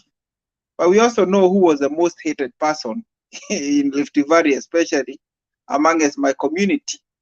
All these issues were a little bit solved by the handshake that happened in 2013. So, but if you ask me, kumekuwa na a lot of problems. So what maybe I would ask a lot of panelists and the listeners is to all of us to be people of interest, so that when we are getting into the political scenes, we can actually hold these people accountable, whereby my vote becomes very expensive. You cannot just buy it with 100 shillings or 1,000. I will come with conditions when I'm getting into the scene. And we collect people of the same values, and we try to get a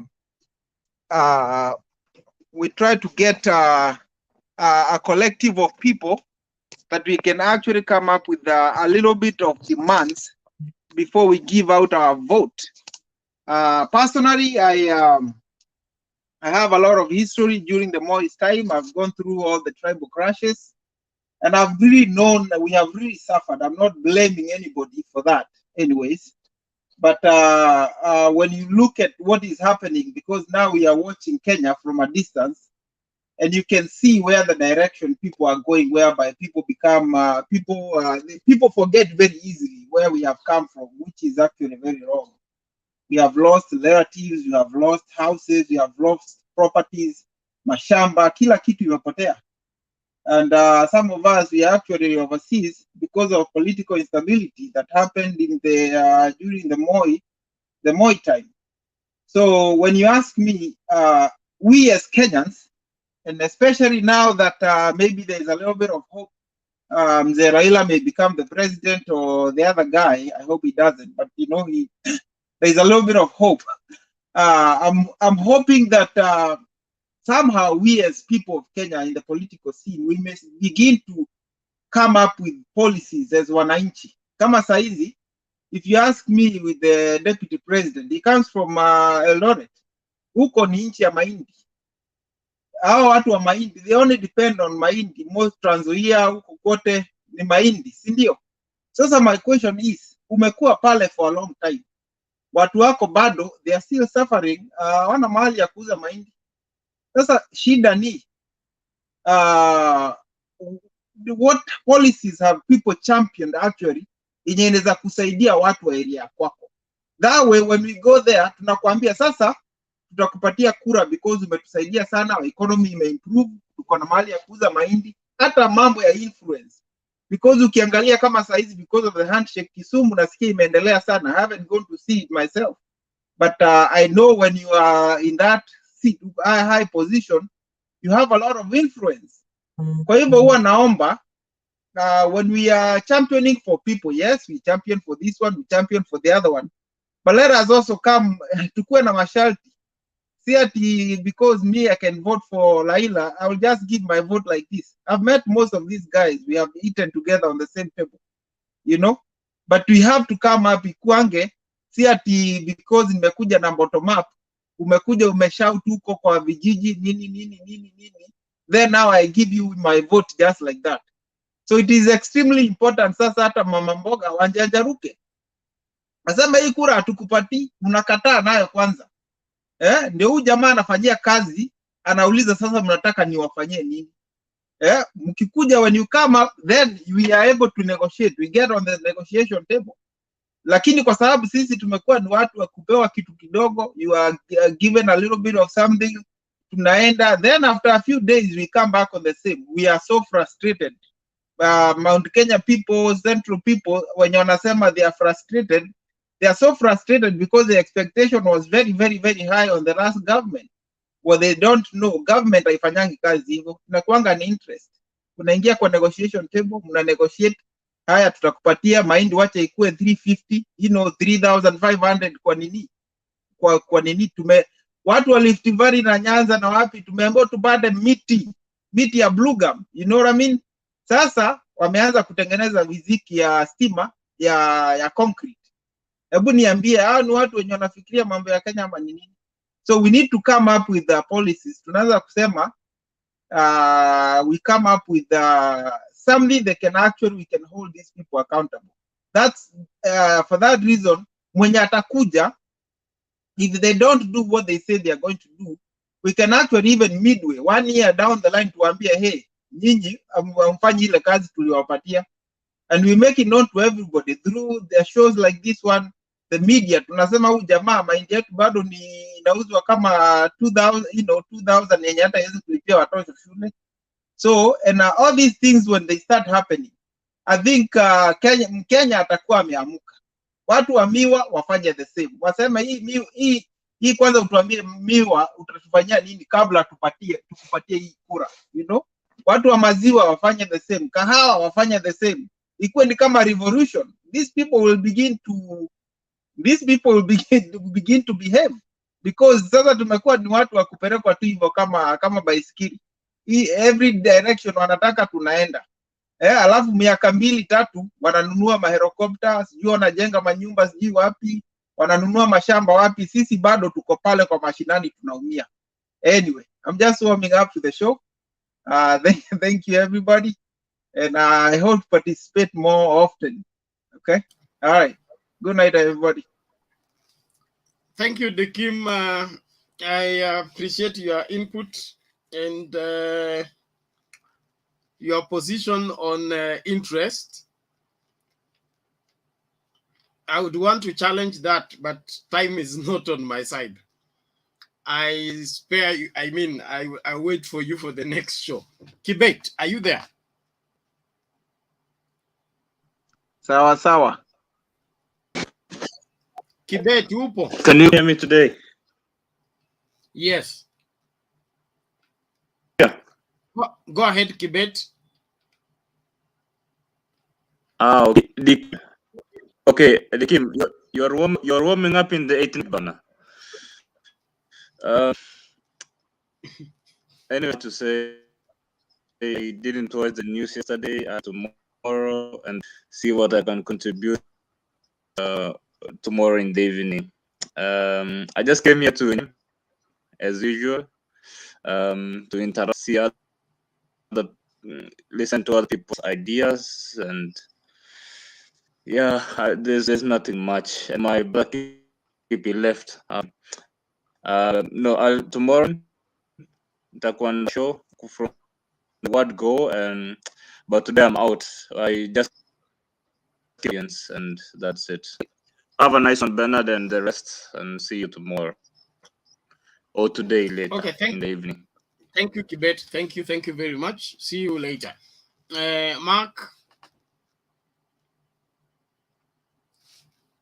Mark Musioma.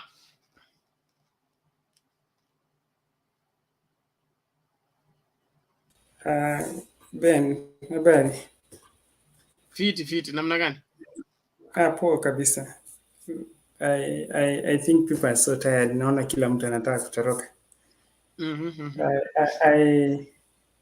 I just want to pick up from where Dikim was making his submissions.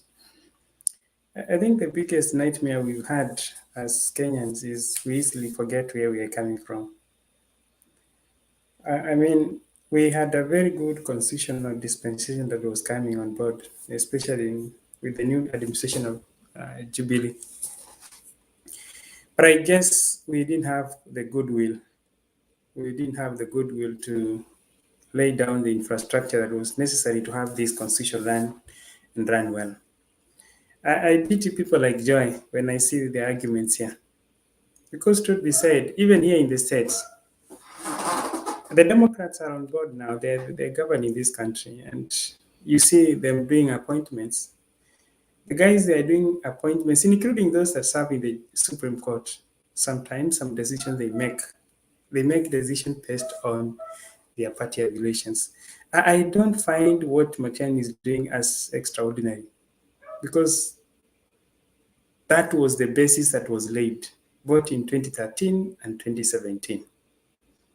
And for those who feel like Matiang'i is overstepping his mandate, let's look at 2013 when the new government came into being. We really had a lot of suspicion. I don't want to blame which side of government was wrong or which one was right, because the truth is the governors came on board and felt like they were semi-autonomous, and so the national government felt like it needed to rely on them. And the national government was also having the mentality of controlling the basics. And so what we did in 2013, instead of us transiting to the new constitution where the provincial administration was supposed to be restructured so that it can be in line with the new dispensation, we still had to borrow from what was happening. And so let us not really lie to ourselves that things are going to change. Because as we are talking today, the national government has got its representation all the way to the village, either by design or by default.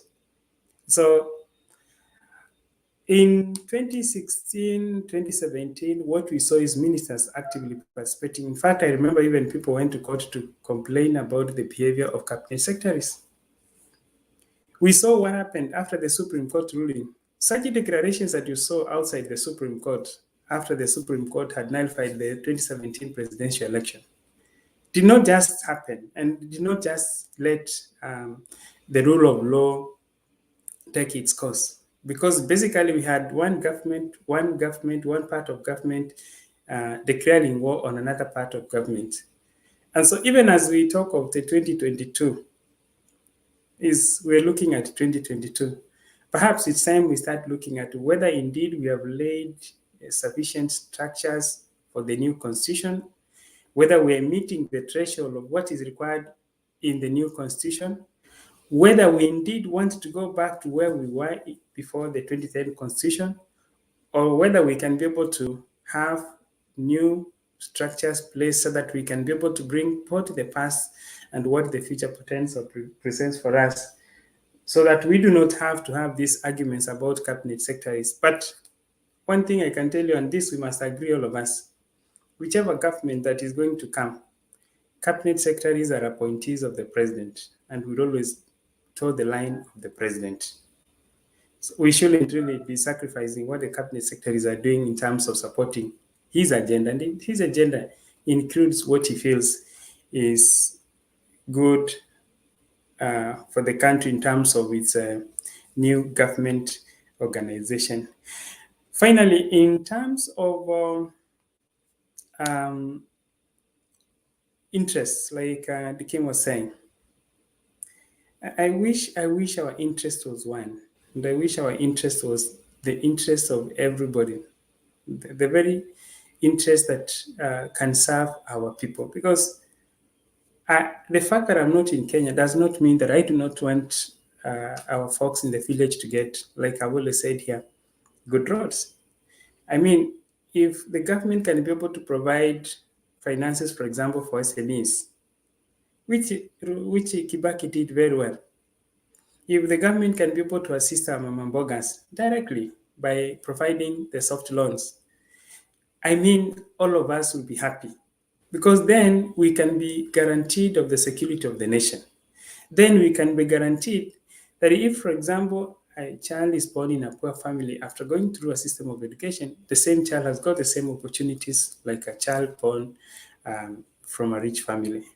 Today I saw this lady from this lady who is this lady who has been from, is it Central, whose daughter graduated today as a doctor. Was it yesterday or today? I saw the daughter graduating and she was congratulating, and I went through the updates there. A number of them were asking like, "Madam, you support the wheelbarrow thing. but you're so happy that your daughter has passed and that has graduated as a medical doctor. Opportunity is provided because perhaps you had the means and the ability to take your kid to a medical school. So let's pray that someday, let us pray that someday, just like here in the States, and I can tell you here in the States, opportunities are available for everybody, whether you have the money, whether you don't have the money. I mean, even funding for education is from very many sectors. Very many sectors that a student who has got a potential of growing grows well and is able to achieve and attain his potential. Let us take our politicians and let us challenge them and ask them whether indeed the policies they're proposing, the arguments they're bringing forth, especially at a time like this, whether they are for posterity or whether they are for the short-term achievements, which of course will be gaining power and ruling the country.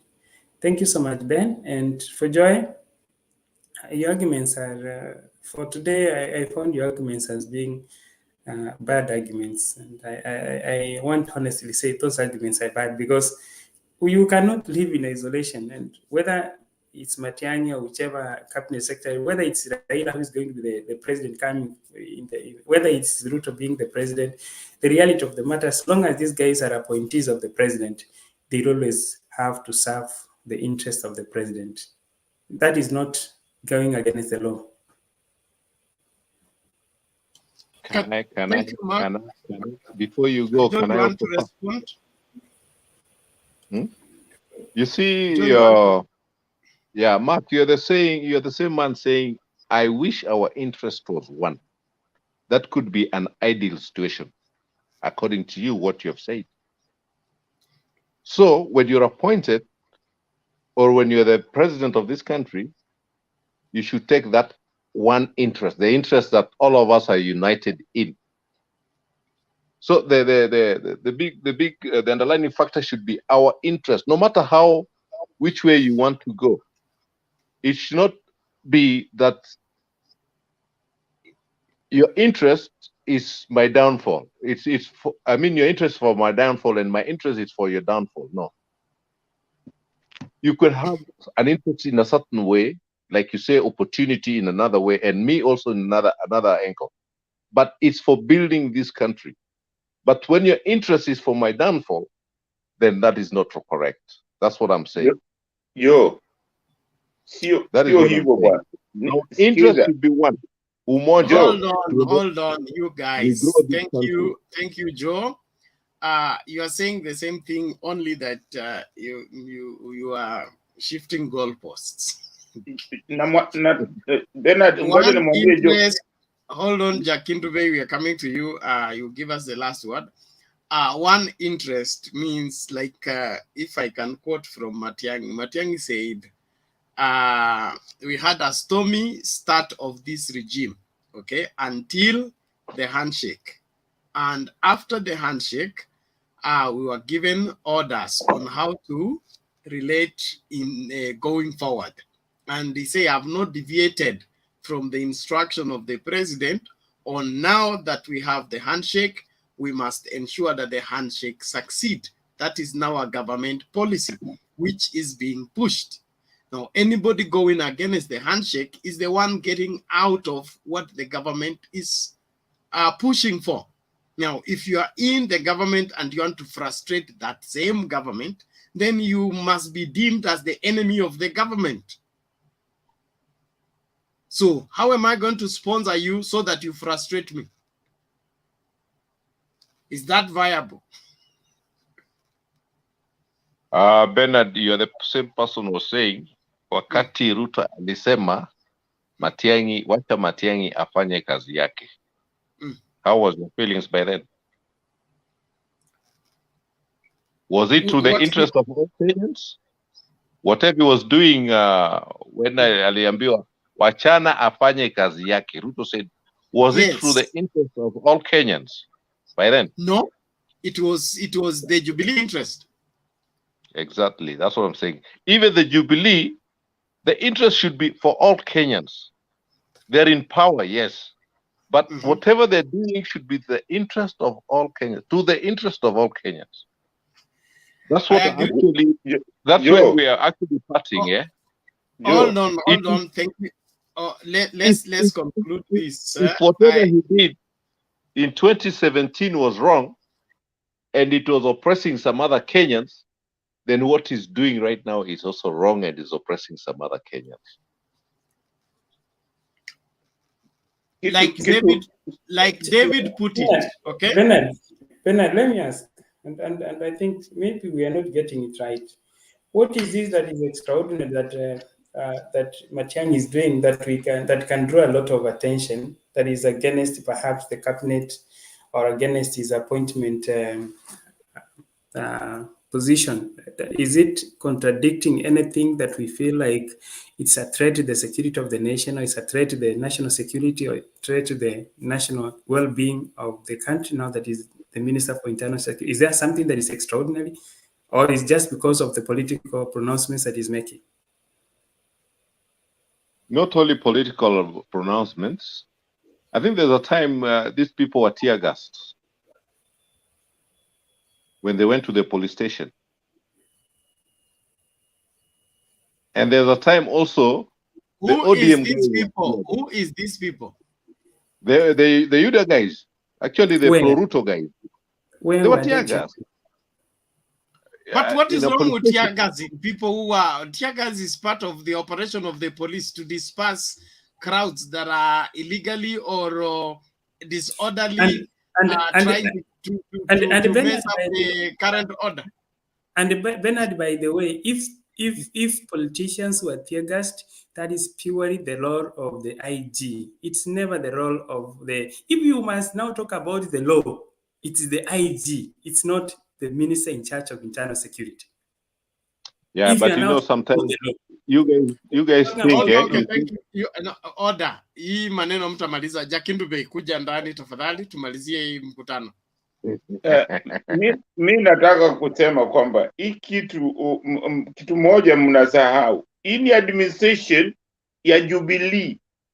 Jubilee ndiyo hii administration, kila kitu ambayo inafanywa kwa hii serikali ni ya Jubilee, ni zile manifesto za Jubilee, na Jubilee ndiyo imemappoint Matiang'i, na Matiang'i ili kazi ya Jubilee iende vizuri lazima afuate vile president amesema, vile cabinet imepitisha.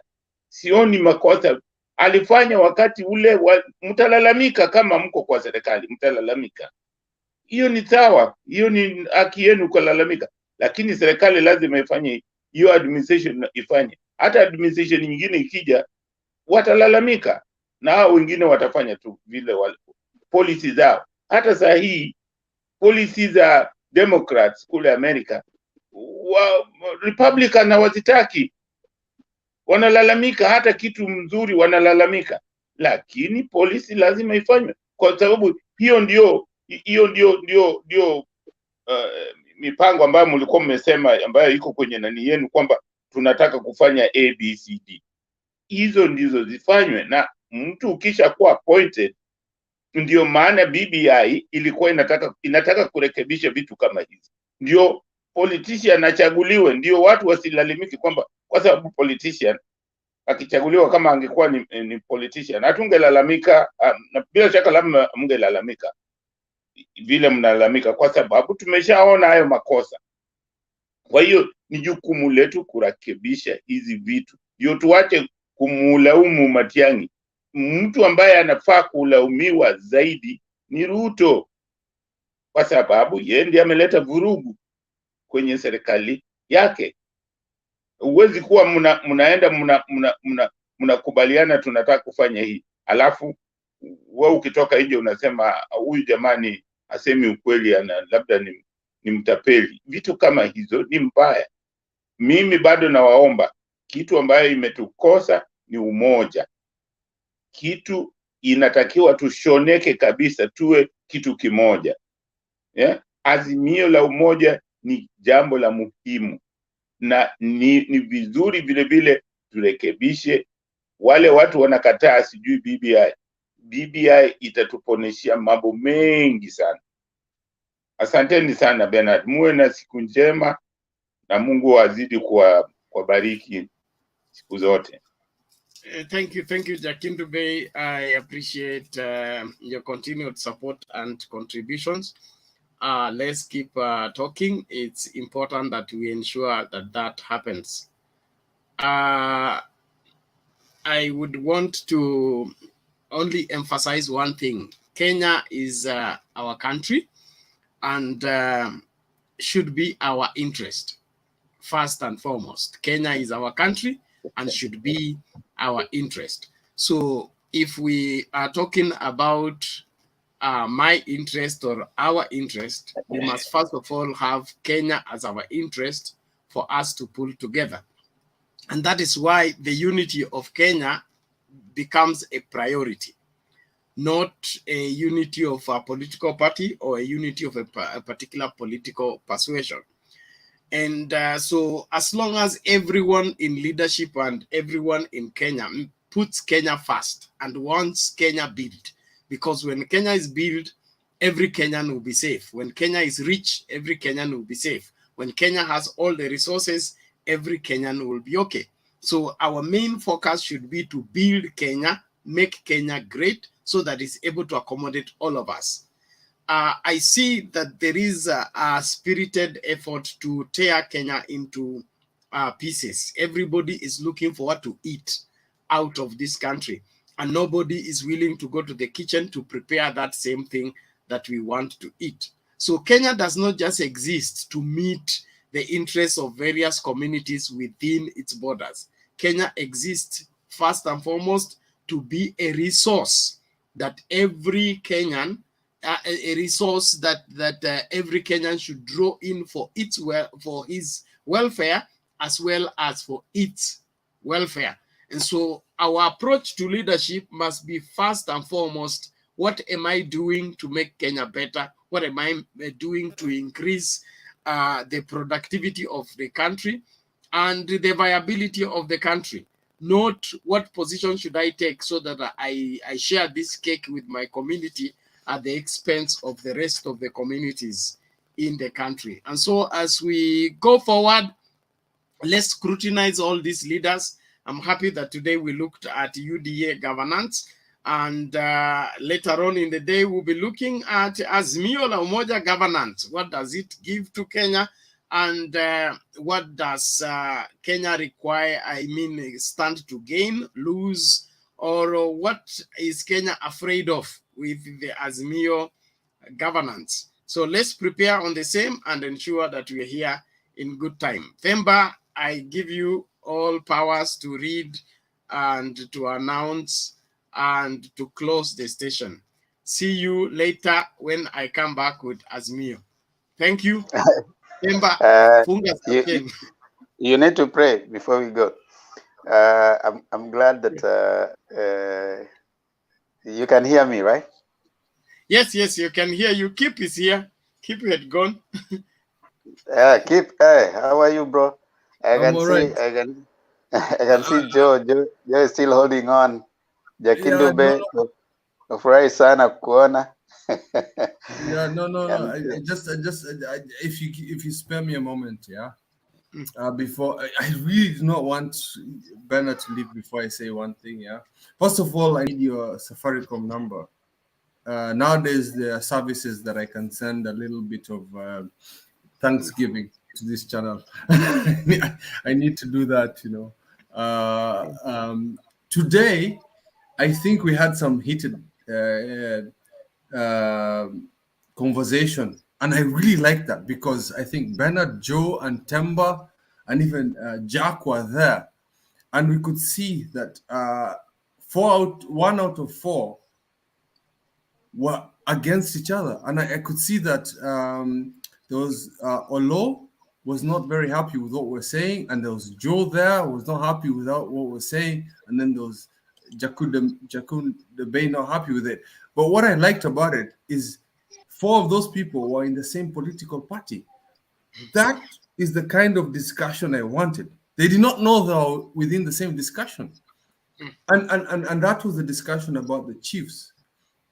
The discussion about the chiefs is what piqued my interest. And I was I was very animated about it. I think Bernard saw that, and he knows me very well by now. He knows that I get very animated, and he was controlling me. He's like, I know Kip gets very passionate about certain things.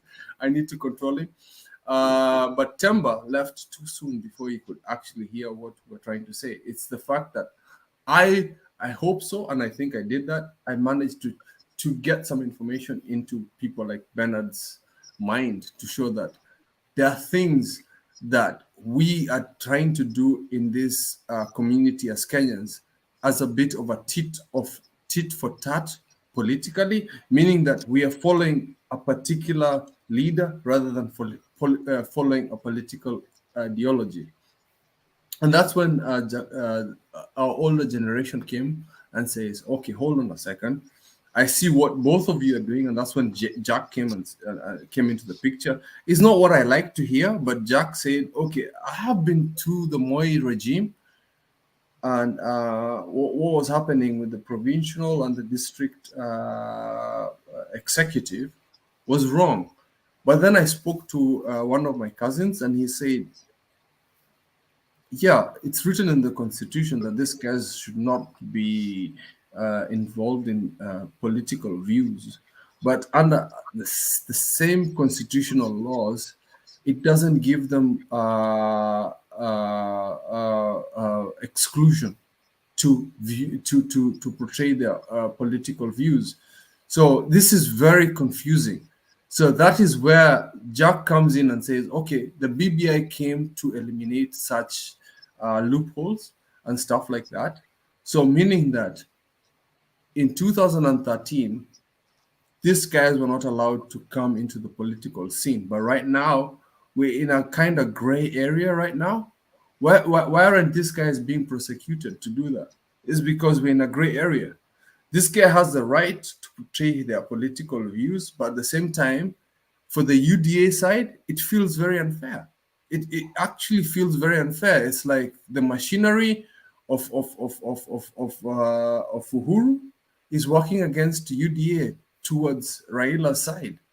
And that's how we felt back in the day when the digital team was working against us during the 2017. So you can't have two rights making a right, two wrongs making a right. So that's where I was getting very heated. It's like I felt really bad back then, and then now we're using the same mechanism to fight against our enemy. It's not right, because what happens after 2022 when Raila is president? Sorry, I have to emphasize that. When Raila is president and he uses his machinery to fight against Ruto's second chance towards presidency. So that is why this is confusion. We as Kenyans need to change the laws through parliament, not necessarily always jumping into constitutional change to work towards the people. That's why when I said that BBI is bringing too much too soon, we need to get it bit by bit. Abdullah from Northeastern 3 days ago brought the same thing. His constitutional change was on land reforms. Somebody at the Luo area is towards the plant that is killing the lake. So that is why I think we need to keep calm heads. I think we get a bit heated about our discussions, that we need to be very calm about what we discuss. And that's why I was very disappointed when Deto left. I really wanted him to hear this, and I want him to come back.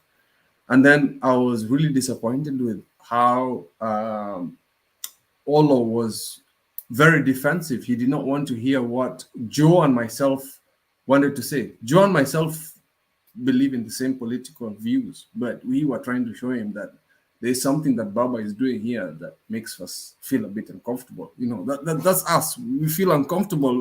We don't want to be seen as villains, you know. We want everything to be fair. So I don't, but I think tomorrow I'll join, and maybe my cousin who's very opposed. come in.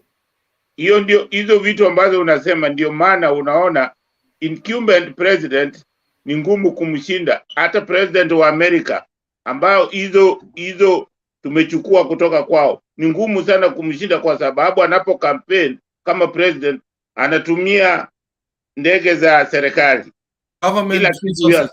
So hizo hapo ni lazima, ndio maana hata kama mnaona BBI hakuna kitu ni 100% nzuri, lakini BBI ilikuwa tulishaona hizi makosa, inataka irekebishe ili tuwe na playing ground ambayo ni karibu sawa, lakini kutakuwa bado kuna makosa hapa na pale, lakini tujaribu kurekebisha hiyo.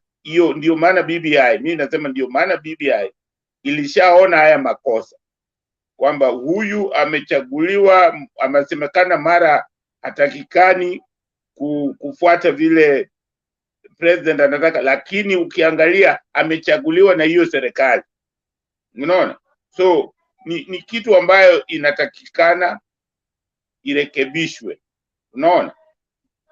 Kwa hiyo nafikiri nimekuelezea, ndio maana unaona hata serikali za Amerika kumshinda president ambaye yuko kwa utawala ni ngumu sana. Inatokea, lakini huwa ni ngumu, lazima mfanye kazi kwa bidii. Asante sana. I agree. Thank you. Kip, there's something there that I want order. You people, ni kama umeamua hii station ifungwe leo, lakini let me say something, Zanan. Okay. Kip, there's something that we need to get ourselves away from. BBI was nullified by the Court of Appeal. So BBI, as at now, is behind us. It is the other side who want to keep using it as a campaign tool. And wherever you bring that thing back for a discussion, you are playing into their discussion, because they want to say what was their campaign tool. They're saying wale wengine wanataka kutengeza maviti. And that is what they were using. But you realize when it was defeated, they don't have any campaign tool now. So the only time BBI can come back, and even any referendum and any constitutional amendment, can be after 2022. Okay? It is after 2022. It is not before then. Number two, the systems that they are using right now, Raila is not involved in government. Raila is not in government, but Yang is playing the same part he played in 2013, 2017. Clips are there where even the deputy president is going with Matiang'i in cost and defending him and saying Machaneni na Matiang'i afanye kazi yake. So the same system that President Uhuru used in 2017, 2013, they are still the same systems. Raila has not touched anything. It is Jubilee that has fought and eaten up itself. They have fought amongst themselves. Raila is just doing what he has always done, propose a better government for the country. He said that. So sitting here, I find it a little dishonest for us to sit and start saying that, you see what Raila is doing. What has Raila done? Is he in government? Has he taken Uhuru anywhere hostage? Has he taken over Jubilee governments? He hasn't done that. So what you need to, let me finish, Joe. Mm-hmm. What we need to do is say this. As soon as Raila gets into power, right? What he has promised, and the Raila we know, is that he has always been someone who operates by the Constitution. He's a progressive person. He is someone who has always wanted an equitable society. That is why when it was so hard for people to even think he could calm down, alinyang'anywa in 2007, but he shook hands. And then the next ones, 2017, the same thing happened. If he was such a bad leader, he wouldn't have done that. So let's not buy this idea that, oh, Raila is doing a bad thing. He's not doing nothing. He's not in government. Uhuru and his team are as free, just like any other Kenyan, to operate. Right now, we have the Jubilee government. So for me, I submit that I don't think there's anything wrong that Raila has done. However, the same way we are holding this Jubilee government accountable, whichever government comes in will hold it accountable. So that should be the focus every time. So right now we are holding this. Raila cannot fire Matiang'i, Raila cannot hire cabinet ministers, Raila cannot recommend who goes where. So if we are to blame the government of the day, blame Jubilee government. Is Jubilee government in the ballot next year? We don't know if they're going to bring a presidential candidate. All right. But you cannot now buy into the same thing that they're saying, that now Raila is in government. No, Ruto is in government. He has disappointed us as a deputy president. We should say that. We should not come here and start sugarcoating, Raila should not do this, should not do this. Raila is consistent.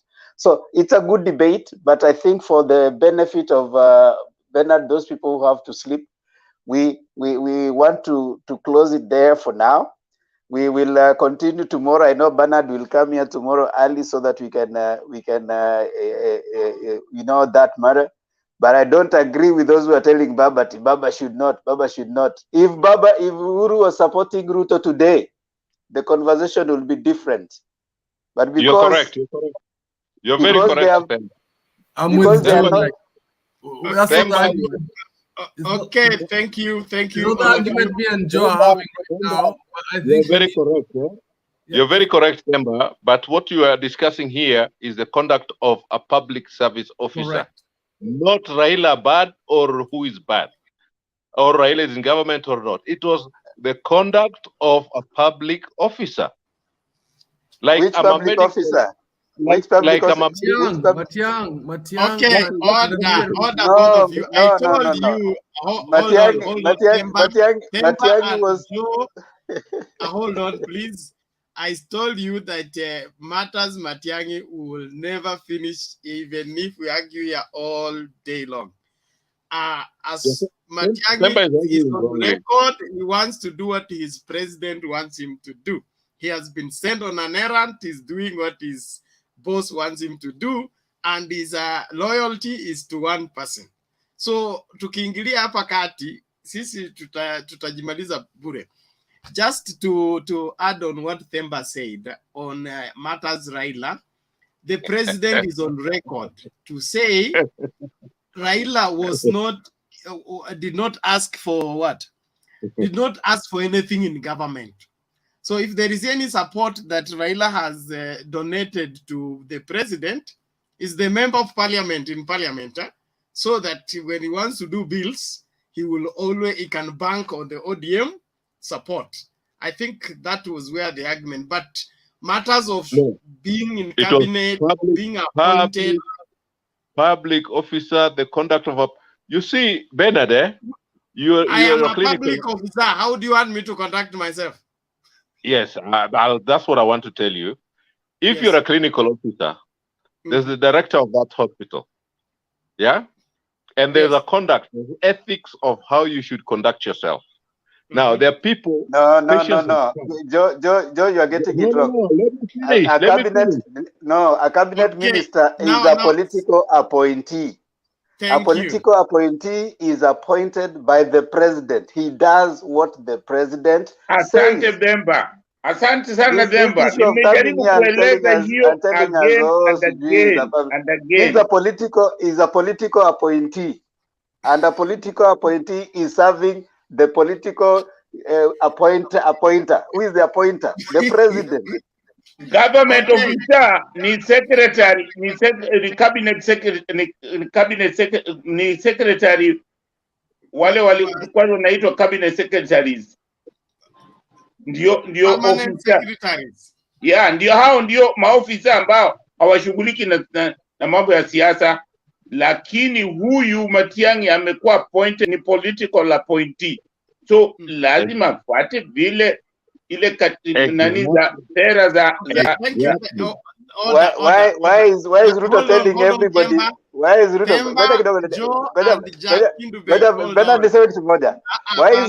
Why is Ruto promising everybody a post? Kama Temba kuongea na mimi nitaongea because I also have my views. I also have my views over this thing. Ngojeni tafadhali. We have Stone PK here. He's been a silent observer to every conversation. He needs to come into this conversation, please. Okay? Thank you. Stone PK. Si watu wanaenda kulala. Stone PK yes atasema nini? Hii ni kesi yangu na Kip na Joe. Unataka serikali ya Museveni hapa. Temba wewe, tunaona hiyo roho ya Museveni imeanza kukufuata. Hebu Stone PK, hebu tusalimie kabla tufunge. Temba alifukuza watu jana bana. Temba was hot cakes jana.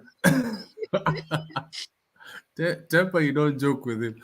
Politely when you come here, you must have your facts straight. Unless we just throw you away. I mean, it is simple. Either you have your facts straight or you go.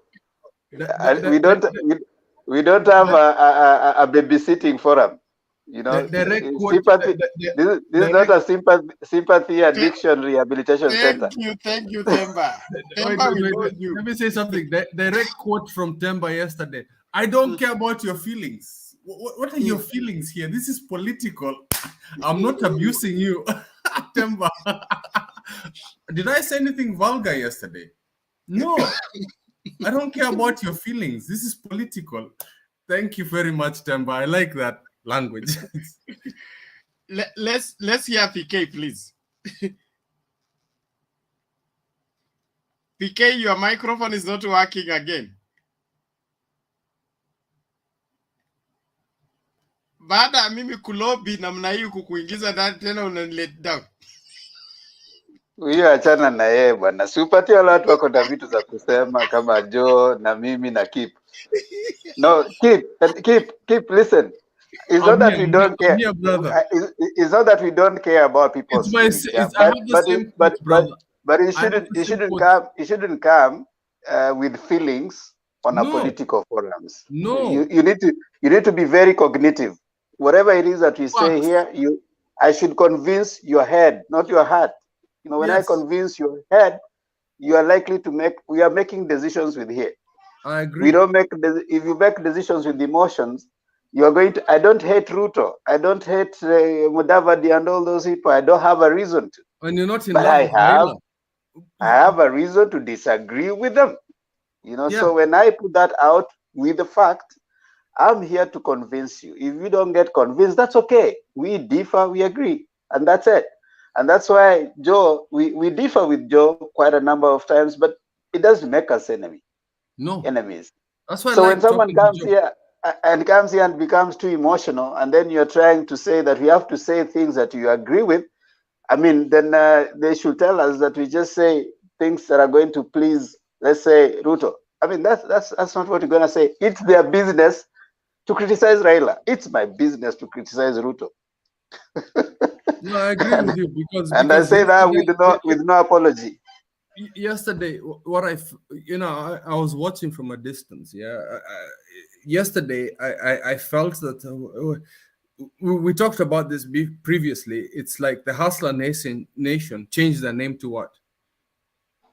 Hasira. I mean, you are basically Hasira. Sad people. You are constantly sad, and Joe was supporting them. No. This is why I liked what you said yesterday.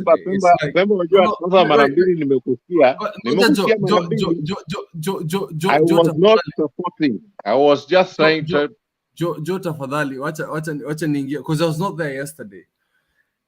What happened is there were some abusive comments that were out there, and then it was more like somebody was reacting to a specific user, and it was a specific community, and that was when you could say that this guy was talking bad about the Luo or the Luya nation, and it was like directly connected. But then when I say Kip, I will look aside. Somebody's called my name. So if somebody says Assyria nation, and then you look, then honestly speaking, you reacted to the name Assyria because you know that refers to you. That's what Timber was trying to say. It was like, if you react to the name, then it's you. But it's not an abusive name. It was not like I've used any name of vulgar. It's just it's a reaction. So that's why I was really enjoying yesterday's conversation between Timber and Joe. I was like, yes, this is what we want to see. And what I wanted to add yesterday was the fact that offense nowadays in modern society nowadays is quite a sensitive situation.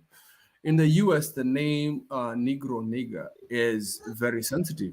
But as an African, that does not relate to me. I don't want anybody to call me that. But why is it okay to call a white person a cracker? You know, so it's offensive language has to be of context. If it's coming from a place of abuse, a place of anger, then I'll be offensive. I'll be offended by it. But I don't think Temba was coming in to you and your team, Joe, as an offensive. It was a joke. It was a pun. It was, you know, Muganga. You know the way we talk about Muganga as Raila. You know, Raila is like, yeah, Muganga. It's okay. There was nothing offensive there. But if you take it so seriously that I could hear microphones almost shutting down and earphones shutting down because you're offended by that, you hit a nerve because it's true. Yeah. Temba. You see, Temba looked at me. He knew that was his name. So Hasira, and then Joe looks at me. I'll be like, "Hey, it's your name then." So that's what I found a lot of fun yesterday.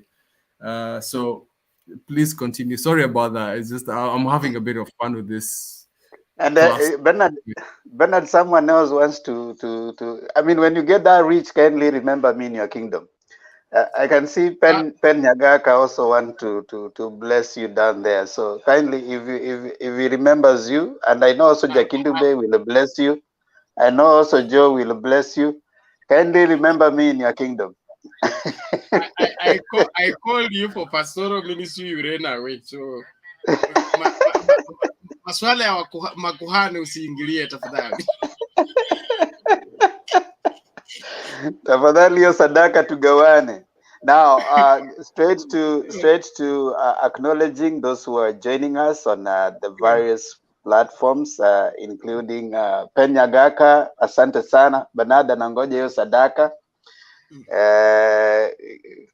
Fungu la 10. Ni vizuri kutoa fungu la 10. It's good to tithe in a good way. There's someone's. Bernard, do you want to mute? No, sorry, I should. But those who are looking for my number wakuje kwa private chat. I don't want to put it on the public platform. Yeah, ingieni pale natuma sahi sadaka so. Ingieni hapo private chat mtoe sadaka kwa Bernard, ni kitu mzuri, jambo mzuri. Na Bernard, as I said, remember me in your kingdom. You can see Penyagaka, asante. Dorothy Ellen, thank you so much for coming on. Ibrahim Abdi, asante sana. Ibrahim Abdi ameweka nini ya UDA? Nasema UDA wamenyimwa permit ya kuhold meeting. I don't know. Has it happened?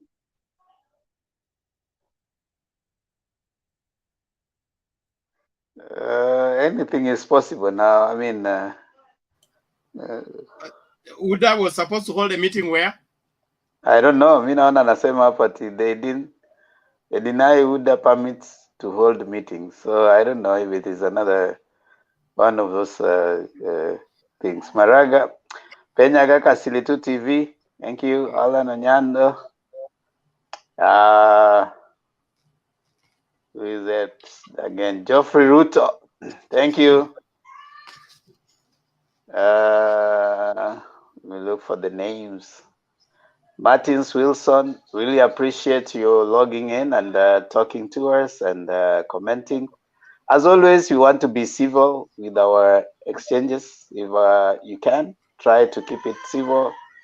Focus on the points. Focus on raising your points. Raise your points. Do not raise your insults. Yeah, as they say. Can I say something quickly? Ben, I have to leave right now. Nimetuma kutoka huku. So Sadaka is coming in 30 minutes. So I've just transferred it right now. But thank you very much. Asante sana. Thank you. Bless you. See you later on in the day. Yes, you'll see me, and I'm bringing somebody who's a lawyer who is on the other side. So it's going to be very interesting. So, mwambie awe na facts. Hapa we don't just need asilete my feelings. I'll send you a clip from EFF. I've got the ruling party by the scrotum. Okay, thank you very much. But Temba, Bernard, and Temba, I need to know your channel. So put it on the chat so that I follow you also, because I think it's important, yeah, that we are all there together. My channel is an African dad having some time and bonding with the daughters. You can learn some things from there. So yeah, I'll put it. I'm coming home. I'm coming home in 2 weeks, so we have to have some chai or some meal. That's cool. That's cool. That's cool. And Joe, I need to meet Joe also. I need to meet Joe. Joe. Bye. Bernard, do you wanna put it in the chat? My number is on the chat. Put it where in the private. Private chat. You can put it there for keep. You guys have never I get your channel and then share it there. Sawa. Yeah, put that for me so that I can. You're putting your number. Kwani hata unataka sadaka? No, I put it there because you people have never put me on your WhatsApp group. Every time I come here, I put them. Hata mimi nazatolea sadaka bana. Hey, nini wewe? Me and then Ruto rallies. Mimi yangu utatuma in dollars. Ya Temba iko wapi bana? Sasa sisi. Mimi yangu unanirudishia. Mimi yangu utatuma in dollars. Nilitoka kutoka pounds. Let me talk like a Luo. Nimetoka kutoka pounds, sasa niko euros bana. You know, Brexit iliharibu mambo.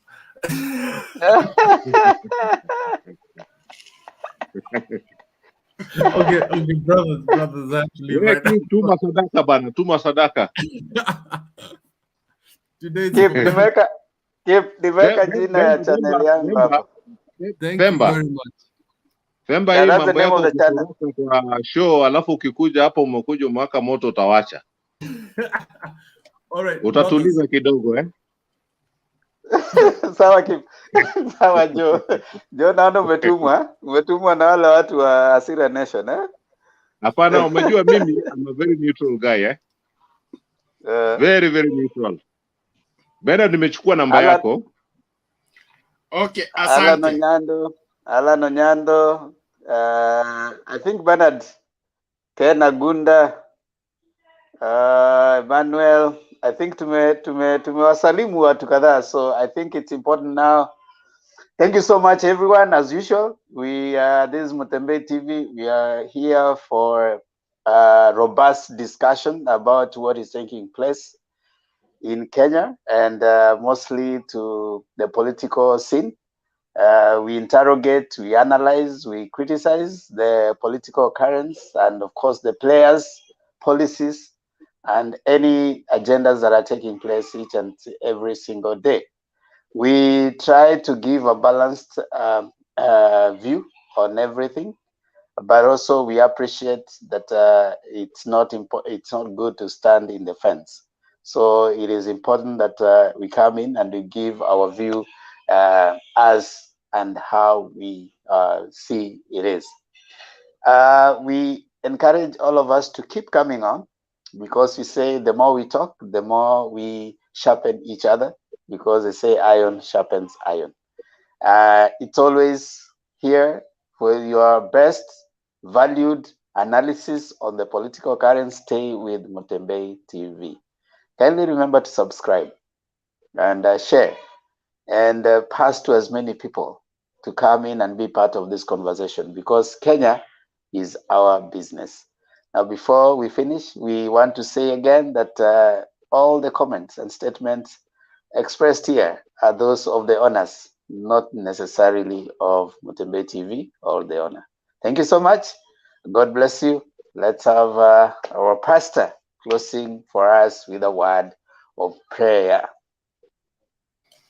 Okay, thank you, everyone. Let us pray. Heavenly Father, we appreciate you for today. Thank you for allowing us to share our views on this particular channel. We continually look unto you for help, guidance, and direction for where the nation is going.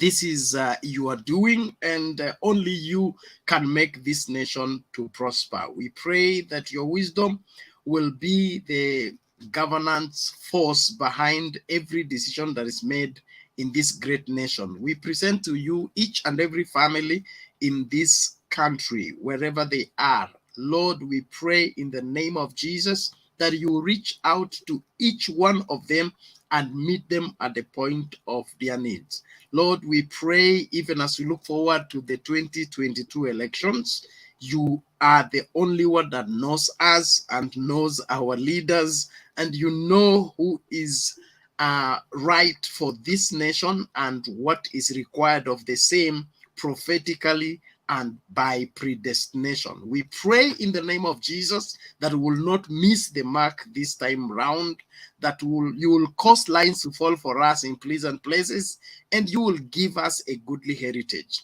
Glorify your name in this nation. Touch each and every Kenyan around the world and cause them to realize their responsibility in charting the way forward for this great nation. Thank you for every contribution. Thank you for everyone that has made a difference in this great country. Let them be rewarded by you. In Jesus' name we pray. Amen. Amen. Well, Amen. Thank you. Thank okay, you. good night to all of you. Yeah, Bless good night. you. See See you, you in gentlemen. the next one.